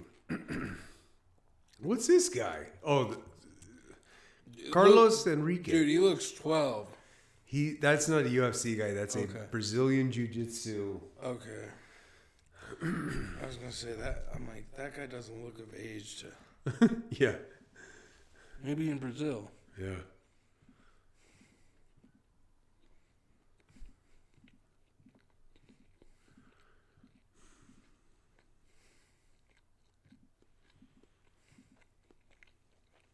Wow, what a fight. This guy had brain surgery. This is his first fight after brain surgery or something like that.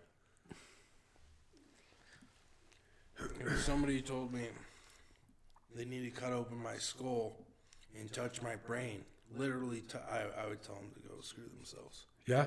Yeah. What's the deal there? Dude, it's the most important organ that you have. Yeah.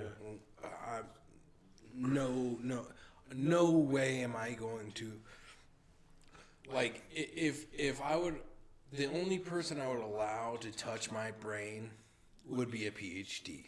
And dude, they do dissect. They cut out brains constantly. Oh, they do? Oh my gosh, dude. Like what it would be? Animals, Okay. you know, rats, monkeys. So they know what they're doing.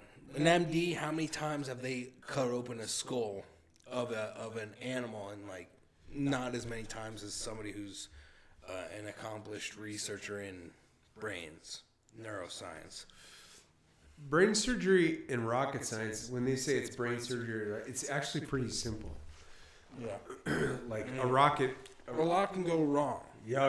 Oh, your life could go wrong. Yeah. But when you pull out a tumor, I've been in these surgeries. They just pull out a cap, they cut through, and then they just inch out the tumor, or they create a cavity and put chemo in there. And then they put the cap back on. They screw the bone back into the brain, the cranium. Yeah, skull. Yeah. I don't think I'd let anybody touch me. That's too. It's just. Yeah, that's too much. It makes sense though. Like when we're in science class or when we were kids, you'd operate on frogs, right? Yeah. Or whatever. And that teacher does that all day for hundreds of students, I mean, yeah, I could see that where a PhD in like neurosciences would have an advantage. Absolutely. They've gone over that material more than like a brain surgeon's not going to be reading research like a PhD in neuroscience. Not at all. And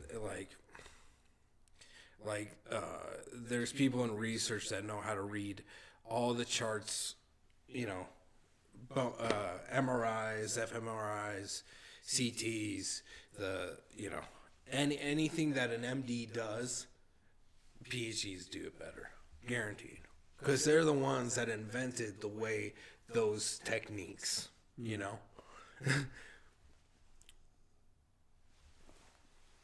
Cain Velasquez, they're showing Cain Velasquez highlights, guys. Cain Velasquez was just let out of jail.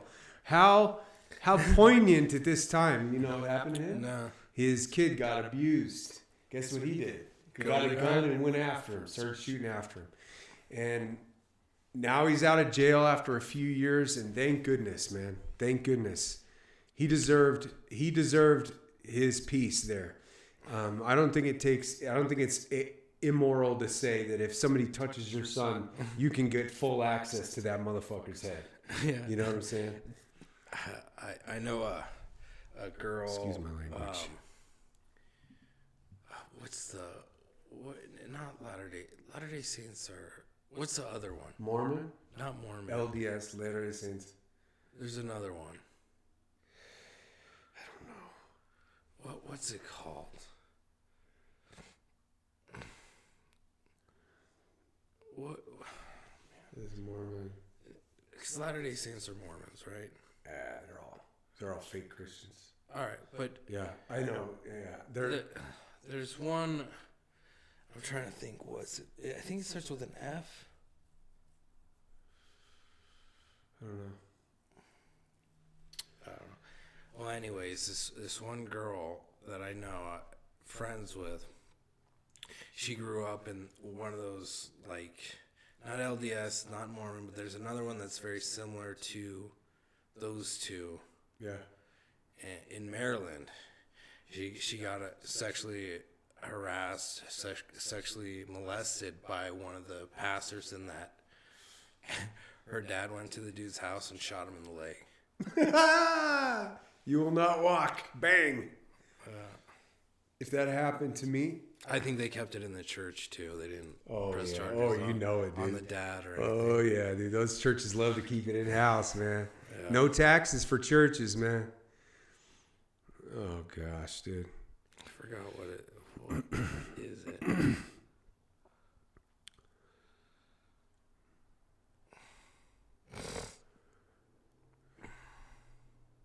Oh, did you hear about the aliens? As soon as his Epstein files start really hitting a tipping point, Obama comes out and says the aliens are real. Oh, yeah. And then now Donald Trump's saying release the alien files. Guess what, guys? Me and my brother have stared at the skies at night a lot. I used to stare at the skies every night on a warship across the entire ocean, all of the oceans, Pacific, I mean, everywhere. No aliens, guys. It's funny.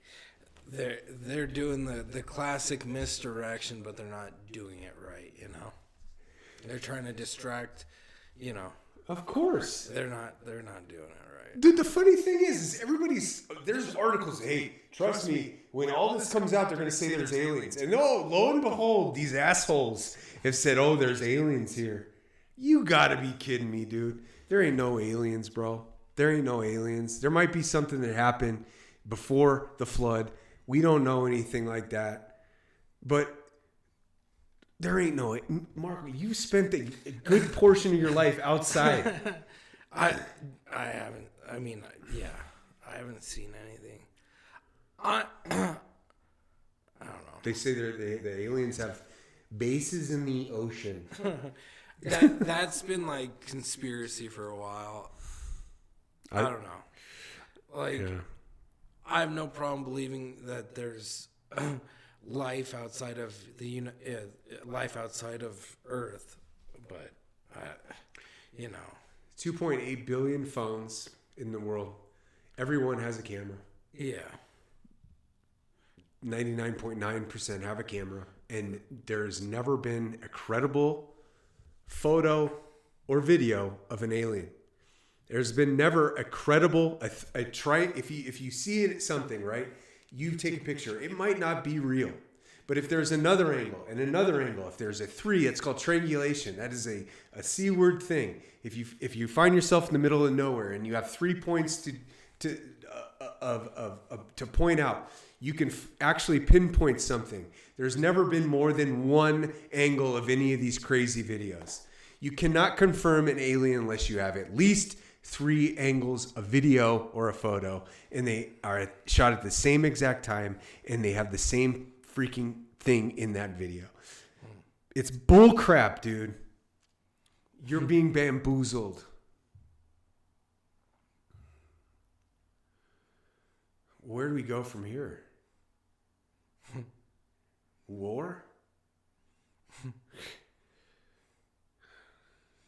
Civil war? Yeah, we're Civil War. Yeah.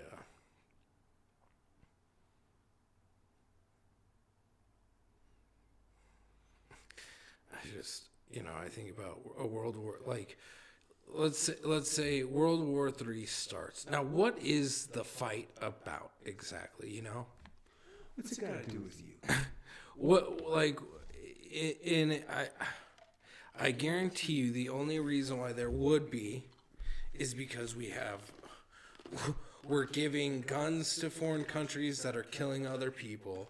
It's just, we're not on the right side of a World War III. We're not in the right. Our government's not in the right in that World War III. Nope.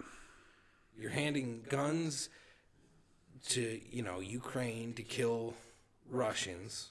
How do you think the Russians are going to feel? They're going to be like, all right, so we're not only at war with Ukraine, but we're also at war with the U.S. Yeah. And, Yep. it's just crazy. We're at war with the U.S. right now. We like, why are we giving these people guns? It's in the history of giving people weapons. It's never worked out for us. Dude, right before I left Afghanistan, did I tell you about us giving them guns? Again, a second you gave the U.S. gave Afghanis guns 2 times. Oh, I was standing watch when it happened. I saw it all happen. They had to return their old guns, and we gave them brand new out-of-the-box M4s, like a tri-wall. You know what a tri-wall is? Hundreds, 1,000 guns in there, and each one's coming up, and they give this ratty gun that they never took care of, and we hand them a box. I shot a lot of guns in the military. I never shot a new gun. These guys get brand spanking new, right out of the box guns. I mean, That's crazy. and now, not to mention the helicopters, not to mention the spy planes, not to mention all that stuff. I mean, How is that going to be helpful? it's not, man. It's crazy. We were all of us were just watching this shit, and we're like, okay, we're like, this is it, huh? This is what you're, yeah. This is why we're here. Somebody else. Well, I've been wearing freaking. We grew up wearing Goodwill clothes, didn't we? Yeah.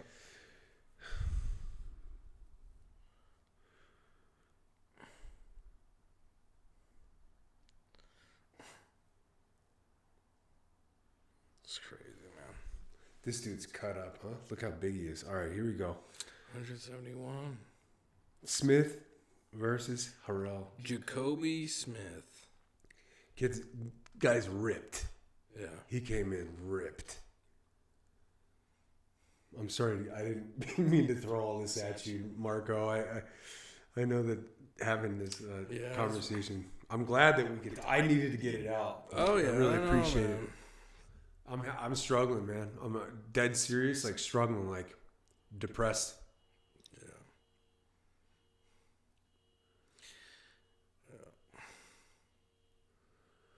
You should.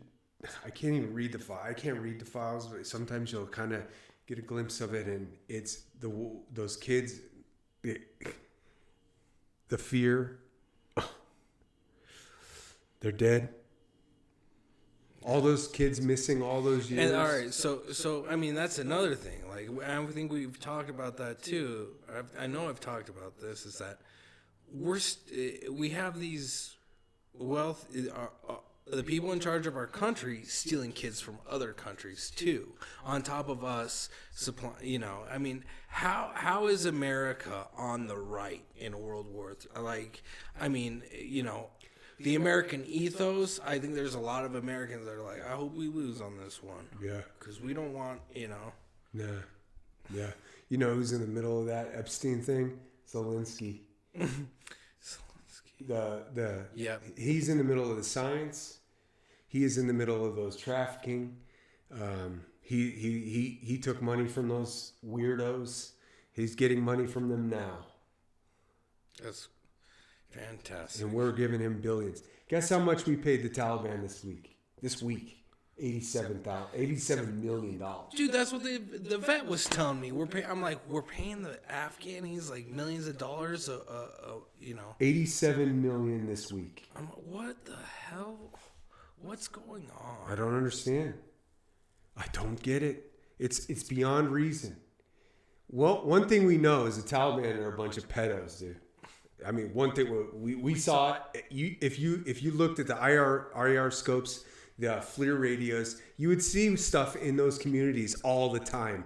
Everybody that went over there saw what they did to kids and women and animals. And we're giving them $87 million while their old president took off with a bag of our cash. No, he's nowhere to be found. Dude. Dang, man. I'm gonna take a break. Take a little break. We got ourselves Gosh, you're huge, dude. How much are 252. In Rambo 2, the Taliban are the good guys.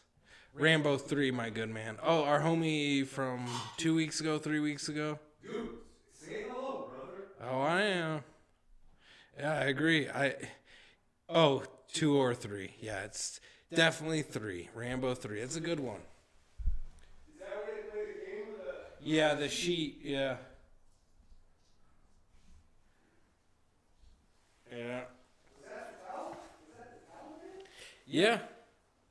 Well, that's the Mujahideen soldiers, the Taliban.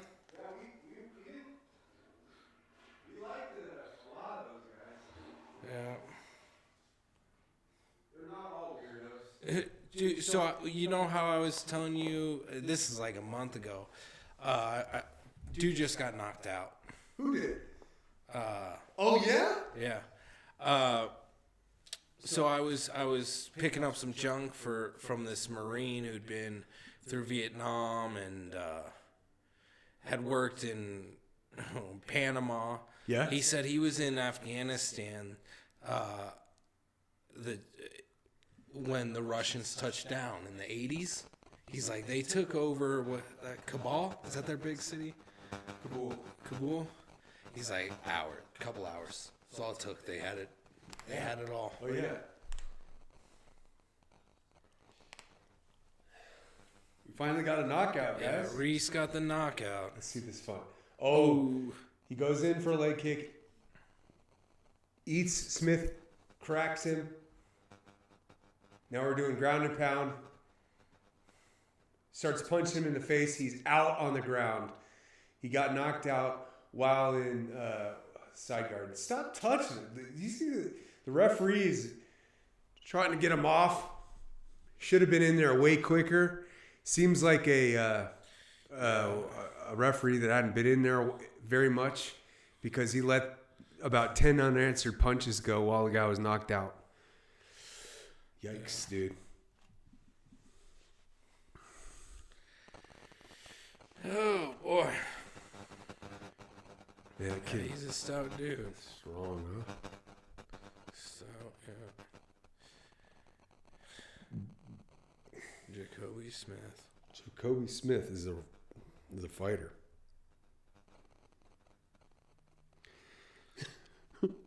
This right here, this explosion is actually the explosion from the Bikini Islands. Oh, yeah. It's the exact explosion, actually. I took then it's the Navy footage, and then I added this behind it. I've been to the Bikini Islands and Solomon Islands and all them. Cool, man. Yeah. Is that Pacific? Yeah. Okay. Yeah. Challenger Deep, the deepest part of the world. We did a swim call Dude, there. Did you scuba? No. It's just- Dude. So, if you ever go scubaing, Yeah. when you hit the shelf, dude, you know, because after a certain amount of time, it's the coolest thing ever because you look out into this abyss, dude. Ooh. It just keeps going and it's Yeah. black. It's one of the coolest, like, you know, when I was in Cozumel Yeah. for a class, one of our dives was like 130 feet-ish. Yeah. And the only way to get there was to go to the shelf. Yeah. And then go down, and it was just like, whoa! Yeah. It's just it's scuba diving is very surreal. Did you still have all that? Like your updated and all? I haven't gotten my license. I haven't reordered a picture license for that, but yeah, I'm certed. Would that okay? So you can get it pretty quick. Patty, baby. Because All I'd have to do is just look up Patty, Patty Scuba, and I can get my license back. We in Coos Bay they talk about how the diving is world class. Yeah. Yeah, but it's cold. Yeah, a lot of that stuff up there, there's a lot of hunting, like spearfishing and stuff. Lobster and all that. Yeah. It'd be cool to get a dry suit. Yeah. It's cold. Dry though, suit. man. Yeah, dry suit would be. I bet you we could get it. We could wrangle some up. If you got a dive thing, yeah, we'll wrangle up. We'll get. Yeah. Yeah. Oh boy. Rambo 3 was dope, dude. Oh, yeah. What are we going to do, John? Surrounding them's out. Yeah. Hey, man. I've always, dude, and that's the one thing when they have Russians, like in Rambo 2 and 3, Russians are the bad guy, part of the bad guys at least. Dude, there's always one that's just, one tough son of a, that Rambo's got a knife, Yeah, There's always one that's just, like they have some tough guys being as Russians, which I can appreciate. Russians always had a tougher edge to them.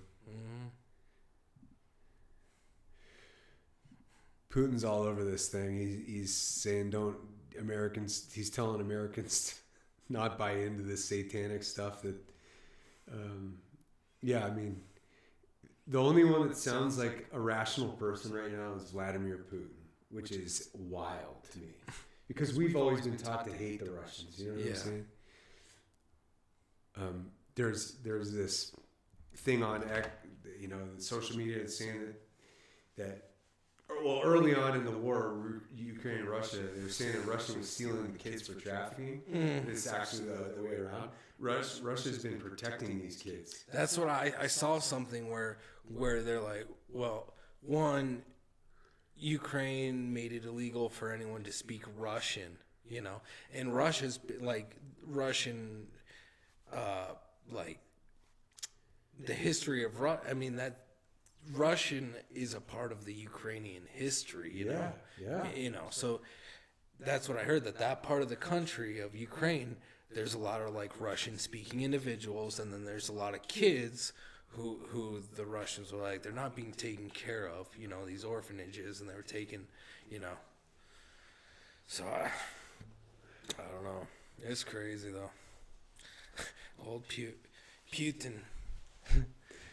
I tell you, man, he's always in my lifetime. He's always been considered. I mean, look at all the movies against like Russia invading. It's like, it's like they've always pushed this on us, and we don't know who to trust anymore. Yeah, I was thinking about like the Cold War. Yeah. I'm like, imagine being another country, a leader of another country, and you have a leader of a country just drop a bomb so devastating you're gonna be worried, like these people are madmen. They're just like, they've no regard for human life at all. Let's just kill 1 million with a press of a button. I believe in Jesus Christ. I honestly do. Like, if this is what the Bible has predicted long ago. It's to a T, and I mean, I'm losing my mind over this stuff, dude. I'm losing my mind. I want a war. I want to fight against this tyranny, dude. I don't know how to do it though. I mean, if we have all the facts, it's just, if we have all the facts, I don't, people are going to go after them. Marco, they are deleting the facts. So, Our own people are deleting this. Yeah. They don't want to lose the power that they have. It's an age-old story, You know what's funny about the mafia? The mobsters are all, they're all retired. They're all doing their podcasting now. They all got a podcast. Mike Frenchie, all the guys, what's Sonny the Bull Ravano.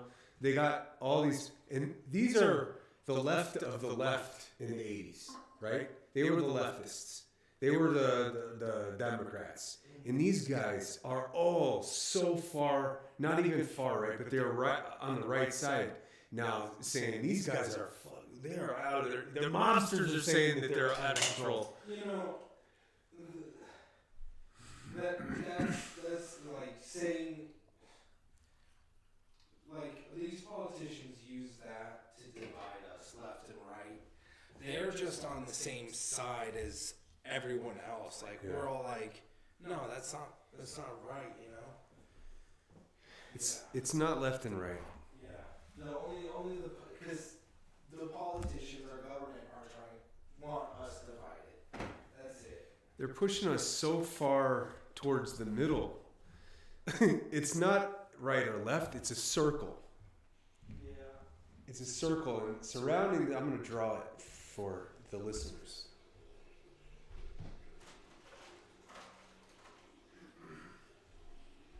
I'm going to draw it for you here, chat. We are stuck inside a circle. The people like you and me trying to make it money enough to eat a sandwich per day are in the middle of this circle. I've been thinking too, lately I'm like, I think the walls are really up just to keep us from leaving. Trapped us inside. Yeah. These few people, these rich elites, they surround us like we're captives inside of their circle. It's not right or left. We're inside here, and they're pointing guns at our heads. That's a good way to describe it. And stealing our children. That's a good way to describe it. I want to go fight somebody. Let's go to Whiskey Row and get in a fight. I want to get punched in the face. That's where we go to start the revolution. Whiskey Row? Yeah. Yeah. Where did like every revolution, it always starts in a bar. People are all pissed off about a certain group. That's where it all starts. It always starts at a bar. Yeah, because it's a place of communion, place where people that just go to have conversation and enjoy a good day. And they can whisper, and the music can't be heard by the microphones. And, the funny thing about this Epstein thing is he recorded all of this stuff. So he has all these people compromised. He was, and did you hear about New Mexico? I heard he's got a ranch out there. Did you hear about this ranch and what they were doing there? Mm-mm. Scientific experiments, cloning, that kind of stuff. Damn. And they broke it all down, and it was sold to a Christian organization. So-called Christian organization. I don't know any Christian organization would be down to buy that ranch. Whoever it is, you are not a Christian. Stop playing games. Yeah. You can't go after children, man. Where does it stop? There's Sean Strickland, dude. You should have heard what he was saying. He went off in his press conferences. This dude is crazy, calling people faggots and everything. He's like, the NFL is a bunch of gays. This really went over the top crazy. Why was he hating on the NFL? Because of Bad Bunny, the halftime show, and the sneaky journalists really know how to target Sean Strickland and get him to say some stupid stuff. They talked nothing about fighting, but talked about politics. And then Sean Strickland just went off, and everybody's like, he shouldn't be in the UFC for saying that, and all this bull crap. But yeah, he's a fun fighter. You're gonna like to watch him fight. He's fighting a gangster too, Fluffy Hernandez, this dude. Both American. They're gonna scrap it out. It's gonna be fun.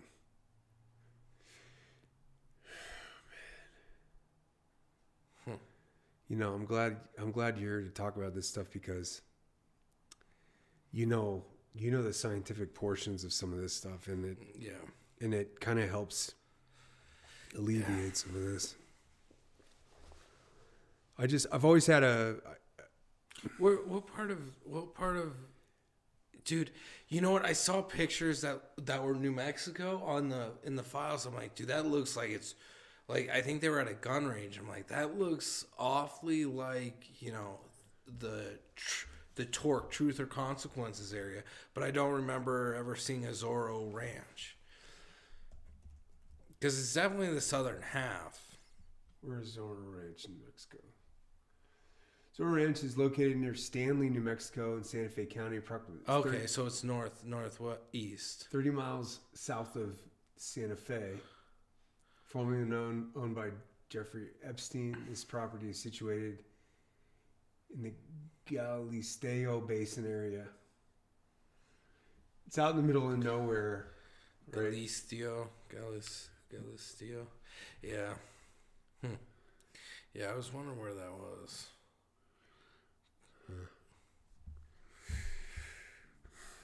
See, I always wondered if, I was working as a valet at the Ritz Dove Mountain, Tucson. Yeah.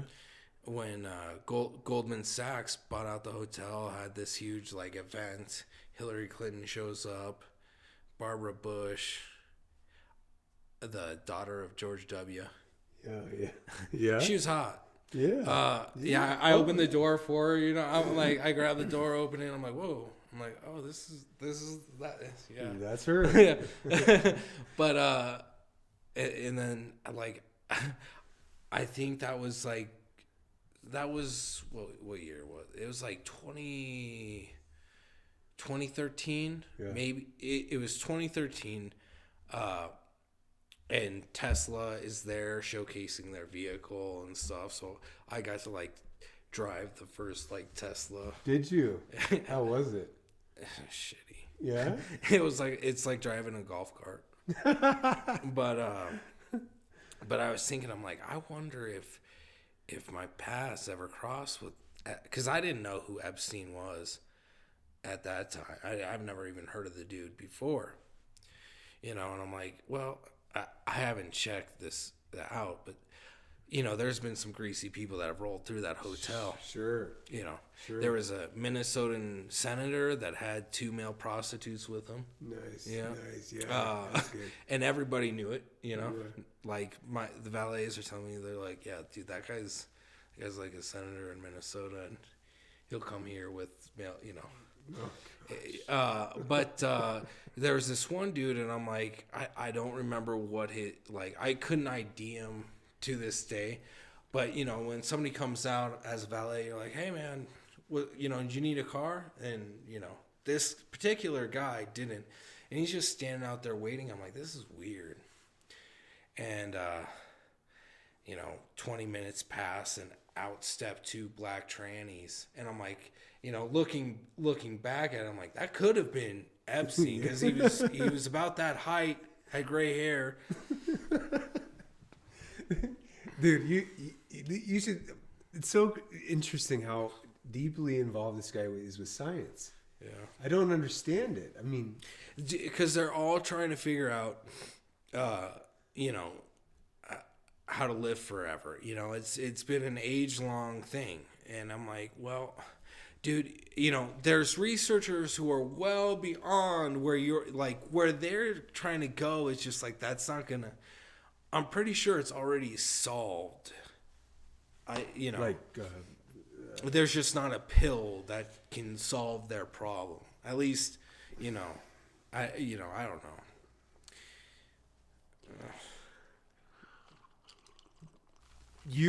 Because a lot of death revolves around sedentary behavior. You know, if you know, the public media refer to it as aging.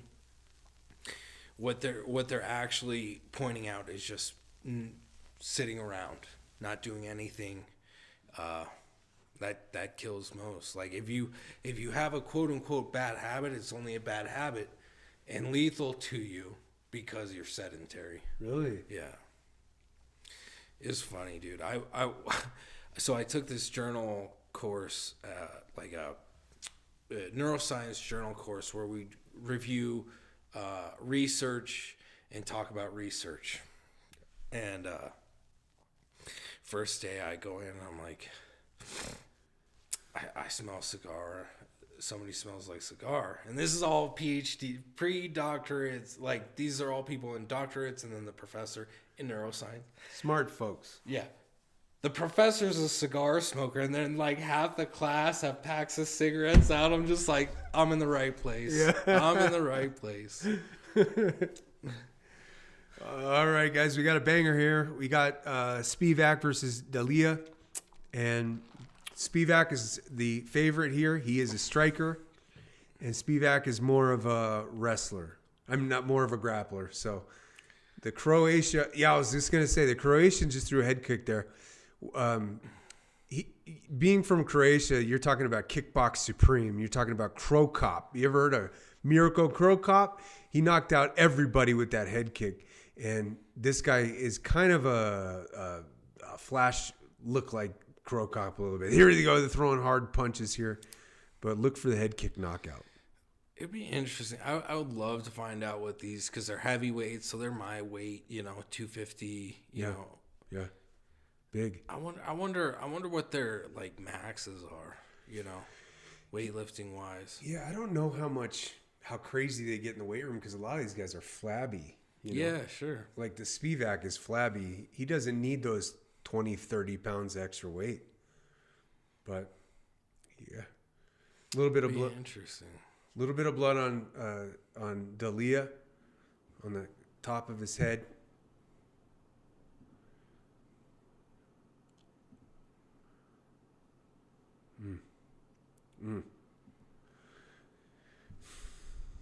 I don't understand how they're trying to manipulate our sciences. Not only that, I mean, it's been happening the U.S. has been euthanizing, sterilizing populations since the early 1900s, before Hitler started doing it in his country,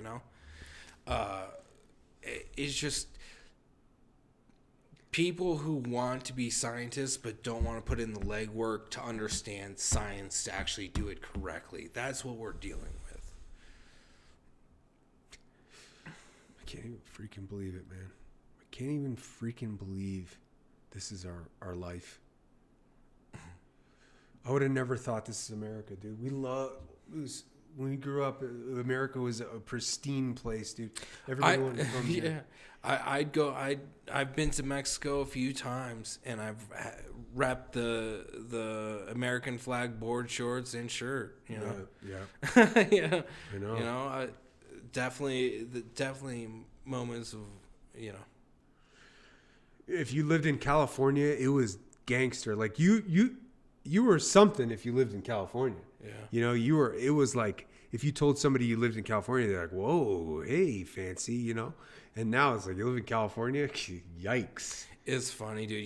If you go down south to the southern states, they view Californians like Arizonans. They're like a California burrito is a vegetarian burrito in the South.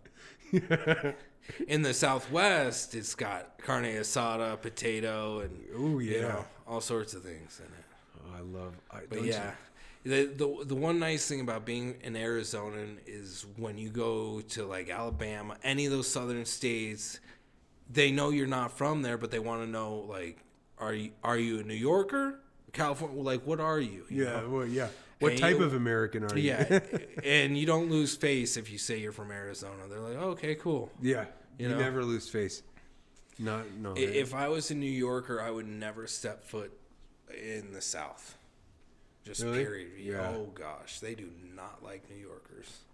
And I've worked with a couple, and like I understand why. There's this one kid who thought he was just he thought he doing forestry timber cruising in Arkansas, and it's early spring. It's like February, so it's about 60s or 70s. Nothing too crazy yet. Not hot, humid yet.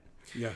But this kid's from upstate New York, and he thinks he's like some survivalist, and he's talking trash because we bought the plastic water bottles, the Walmart 5-gallon pack of 16.9 ounce water bottles. Sure. And he's like, oh, that's so bad for the environment. Yeah. And he's got his 32 ounce Nalgene, and that's it. He's like, I don't need a whole lot of water.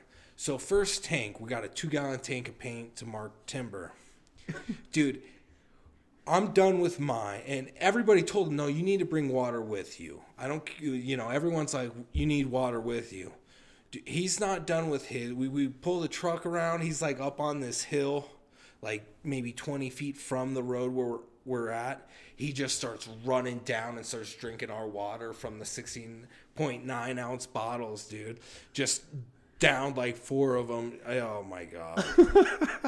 and then this New Yorker. So one of our trucks died. So there's 4 of us in the middle of this national forest. I think it's the Ouachita. It's in between Jesseville and like Russellville, Arkansas. Yeah. And we're just hanging out because we can't go anywhere. We're waiting for the truck. I forget what happened to the truck, but my buddy from Oklahoma is starting to build this fire, and the New Yorker is an Eagle Scout, so he thinks he knows a thing or two. So and my Oklahoman, he's just a backwoods boy. Yeah, he's born that way. Yeah. So he's building this fire, and it's been raining, so the wood's wet, stuff like that. But he's going with the log cabin technique. Now, this Eagle Scout doesn't know about the wood cabin. There's only one way. If you're an Eagle Scout, there's only one way to build a fire. TP? Teepee. Yeah. So I know what my Oklahoman's doing, it's a way.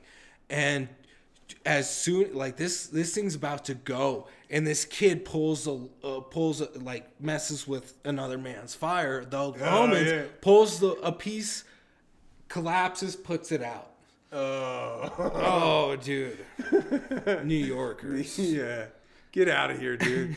Get out of here with that. Stay over there in the East Coast. See, that's the thing. No respect for just backwoods style of. Yeah, dude. The Oklahoma's been starting fires since he was 2. Yeah, seriously. Killing snakes and starting fires since he was a young kid. Yeah. But yeah. Oh, my God. It was insane. We got a stand-up boxing match here, guys. It's just back and forth. They're beating each other up. It was good. It's nice to see Spivac's not. He's winning the boxing matches. Is crazy. Dalia's face is busted up, man. He's bashed and bloodied. Yeah, bashed and bloodied for sure. Gosh, man. Yeah, it was pretty funny. So, and this kid, the New Yorker being eco-friendly, dude. There are times, not all the time when I'm working, I'll have a beer between tanks to pump, but I was having a beer between tanks, and, when it's tough, Arkansas has got briar, it's got ticks, it's got all sorts of stuff. Ooh. And sometimes I'm just I remember there was a time I was in the middle of a Floridian swamp pumping. Ugh. And oh yeah, and I get done with the water bottle and just chuck it. I'm like, I fucking hate this forest, chuck. So I'm sitting there. We're filling up our tanks with paint, and the beer is like my Gatorade. I'm getting my electrolytes, getting my meal from this beer. Yeah. I crank it down and I crush it and just chuck it off into the forest. And this, I wasn't paying attention. I realized that every time I did this, because I would throw the can into the forest, the New Yorker would go out there and get it. I'm just like, I was just laughing. I'm like, yep. Oh man. Oh man. Gosh, I mean, the way we were raised, man, it's like these people have no idea over there what the hell is waiting for them if they try to take our lands and they keep opening our borders, dude.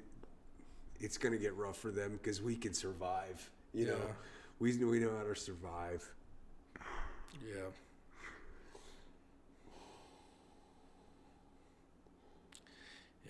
Oh, gosh, they're throwing bang.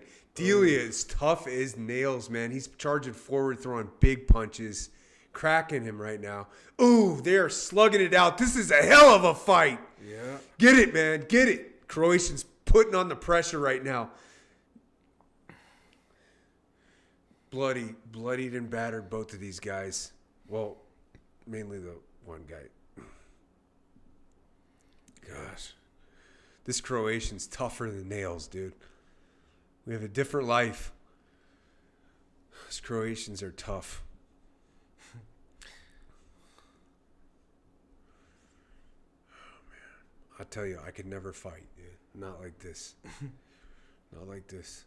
This is a different level of toughness. These guys all deserve millions of dollars. Yeah. They deserve millions and millions of dollars to get in here in front of 35,000 fans. beating each other to a pulp, half naked, you know, bearing their souls in a cage. They need more money. Gladiator fight. Yes. Thousands are not enough for these dudes, man.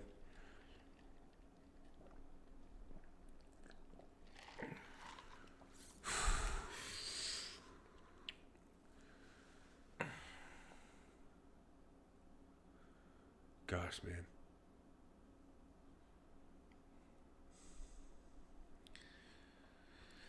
I love this Croatian. He's tough as hell.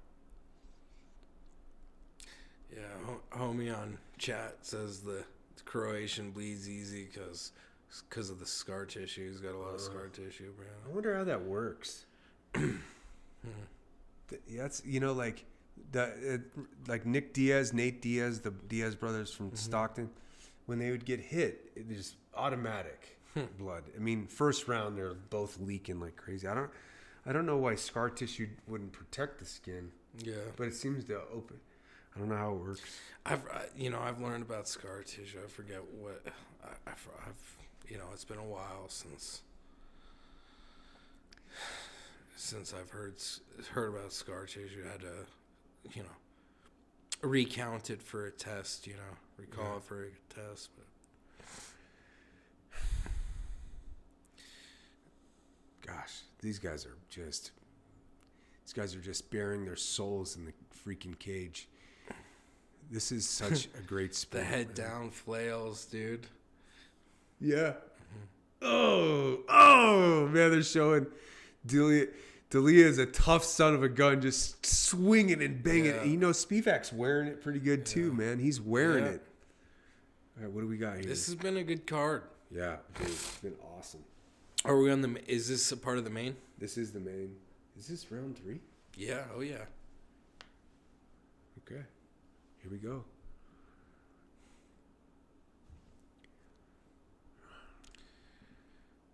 Dalia. Come on, I'm going for Dalia here. Man, guys are freaking tough. Born from a different place, a different cut of cloth.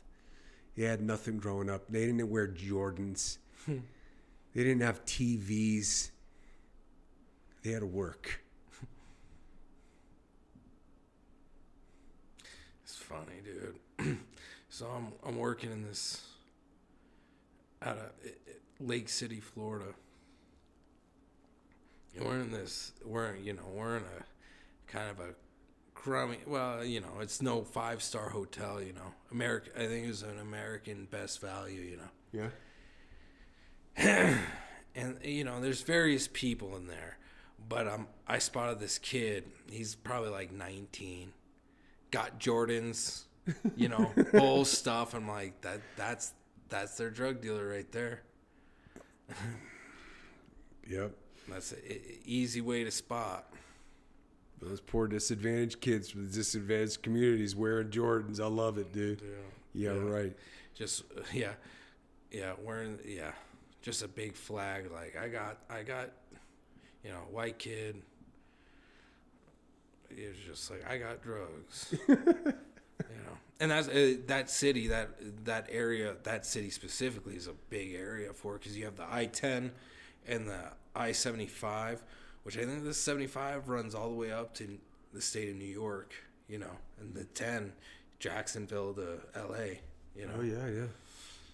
But, so they do get a lot of drugs coming through that area.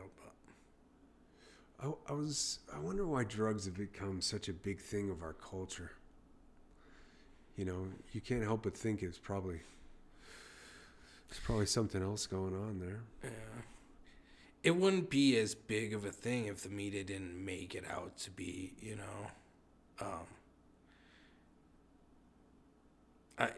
again, going back to the people and with the power, they want everybody getting high off of their drugs that are being sold at from doctors, not,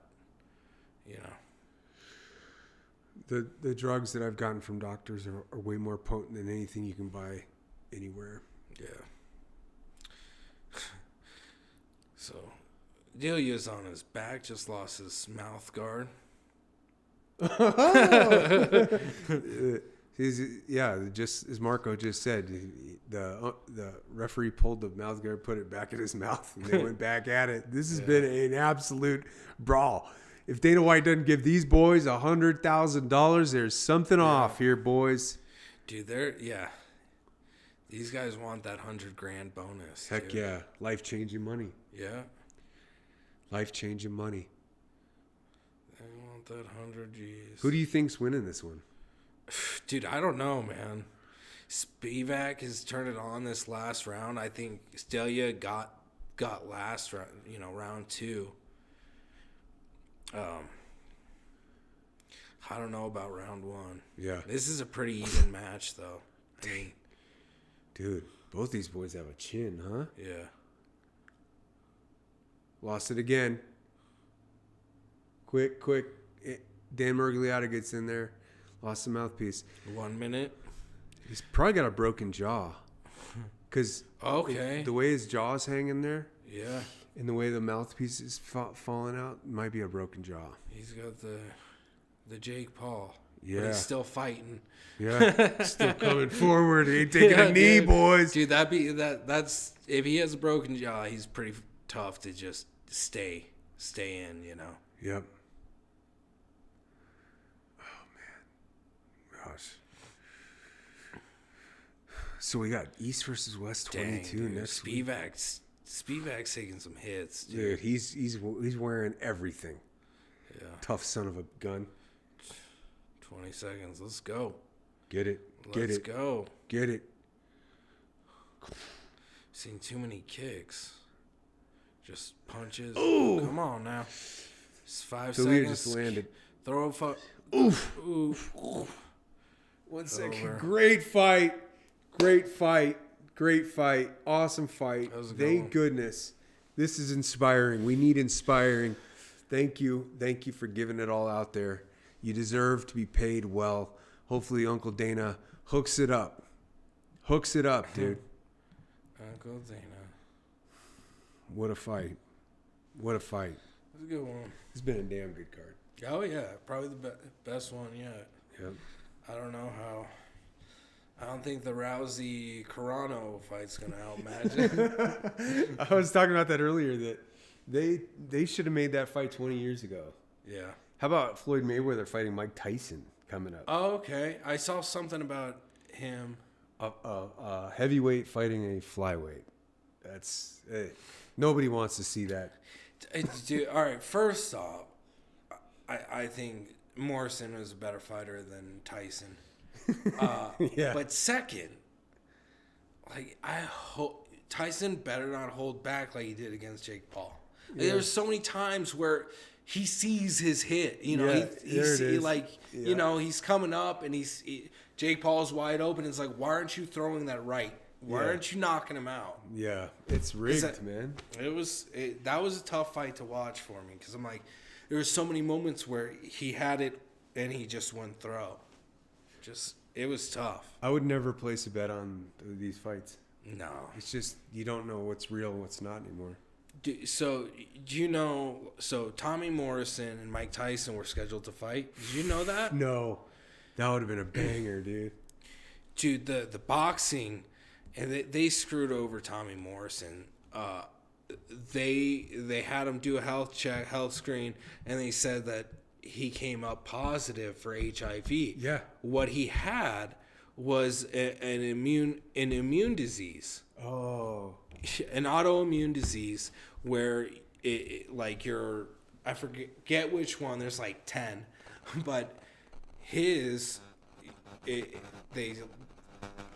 can't remember if it's the white blood cells that die or his cells stop making white blood cells. That's why he had a low. They said he had HIV because he had a low white blood cell count.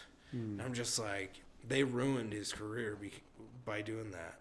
That would have been the best fight since Frazier Ali. Yeah. Man, he could, dude. Tommy would knock people just like Mike Tyson. Yeah, that was the fight to be. You had two throwers, you know, because they threw punches. And it would be... They weren't boxing, they were brawlers. Yes, You know? yes. Dalia fought like a absolute warrior. Spivac gets the win. Great fight. This card is fantastic. Yeah. 9 out of 10. Unbelievable. And we're still got a couple fights left. Thank you for joining in. It's a lot of fun. You know, it's crazy. I don't know. I'm sure you've heard about all the stuff around the Foreman Ali fight. Like Foreman was complaining about the tightrope being way too loose. Oh, really? Oh, dude. And so Foreman would have won that fight. Round seven, they finally tightened that tight to the top rope. They tightened it, huh? Yep. Dude. Because he was leaning like this. Way back. And Foreman's punches they're crushers. I think he's probably one of the best pure punches in boxing history. Oh yeah, personally, I think he's number two best boxer behind Marciano, and then I put Jake LaMotta, and then probably Frazier. You know, it's funny how those Rocky Marciano's never on anybody's. Oh, they're making fun of Aspinall now. They're showing it's the heavyweight fighter gets up and puts his hand over his eye like that. It's a direct hit on Aspinall. Aspinall is the champion of the heavyweight division. Rose Namajunas in the crowd. Thug Rose. We love Rose. What are you going to say? Oh, Marciano not being... He's never on the... 49-0. 49-0 and at heavyweight. Slugfest too, dude. Oh, yeah. He beat them all. Yeah. Bad. Yep. Killed a guy. He did? Yeah. He killed a guy? Yikes, dude. Holy crap, I didn't know that. Yeah. I think Ali was overhyped as a boxer, personally. Like as a fighter, I don't know. He was the first one to really be a polarizing figure with his mouth. You know? Yeah, sure. Yeah. You're like this Dan Ige fighter. He was tough. I will say that. He's definitely one of the toughest fighters. Didn't he only get knocked down once in his career? I have no idea. No, he got Joe Frazier knocked him out. Oh, he did? Yeah. I didn't know that. Yeah. Pretty sure Joe Frazier knocked him out. I know he broke his jaw in that fight. Yeah. That was some fun fights. Joe Frazier wear 10 punches and then just unload some mean punches on. It was like with Ali, dude, when he would fight Frazier and Foreman, he was keeping away from them. Cuz those punches were some heavy hits. Heck yeah, for dude. Sure. Oh gosh. But Jake LaMotta is the Raging Bull. Yeah. Maybe. He's never been knocked out. Really? And he dude would lead with his head, wouldn't cover his head, let people just throw. Yeah. Oh my gosh, dude! It was, I never watched the movie. I remember seeing his fights. I'd look up, for some reason his fights came up on my YouTube feed, so I watched it. I'm like, whoa. Wait, you've never seen Raging Bull? Mm-mm. Oh gosh, it's the greatest boxing movie ever, dude. You have to see that. Yeah, dude, it'll trip you out. He threw a fight. Yeah, you got to see this. You got to see this movie. Huh. It's top 10 for sure. I mean, yeah, I think he's definitely one of the best, just toughest fighters of all time. We respect toughness over skill. You know, like have you ever watched Arturo Gatti fight? Mm-mm. Arturo Gatti's a Canadian-Italian guy. He had these wars with this guy named Mickey Ward from Boston. I mean, they fought 3 times, and it was like must-see TV. Killing each other out there. Arturo Gatti ended up getting murdered. Yeah, he got murdered up there in Canada. But, yeah. if you want to watch a great fight, watch the first Arturo Gatti versus Mickey Ward. The second was great. The third one was less because Arturo Gatti kind of came out and tried to do some style. He didn't go in and brawl. But, you got to see Raging Bull. I can't believe it. You're such a movie fan. That's like essential viewing. I know. The way that I think like I started it, and I don't know where I was when I like started watching it. I could have been at a hotel or something, but the interesting thing that Scorsese really captures in this movie is back then they used to smoke in the arenas, right? So there's this haze in the arenas, and not only that, you had steam because it was really warm, and there's this. He perfectly encapsulates a fight in the 1940s, 50s, 60s. Man, I think what was his guy? The first Sugar Ray. Yeah, Sugar Ray Robinson. Yeah, that was his. Like they had like 7 fights together. Who? LaMotta? Yeah.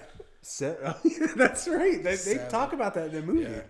Yeah. And they're like, one of the things, because Sugar Ray's, I was watching like a documentary, and Sugar Ray's like, he's like, after the 7th, because I think Sugar Ray by like the 6th or 7th fight, he finally knocked Jake LaMotta down, and that was like the first time Jake LaMotta's ever been not been on his feet.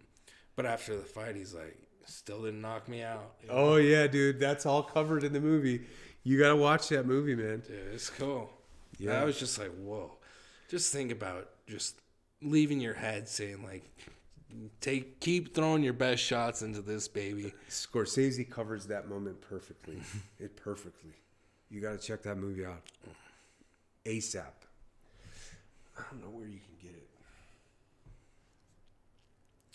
So who do we got here? Dan Ige coming into the ring right here. Ige is an underdog right now facing here Miquelaziel Costa from Brazil. Costa is a knockout artist. Ige is a brawler. Ige he has won so many bonuses you can't even count. Okay. Ige's 34. Costa 29. 5'7" for Ige, 5'10" for Costa. This looks like a pretty darn even match. Yeah, dude. This is gonna be another height war. difference, but no difference in reach. I'll tell you, the fight here with so many bangers back and forth, it just elevates the card as it goes. The crowd gets into it more. Everything. When you get real rugged fights, man, these fans are invested. Bruce Buffer and Costa are nose to nose yelling at each other. This is it, baby. Woo. This isn't the co-main event yet. There's 3 more fights left. Ige's fired up, baby. Oh gosh. At Las Vegas. Plus 180 underdog. That has shrunk since yesterday. People are starting to see that this guy isn't so easy to just push around in the cage. I think it shrinks because more people are betting on him. That's Vegas doesn't want to pay out too much if the underdog wins, Yeah, no kidding. Yeah. Oh man, I think that's how it goes though. Because if they got a lot of money going on somebody, Vegas will think that that. Yeah, they don't want to lose money. Yeah. Round 1 here. Gosh. Costa's sporting the green hair. Brazil, a little green, a little yellow. Brazil colors. Mm-hmm. Blue, green, yellow. Yep.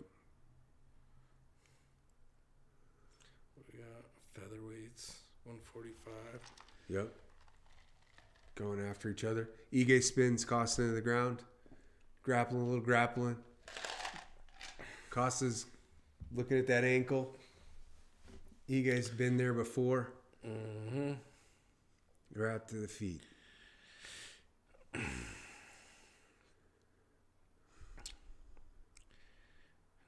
knees. Throwing some knees.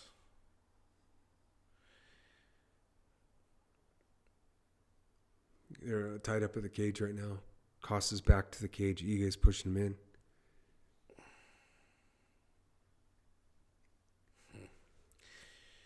in. Ooh, a little shoulder shiv. Seeing some shoulder shivs tonight too, Marco. Mm-hmm. Couple earlier in the fight too. Early in the card. Oh, Conor McGregor. Gosh, man. Ooh, Costa puts Ige on his back. Ige's scrambling. Dude, I'm gonna have to really get into. I'll send you some a press kit on the arm wrestling. All right. We're gonna have. That's gonna be a blast, dude. Yeah, it's gonna be a big day. It's been a long time for. Oh yeah, it's been like 2 months since we've seen some arm wrestling. We love those arm wrestlers. The oldest sport in the world outside of throwing skipping rocks. Was Baxter? Yeah, Baxter says that arm wrestling is as old as Adam and Eve. It probably the armor, you know. Yeah, Adam probably had to arm wrestle Eve at one point. I mean, just think about like, I remember growing up in elementary school. I remember just being challenged to an arm wrestling match. I didn't really know, like, I don't think I've had one at home yet. And I was in arm wrestling matches at the cafeteria on the playground. Yeah. Like, I remember I was playing like tag or something, and some kid wanted to arm wrestle me, and I'm like, we had the slide right there, so we just like got on our knees and had a match on the slide. And I went back to playing tag or hide and go seek, whichever it was. But I mean, it's just for some reason we just want to see. I really want to see Japanese arm wrestling. It's kind of gone away, but the way that they move their arm around and they move their feet around the table, you know, their arm slides with the table. It's pretty interesting. I don't know if they'll ever do that. Leavitt went to Japan and did a bunch of Japanese style arm wrestling, and it's really fun to watch. It's been a Japanese night with sushi.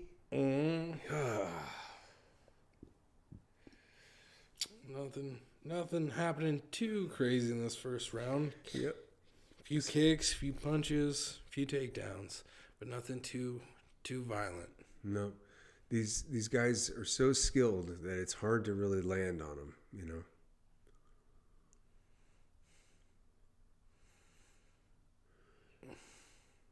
Yep. This Brazilian's very calm, uses his length. Ige's tough. I remember Ige took a fight on 3 hours notice once. All right. Yeah. Must have been in Vegas. I think so. Yeah. You awake? We need you to fight, buddy. I think he lost, but I think he gave a valiant effort. I'm not exactly sure how that fight went, but he's a stud, man. Ooh, done. Spinning head kick, kicks Ige. Ige's down. They stop the fight. Dude. TKO. That was tough. Connected very quick. Yeah, that was a solid. Oh, Ige down. KO. Holy crap. Yeah. Broken nose. His nose is caved in. Look at that. Yeah. His nose is indented big time. Automatic broken nose. Yeah. Brutal. Yeah.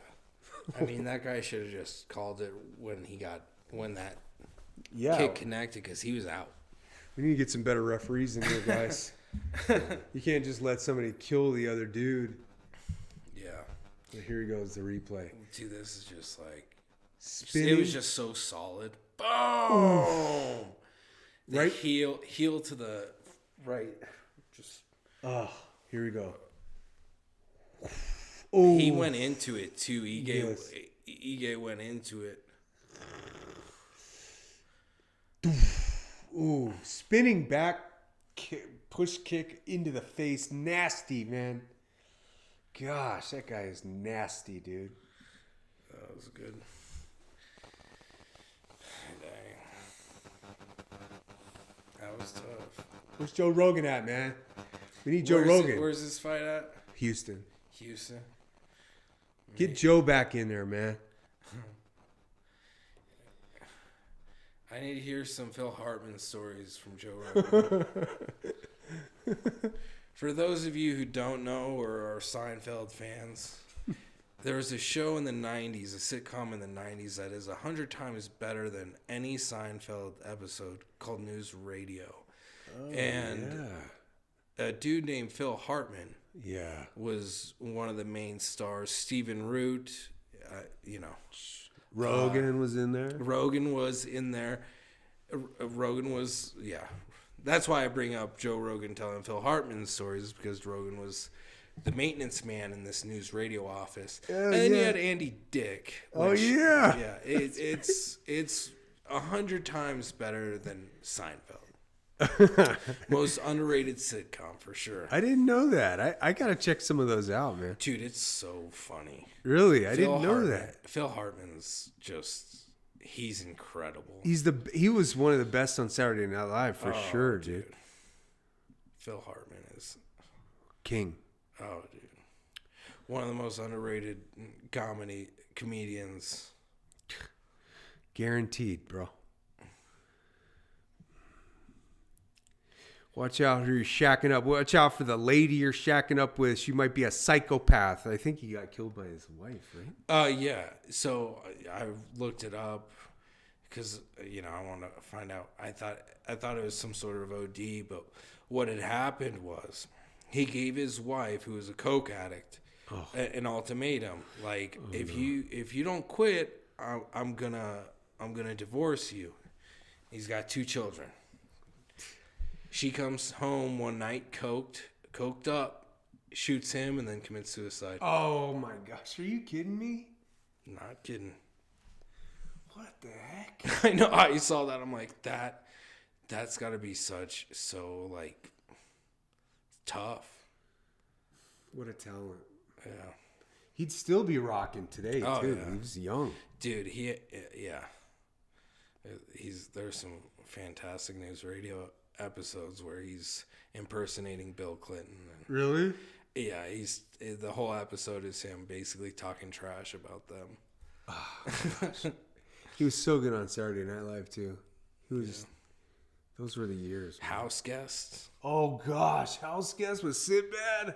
Oh my gosh, it's a great movie. Fantastic. That movie plays out today, dude. Oh, dude, it's so great. This is one thing I was like. This is like a decade ago. I'm like, because I've watched a bunch of Sinbad movies. There isn't a whole lot, but I'm like, what happened to him? Like, why didn't he continue getting work?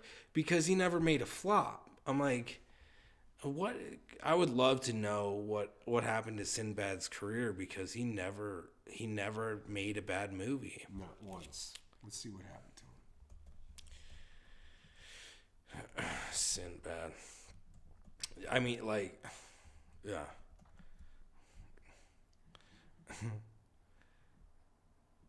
He's one of the... Well, so he had a stroke in 2020. Blood clot traveled to his brain. Whoa. Ischemic stroke. Okay. But he's still alive. Returned to acting in 2025. 2024 public financial struggles. Prior to his health issues, Sinbad filed for bankruptcy in 2009 and 2013 due to tax debt. Okay. Yikes, dude. Because that was like right around his time. Like, that's when I was wondering, like, why doesn't he make movies anymore? Dude, he was awesome. Yeah. I know he got a lot of trash talk because he was a clean comedian. When I went to Texas in 2012, spring of 2012, South by Southwest, we stopped in at San Antonio for a couple days, And Sinbad was playing at like some downtown venue, not the basketball arena, but some venue downtown by the Alamo with his jazz band. No way. He had a jazz band? Yeah, oh yeah. That's awesome, man. He played bass. Did he? Plays bass, yeah. Oh gosh, bass is a great instrument.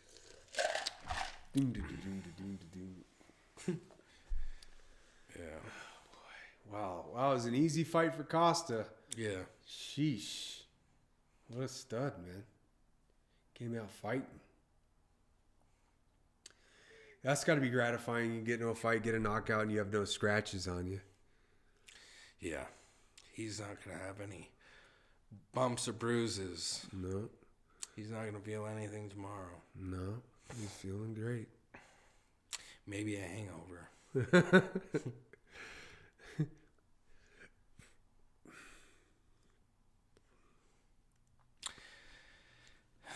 They won't be getting the fight of the night, however. No. Crazy kick. Oh, look at this. Hey. He's taking pictures of the crowd. It's pretty cool. Damn. Some empty seats in that arena. That's what I was thinking, man. What's the deal? It's kind of a smaller arena, too, Yeah, it man. looks small. This is a fight night, though. This isn't like a card. Oh, man. Yeah, me and Marco were kids. There was this rumor that they're celebrating Bruce Buffer right now, 30 years.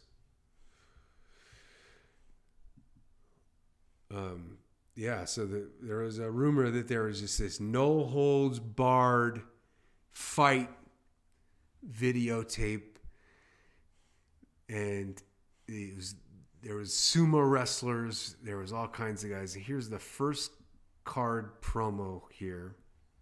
UFC 1. Look at this promotion here. Not very. I mean, they got a guy doing a ninja kick, and it's just such an amazing thing to see a sport grow from nothing to what it is now.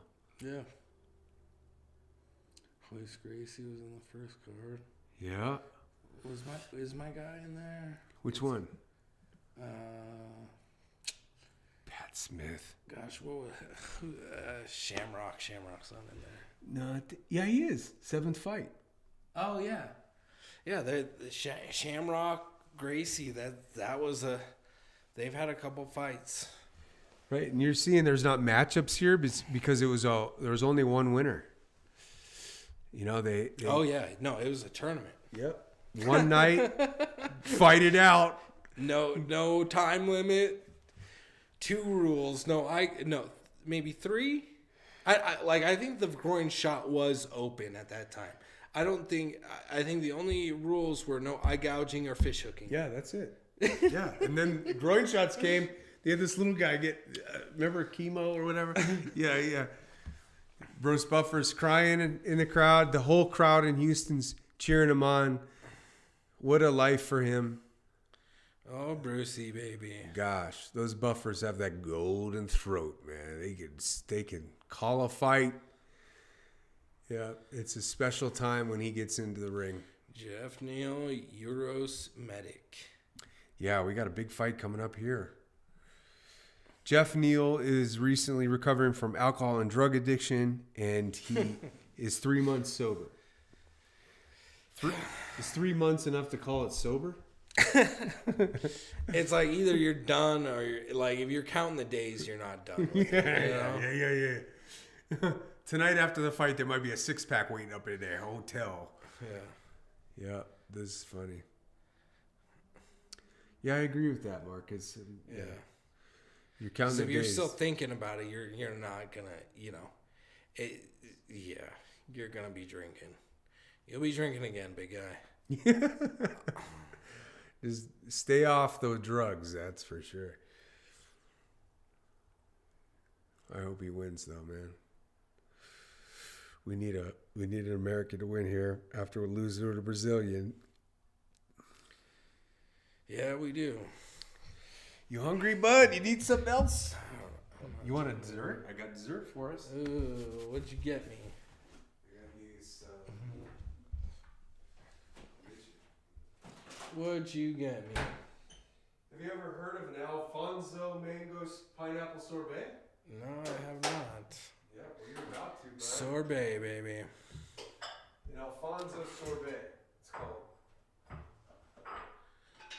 Let me get you. Here, do you know? All right. What's A question in Espanol. Quiere ver el festival de Calera. Calera. I don't know what that means. What is he saying? I want to go to the festival of Calera. Me too. Where is it? ¿Dónde está la festival de Calera? And ¿dónde está? ¿Dónde está? ¿Dónde estás? ¿Dónde estás, Inigo? There you go, bud. Have yourself some sorbet, bud. I kept it short. I didn't say festival of. Where is the festival of Calera? Oh. The Alfonso sorbet. Beautiful taste.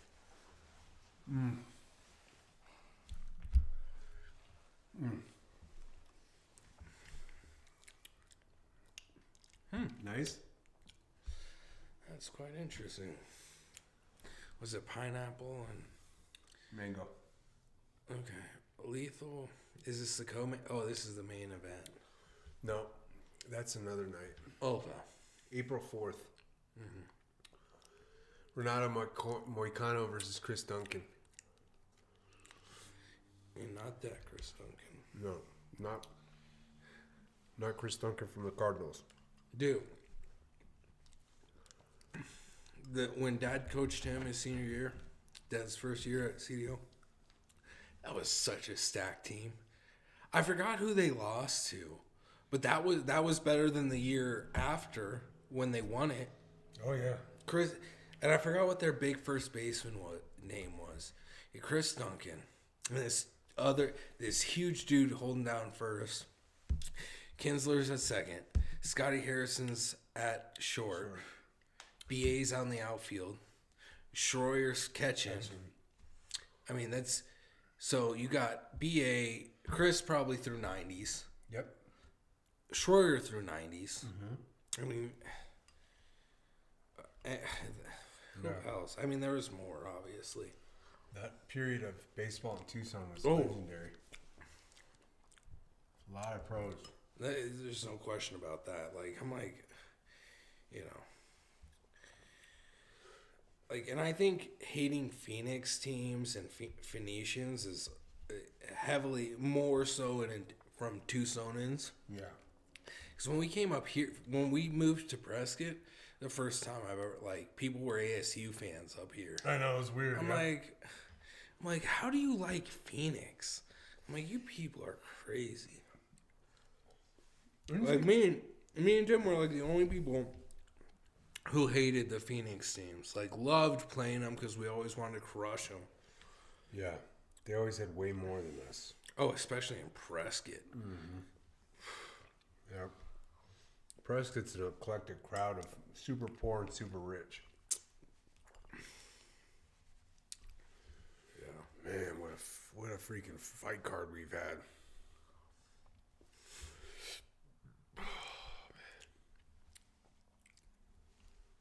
You could have played D1 football, dude. I wish you would have attempted it.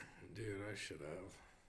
I don't know. You were hitting people in JV harder than they were in the varsity. Yeah. Oh, dude. So there's this dude, when I was a freshman, he was on JV, Bobby. He was like our biggest lineman in any of the programs. 6'7", over 300 pounds. Yeesh. We're scrimmaging. He's on JV. We're scrimmaging in the JV. And I'm like 5'4", 140. Mason catches an interception. and I decleated Bobby. He was on the offensive line, you know. He's about to hit Mazon, and I just decleated him. Were you a freshman? Yeah. Oh, okay. But dude, so like going into sophomore year, you know, like there's sort of an attempt, like sophomores have a chance at making varsity. He didn't give anyone, the varsity coaches didn't give any of us except for like 2 an actual look. Like they didn't give any of us a look. So at the end, before JV and varsity was decided, there was this hitting drill that all the varsity did, and the JV, the sophomores were all watching it, you know, and the coaches are like, well, do any of you sophomore JV guys want to give it a go? And I'm like, yep. Yeah. And I'm going up against like, so the drill was you have 4 people in front of you and then a bag that you're trying to reach. Uh-huh. Dude, I ran through all of them without like the first 3, I think it was 4. It could have been 3, but the first 2 or 3 just cleaned them. Just went right through them. You didn't even like baseball. Why did you play baseball in college? You could have played D1. I guarantee you could have played at University of Arizona. Guaranteed. Dude, the tough thing was that, so as a varsity player, I was 5'6", 5'7", with a 5'1", 40. I'm like, you know, and I'm a strong safety, and I'm like, you know, nobody's going to give me an honest look at strong safety, you know, and I'm going to have to spend, you know, who knows how many years on the bench. Yeah. You know, I didn't really want to go through that. And then by the time I get to NAU, the hitting rules change. Oh, they did? I wouldn't have, like, honestly, if I would have went, by the time I could have started, I wouldn't have been able, like, all my hits would have been illegal, you know? I lead with my head. Yeah. Like a ram. You know? Gosh. Here we go. Like, yeah, especially at that time. Like I remember watching NAU games and seeing people lay up. Like, when, like, they had an open shot at just destroying an offensive guy and just, like, dragging him down to the ground instead of just decleating it. Yeah. It sucked. It was tough to watch. Jeff Neal has 4th highest takedown defense in UFC welterweight history with 89.7%. 8.8 to 1 UFC knockdown ratio. Awarded UFC contract on Dana White Contender Series season 1, 7/25 in 2017. Dude, a lot of these guys are coming from Dana White's Contender Series. It's a feeder for this. I'm sure they get trained in more than just fighting, too. You know? Yeah. Get told how to act, behave, you know. Wouldn't surprise me. Let's see what Jeff Neal can do. Jeff Neal has done so well in the UFC with all these things, with the drugs and alcohol. What does he do without the drugs and alcohol? We'll see. Coming up. We're about to get it going here. 35, 5'11". Okay, 170. They look smaller than 170, but yeah, welterweight. Oh, 170, not 180. What's the next middle? Maybe middleweight's one. Co-main event. Bruce Buffer is fired up beyond imagination. this is the co-main. Co-main right here. Ooh, this better be a good fight because we've seen some good ones already tonight. Yeah. You know? You can't let up now.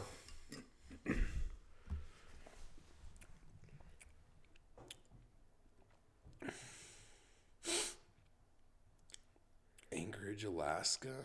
What the heck? He's fighting out of Anchorage, Alaska from Serbia. Serbians, dude. like backwoods Russians, you know, the ones in the mountains and the hills. Those are the Serbs? No, but like those Russians, they don't like Americans. No. After this week, I don't know if anybody's gonna like us. Jeff Neal fighting out of Dallas, Texas, hometown crowd here. You know, sometimes I fantasize about going to Lithuania for school and renting a car and just taking it through the Russian countryside. That'd be fun. I'd be like, I might not make it back alive. No, until the boys find out you're American and start shooting at you. It'd be fun though. Oh, it would be. I dream of going to Russia, man. The motherland. Yeah, Russia, China. I want to go. I want to go to all those countries they hate us just to take pictures. Yeah, beautiful. All right, we're fighting. We're getting it on. Getting it on now. See, like if you know, they have such low. They don't have a lot of meat around their ribs. No, man. If you got a good punch, I like it's probably. I wonder how like it's definitely easier to break one of their ribs than.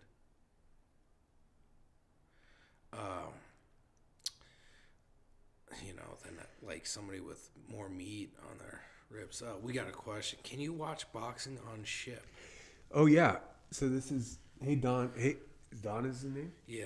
Don. Yes. Dole or Dole Johnson. Mr. Johnson or yeah. So each ship has this antenna, and that antenna gives us temporary internet, and we have something called Armed Forces Network. This is when I was in. It's probably a little bit different now, but it's the same. Armed Forces Network. So if there's UFC fights, the UFC will give the fight for free. Oh my gosh, dude! Neil just knocked out cold. Oh my gosh! Woo-hoo-hoo. Dude. Okay, wow. Serbia. That's Serbian rage, baby. That's Serbian rage right there. All right, so Mr. Johnson, what happens is we get Armed Forces Network, so they'll have like regular TV shows, and there's not really a network schedule, but it's just Army brings us shows that's going on right now, so we can have that. We don't have traditional cable on ships, but we have Armed Forces Network. It's all controlled. But usually a big UFC fight, UFC boxing, or any type of boxing match, a big boxing match, football, like the World Series, Super Bowl, all those fights would be free, and we would get them. But the problem is, wherever you are in the what? Check this out. Check this hit out. What happened there? It didn't look like it was a good connection. Look at this hit. Over the top. Ooh, right here. Hit him right in the eye. Got him. Just collapsed him. Shut him off. Done. Oh, dude. On the way down, snot rocket comes out of Jeff Neal's nose. Just flatlines him. Yeah, so the problem is if we're on a warship, let's say we're crossing the Bay of Bengal, that's obviously, you're not going to get. It might be the NFL game might be on in the middle of the night, depending on where you are in the world. So, but a lot of times we have TVs in what's called the galley. That's where we would eat, and we would gather in the galley and watch the fights or whatever. And sometimes they'd have food for us or whatever. But yeah, Jeff Neal non-responsive to the Serb. He's kind of big league in the Serbia. The Serbian comes up to Jeff Neal, tries to give him a handshake, but Neal's embarrassed, obviously, and doesn't oblige. So we got. I watched the Cubs win a World Series. Well, I didn't watch the Cubs. So during the World Series, our leadership had us do some work. So we were unable to watch the Cubs win the World Series while I was on deployment, which that's my team. And the funny thing was, if you know my history, I was a baseball coach in the minor leagues, and I had a pitcher, who was playing for the Cubs at the time, and I didn't get to watch him compete. I was really mad at our leadership, and I think the leadership did it to kind of skewer us because for some reason. But yeah, I missed my guy. You guys didn't show enough respect. Yeah, right? That's how it was. It was some bull crap like that. Something man. stupid. Yeah, it was. I still have some sort of resentment for that. Yeah. Gosh, that was a banger, dude. Jeff Neal is obviously super depressed. What happens when you're depressed? It might lead to a couple beers. Yeah. my first drink ever was after the double overtime loss as a senior football. Oh, really? That was your first drink? Yeah. My homie Petrov told me, he's like, I got a bottle of Grey Goose on the bus. Oh. And I'm like, we lost. And I'm like, after the game, I'm like, dude. And this is the only time I never rode home with the guys either. I'm like, you need to make me a Faderade. You need to make me a little drink. Went home with my friends. We went to Hooters. Had dinner at Hooters, and then Worst food ever. yeah. Dude, it sucked, man. It was like one of the worst games of that season by far. This kid that was playing for the Cubs, his name is Cahill. He was a pitcher, and just the nicest kid. And I would always tell him as I was coaching. I was a hitting coach. I was like, I knew he was gonna make it. He was that good. So I was always like, don't get cocky. Don't get. I'd always tell him, just don't feed that ego. You're gonna make it. And he made it, and he had an awesome career. And to not be there to watch him win a World Series is up there in the top 10 things that I regret in my military career. And that was all due to faulty leadership. It really sucked. You guys were partying big. You guys had the biggest party animals on That team, yeah. Dude, it was so funny, we got rules against various things. One thing is, we can't drink energy drinks. Now, me, I was on the Rippets. Oh, yeah. Ripid energy drinks, which is huge in the military. Yeah. But, so I would, if it was a home game, I'd be in the parking lot, the lower parking lot, hanging out with some of my homies that were in the marching band. Just chilling in the parking lot, drinking the Ripit, and probably taping my knuckles. And then, I think that's when the tape for the knuckles came on for my home games. And then, before, when I'd get my pads on and everything like that, I'd go into the bathroom and go to the first stall because I could hide myself from drinking a second Ripit before the game started. And it was funny because there's, I heard a bunch of guys. I'm on the stall sipping a Ripit, making sure coach isn't near. And I hear guys by the urinals. I'm like, what the hell's going on? And they're like, hey, was that you? I'm like, yeah, man. All right, cool. And it was all the guys, we had a group of people that would do coke before the game. And that's where me and the people doing coke, I'm there sipping something legal, and we got some guys doing coke in the corner, I'm just like. They're doing cocaine. Yeah. Dude, how many people from your football team has died? Well, I only know of the two. Yeah? Yeah, Shane and I coached my brother and his team, which was really good throughout their high school career. But I coached them as freshmen with our dad, and two of those kids killed themselves with fentanyl, right? No, not fentanyl.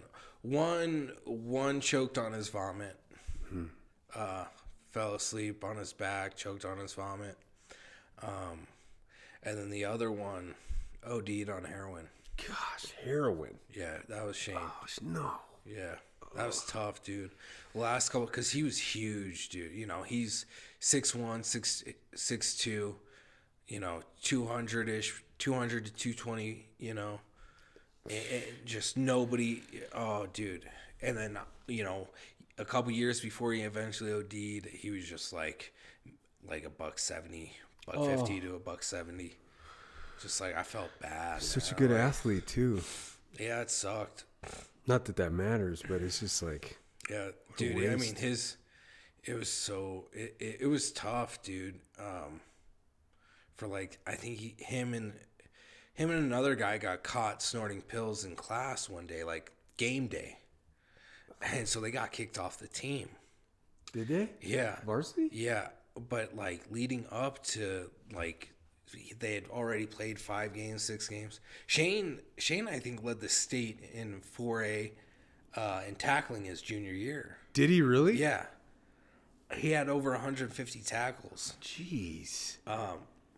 So we're senior year, dude, we'd be going over film and the guy is just not even there. Like, he's on the field, but he's letting everything go by him. He just, He just spaced out. it sucked, dude. Because he was lights out. Drugs hit this community like a bowling ball, man. It was really sad. Yeah. But yeah, dude, I mean, that last game. So we were up on a team, Agua Fria. Were you at that last game? I don't remember. Agua Fria was undefeated. Yeah. Undefeated, had a dude on there that was 6'5", 250, with a sub 440, who eventually became a Pro Bowler. And if he's not in the Hall of Fame for the NFL, he is now. He's going to be. So we're playing this team that's never lost, has always beaten, their scores are 60 plus. Eesh. At halftime, we're up like 30. We're up on them by at least a touchdown. And we're some white boys who don't have a dude over, nothing close to this guy, Yeah.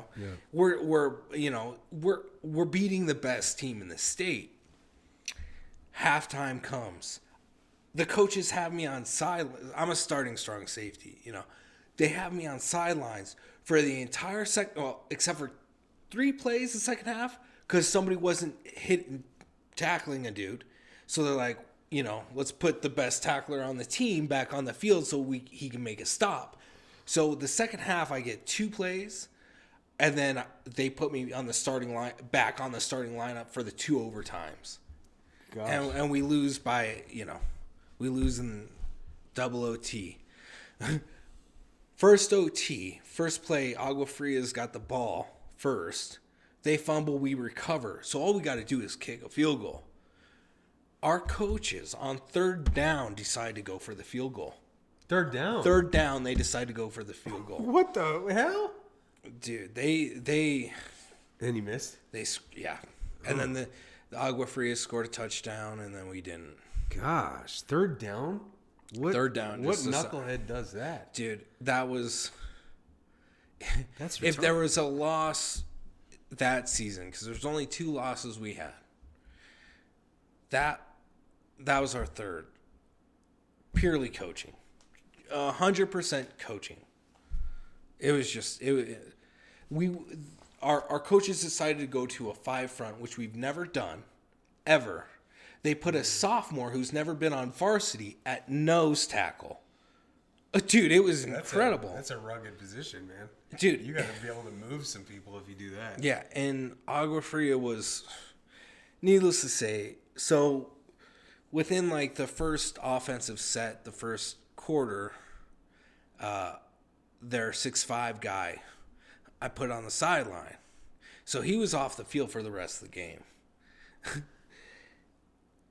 They play this team called Soriano, which eventually becomes one of the best teams in the state, and lose to Soriano. And I'm like, that dude must have been on the sidelines for that too, because there's no way a bunch of rich white boys from Phoenix are stopping anything. They aren't going to beat that team, not with him on that field. It was crazy. I was so pissed off. It was just like lose because we were outplayed. We lost because our coaches suck. Crap themselves. Yeah. That's the thing about sports, man. You know, your coach has to be on it mentally. Yeah. It sucked, dude. They crap themselves hard. That sucks. That sucks to hear. And they really didn't like us, that senior class. Oh, like really? we were the only senior class where they allowed, like, you know, I'm on a couple special teams as well as you know, starting strong safety. Yeah. And we were the first time that they allowed sophomores who had played JV all year long to be on a starting special teams. I'm like, they didn't, when we were sophomores, they didn't let any of us on a special team.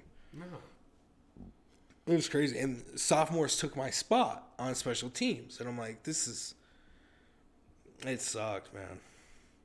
They hated that team. You know, we've never been liked from coaches despite our athleticism. You know, I mean, I've gotten into fights with a lot of coaches, including our dad.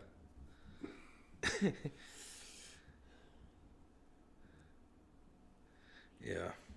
I mean, yeah. Oh, they hated me, man.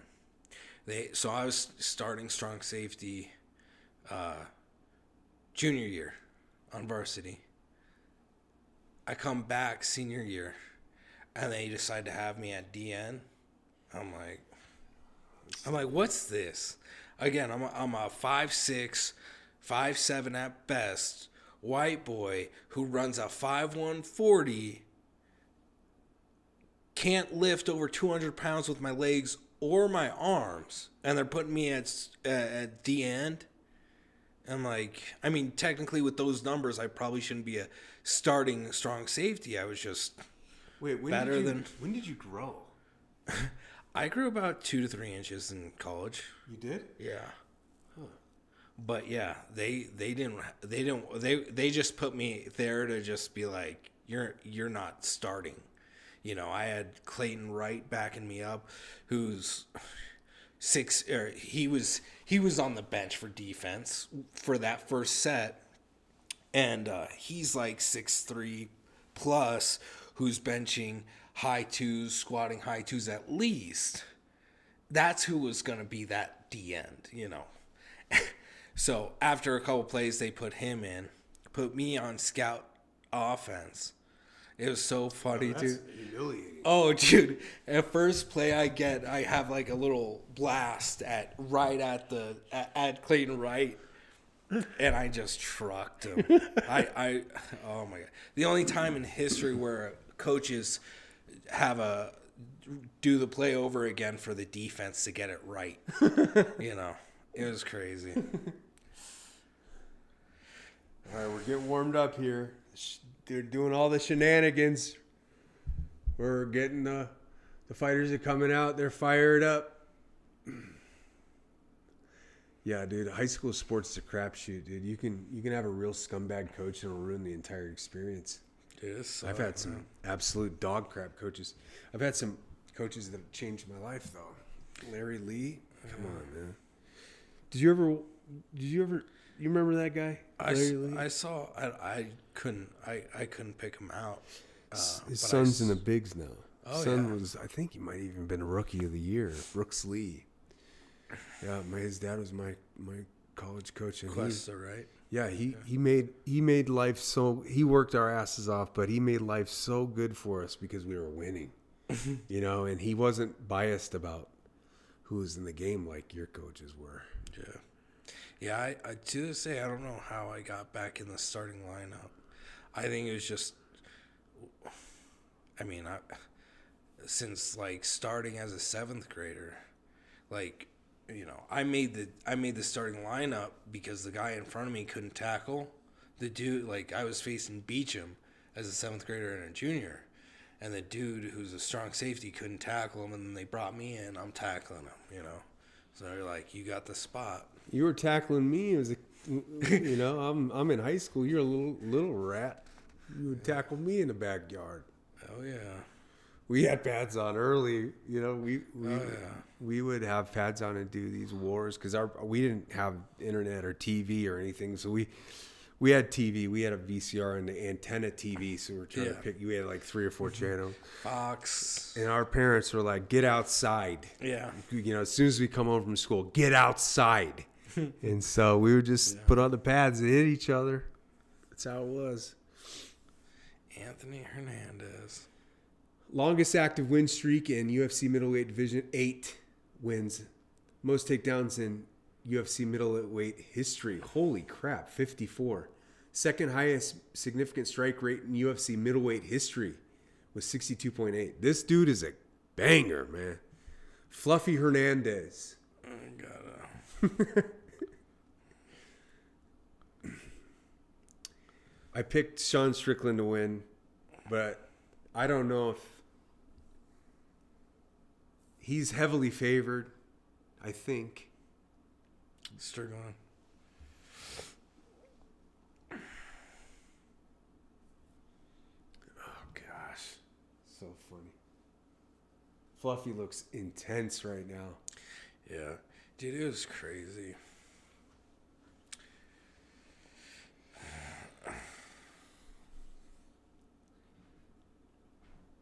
And now the Chicago Bears are moving to Indiana. What the hell is happening? What is happening to America? The Bears. Dude. You can't do that. You cannot do You that. can't do it. What are you doing? Soldier Field. Mom was at Soldier Field. Yeah, that's like what? Some rich billionaire planning on tearing down Soldier Field and resurrecting a skyscraper, or what? They don't have money to help the stadium because they keep giving it to you know who. Dang, man, that's crazy. But Corruption that's is rampant. that technically, like, how many years old is Soldier Stadium? Like, that's a historic building. They've played in 2 places, the Bears. Wrigley Field, Soldier Field. Right? I mean, what are we doing? Chicago. What a joke. What a joke. The Bulls will leave next, then the Blackhawks, and now you got Oakland 2.0, dude. Trust me. We've seen it already. We've seen it. All right, Sean Strickland's coming in. Anaheim, California, born there. Tough as a rattlesnake, mean as a viper. Where's the other guy from? I don't know.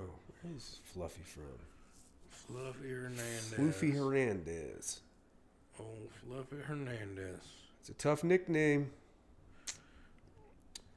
Italy. Yeah. What are we doing moving up? Indiana. Of all places. Like, you could have, moving it, period, terrible idea. It's like one of the top 5 NFL franchises. Are Indianans even Bears fans to begin with? Some are. You know, because it butts up against Illinois. Yeah. But it's not. It's Yeah, they got the Colts, right? Indiana Colts? Indianapolis? I don't know. Yeah, I don't get the. There's no plausible reason other than there's a cabal of a-holes that are deconstructing our country, so it's not fun anymore. I mean, they can't move from Chicago. They can't move from Chicago. Like, you no longer have NFL fans that exist in the state of Illinois now. Seriously. No. They're not going to watch the NFL anymore. The rebuttal is, it's only an hour away. But come on, man. Dude, Soldier Field is right on Lake Michigan. The backdrop of Chicago at night, unbelievable. It's one of the best stadiums. They haven't renovated it. They haven't had any money because they're shoveling it to these idiots. Crazy. What are we doing in America, man? America, what are we doing? Where are we? Where are we morally? Morally defunct. Sean Strickland is looking. Sean Strickland. He's intense. Yeah, he had a brutal weight cut too. He said he had some loss of vision. Dang. This is it. Sean Strickland is a straight out gangster brawler. I like the intensity. Who do you got right away? I don't know, man. I do like Strickland. I want to know where Hernandez is from. That's fine. Because it's like, he is Mexican, but I don't think he's from Arizona. He's probably a Texan. I think he might be. I'd say, dude, Strickland looks familiar. He's been fighting. This is his 9th main event. Dunnigan, California. Dunnigan. Grew up in Northern California. Okay, yeah. Woodland High School. I'm going for Strickland. He looks really familiar, though. Yeah, he's always in the news, man. He's in the news a lot more than a lot because of his mouth rather than his fighting, which is unfortunate. Dunnigan, California. It's got to be the most. This right here for the fighters has got to be the most intense time, dude. Like, okay, in 2 minutes, I'm gonna be getting my face punched.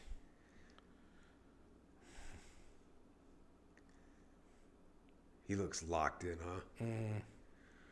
I'm glad I never wrestled long enough to get cauliflower hair. Yeah, it Looks disgusting. It just looks. It's hard too, isn't it? It's Yeah. like hard cartilage. Yeah. These guys sacrifice so much to fight. If you start paying these guys millions of dollars, there's going to be a lot more athletes jumping into this arena. They're going to say, I want to be in that cage instead of another sport. Yeah. You're going to risk, I mean, you definitely have more people who like, that's going to increase the odds of athletes using steroids, for sure, you know. I mean, you look at CrossFit, their winners get paid millions, right? Do they? I think so. I think the CrossFit event, like, if you're a winner, you make millions. And, I mean, all their athletes, all their top athletes, I don't think you could be clean and be that, you know. You see those women in CrossFit? Those are not natural bodies. I just think about how hard it, like, the recovery rate of their muscles to recover enough to do, you know, those, it's highly unlikely that their top athletes, the people who actually compete, are actually clean. I can't believe they get $1 million. What a joke. It's not even a sport. Yeah. Like, to me, I think, yeah, CrossFit's, like, it was marketed as, like, the clean sport, you know. But, Yeah, you know, like, I don't know.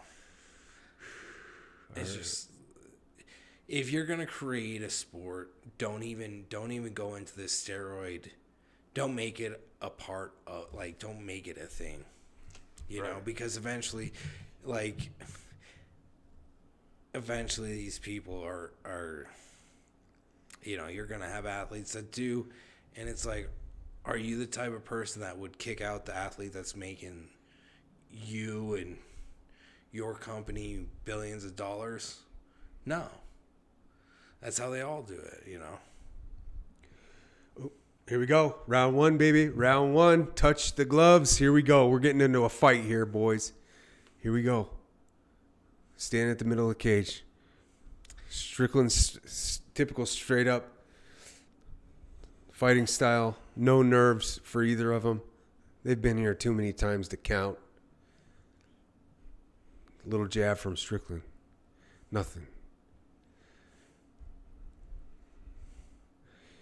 One of the things about Strickland is he's a constant sparrer. He's always sparring people. He'll spar anybody that comes in the cage and wants to fight.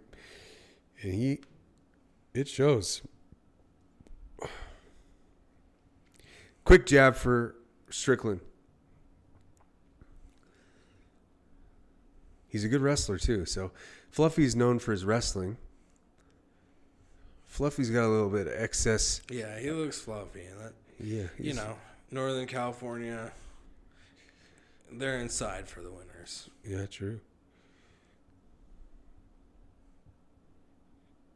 Fluffy tries to go to the little jab there. Nothing. They're standing straight up against each other. I think the head kick's open for Fluffy. Strickland's popping that jab out there. It looks pretty good. They're standing straight up, though. It's very interesting. They're doing a boxing match. Strickland's just... He looks stiff. Yeah. He's a former UFC champion. He beat up Izzy. He's been there, man.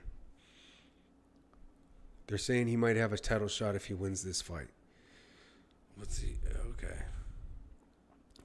Strickland's ranked 3rd in the world. Hernandez 4th. Good jab there for Strickland. Fluffy's probably going to start some wrestling here. Yeah. Strickland says that he is a more Mexican fighter than Fluffy because he doesn't wrestle as much as Fluffy does. So we'll see if Fluffy took that personally or not. Leg kick low for Fluffy. I think the high leg kick's there for Fluffy. Yeah, he has Strickland keeps his hands down. Yeah. Fluffy's up. Punching. Okay. Strickland's getting off a little bit. Fluffy's smiling. You know what the smile means. It hurt. We got a boxing match so far. Strickland caught a throat chop there. Right before his pounding. Strickland's landing here. Yeah. Yes. Ooh. Fluffy okay. got him. Goes in for the takedown. Strickland stuffs it. Fluffy's pushed Strickland up against the cage. I bet you Strickland's like, let's stay up. Let's try to get that $100,000. Yes, for sure. Here we go. They're back. They're back away. They break from clinch at the center of the cage. Strickland is winning the boxing match so far, narrowly. Great jab right there. Off 2 jabs for Strickland. 3 jabs off Strickland. He's using that lead left jab and just keeping him at bay. Strickland falls a little bit. There's a scrap. It was not a knockdown. Gets back up. They're back at the feet. Jab for Strickland.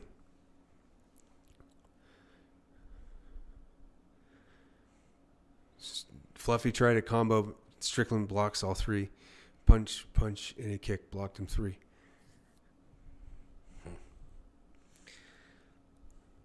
Ooh. Got some warming up. What's up, buddy? Yeah, Hernandez has gotten in a couple. He hasn't hit him too much, but he's got a couple good shots in there. Yeah. Yeah, Strickland's just sticking this jab out there and really landing on the nose there. Fluffy's nose is starting to redden up. Fluffy's got an outside chance. Strickland hit him with an overhand right. Fluffy blows a kiss back at Strickland. Fluffy needs. I think if Fluffy's gonna win, he needs a lucky shot. You know. No, what? Look where Strickland is. Strickland is moving towards Fluffy's right hand. That is not good in boxing. You don't want to move to the power hand of the fighter. It makes it a shorter punch.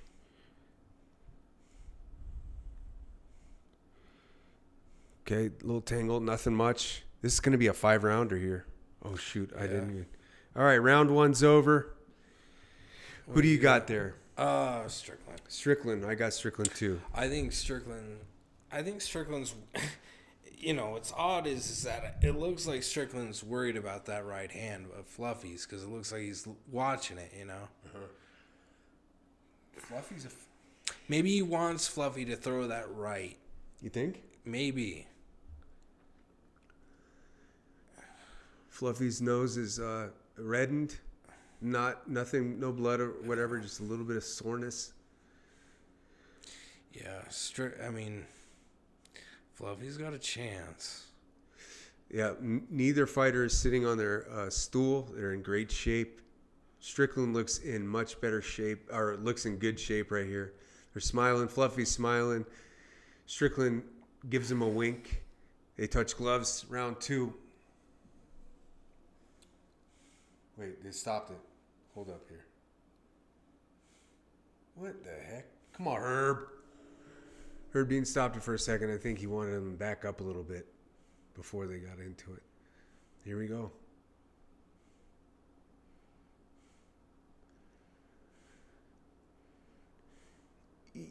Strickland, when he puts his head back on defense, I mean, he really exposes his chin. Yeah. Yeah, that's what I'm saying. Like, Fluffy's got an outside chance, I think. Oh, yeah, for sure. I don't like the way Strickland keeps moving to Fluffy's power hand. He keeps moving around to Fluffy's right. I think he's got a, like, I bet you he's planning, he wants to use a counter for Fluffy's right. That's what I'm thinking, because he's keeping his eye on that right. That's not good enough. But I don't know. Might have got a little bit of a nut shot. They shake hands. They're cool. They're going after each other. Yeah. Nothing too intense here. Just pitter patter mostly. Yeah. Fluffy's got a pretty fast punching. You know. Yeah. No groundwork yet. He does put, you know. This is interesting. I wonder. Be interesting to see more of Strickland's fights. Yeah, these are all. This is how he fights. This is how he spars. He's just really good at reading punches because he does it all the time. He spars constantly.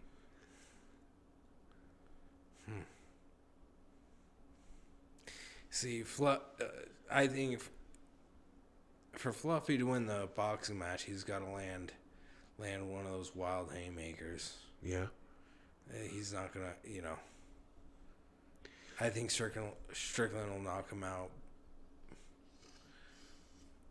Strickland's been chinned before. He's been knocked out cold a couple times. Or maybe just once. Yeah.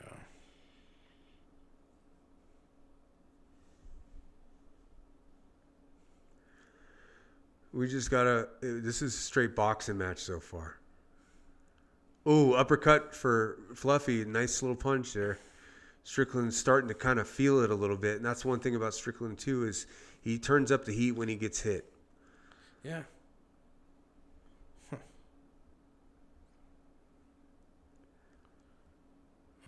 Jab. Strickland's landing that jab. It's nice. Yeah. Fluffy seems to be kind of putting on pressure. Fluffy lands with a jab. Dude, he gets worried about that. He buries his head. Mm-hmm. You can tell he's worried about the takedown. Strickland.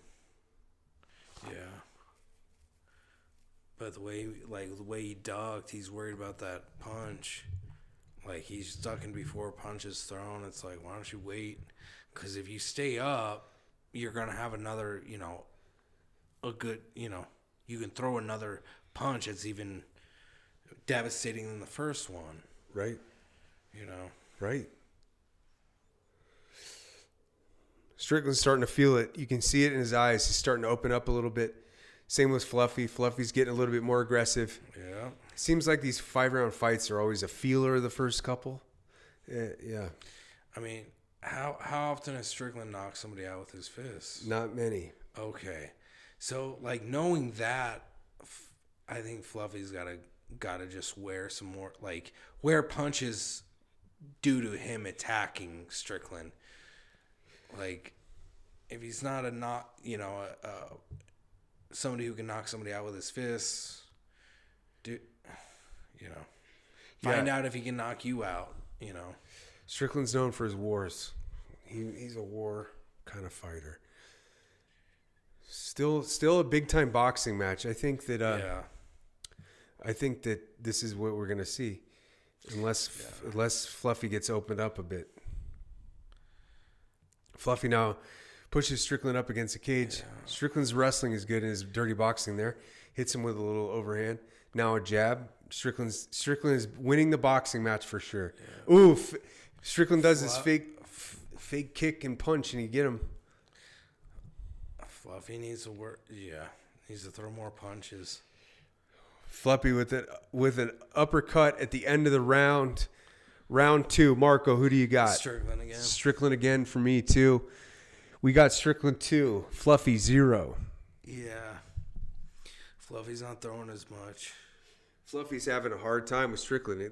Strickland's awkward. He's very awkward. Yeah. He stands straight up and he moves. He puts his hands out to block stuff, and it's very hard to get into his chin there. Yeah. Like Fluffy's wearing punches already.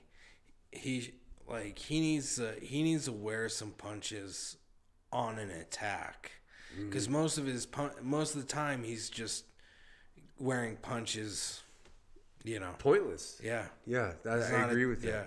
If you're gonna go in and try to land one, that's worth it, But just standing there and getting jabbed to death is not a good way to fight. Yeah, that's a recipe to get. I don't know. Here we go, round 3. If Fluffy's not bleeding yet, he will be at the end of this round. Yeah, I'd say He's wearing 50 punches around to the face. Strickland is really doing a good job of avoiding punches here, even though he's defensive. Even though he's moving to the right side. It must be. You might be right. I mean, these guys aren't stupid. Their coaches are probably telling them to move that way for some reason. Yeah. Usually, if you're in a fight, you want to move to the weaker hand of the fighter. 2 jabs for Strickland. Oh, man. See, like that, why doesn't Strickland should have kept on him? Yep. He was just standing there thinking, throw the knee to the dome or something. I don't know. Right. Okay, we got a little bit of action here. Nothing. Fluffy lands with a left.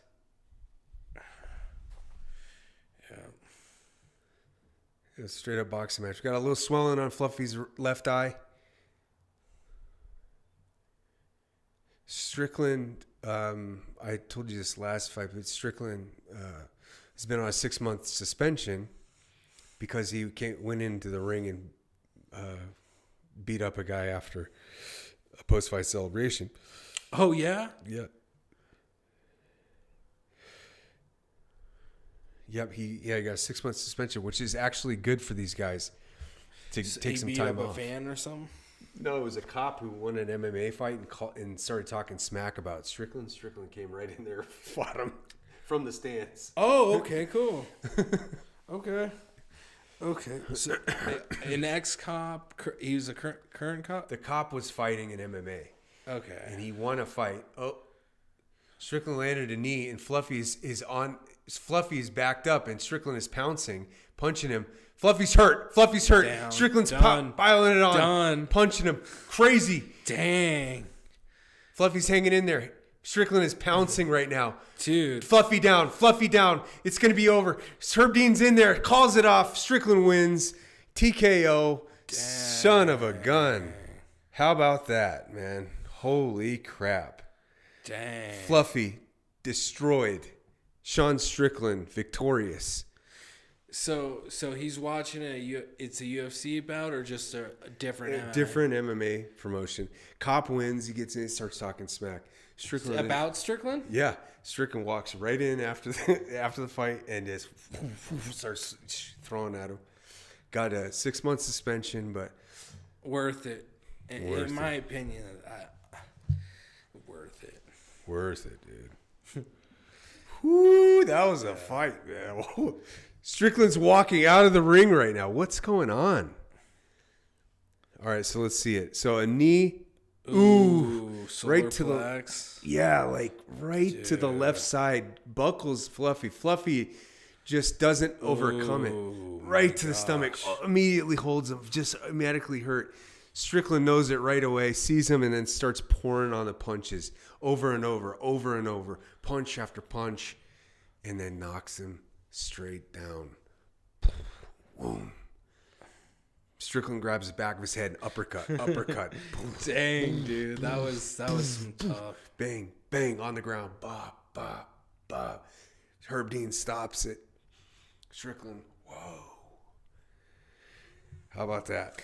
It's a good fight.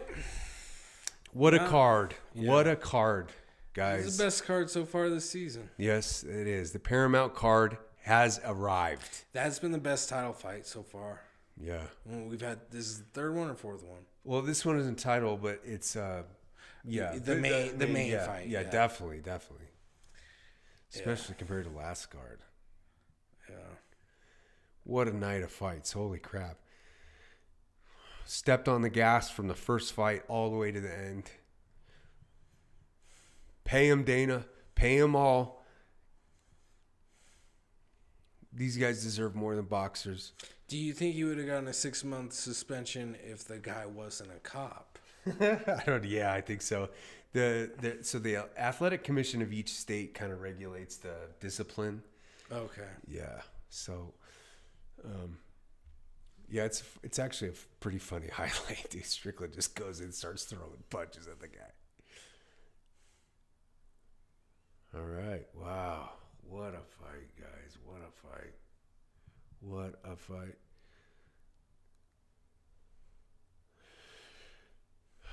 Fluffy took the bait. So Strickland called him out, said he wasn't a boxer.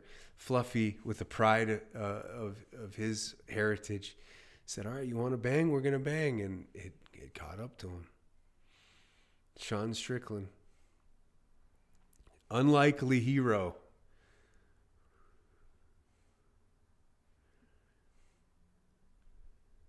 Yeah, he's talking with Mike Bisping. Let's see what he says here. Listen to this guy.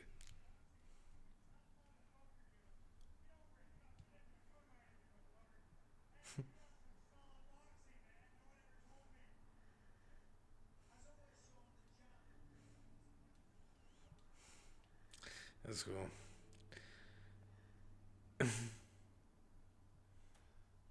He's definitely a Southwestern, you know.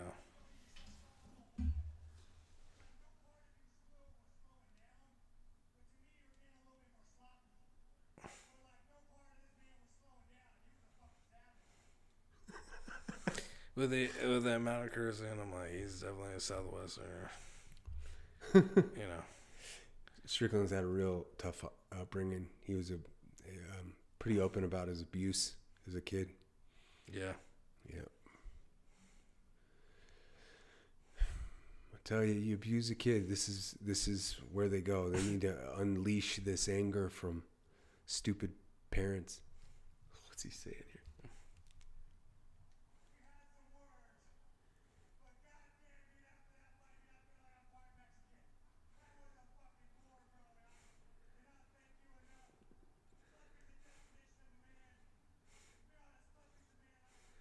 He's kind of Dan Severn-ish, not Dan Severn, Don Fry. Remember him? Yeah. Kind of got a Don Fry without the mustache. Fluffy and him are hugging at the cage. They respect each other, which is nice to see. Mm-hmm. Yeah, good old. Be interesting to see if he gets another title fight this year, or another fight this year. I bet you will. Yeah. I bet you will. All right, everybody. Thank you so much for watching. I know it's been a long one, and we had an Epstein file breakdown for about 4 fights, but thank you so much. I love you. If you've watched my videos for the last 11 years or however, I really appreciate it. Thank you so much. Bless you. Things will get better in America, and we'll see you later. Marco? Deuces. Unbelievable.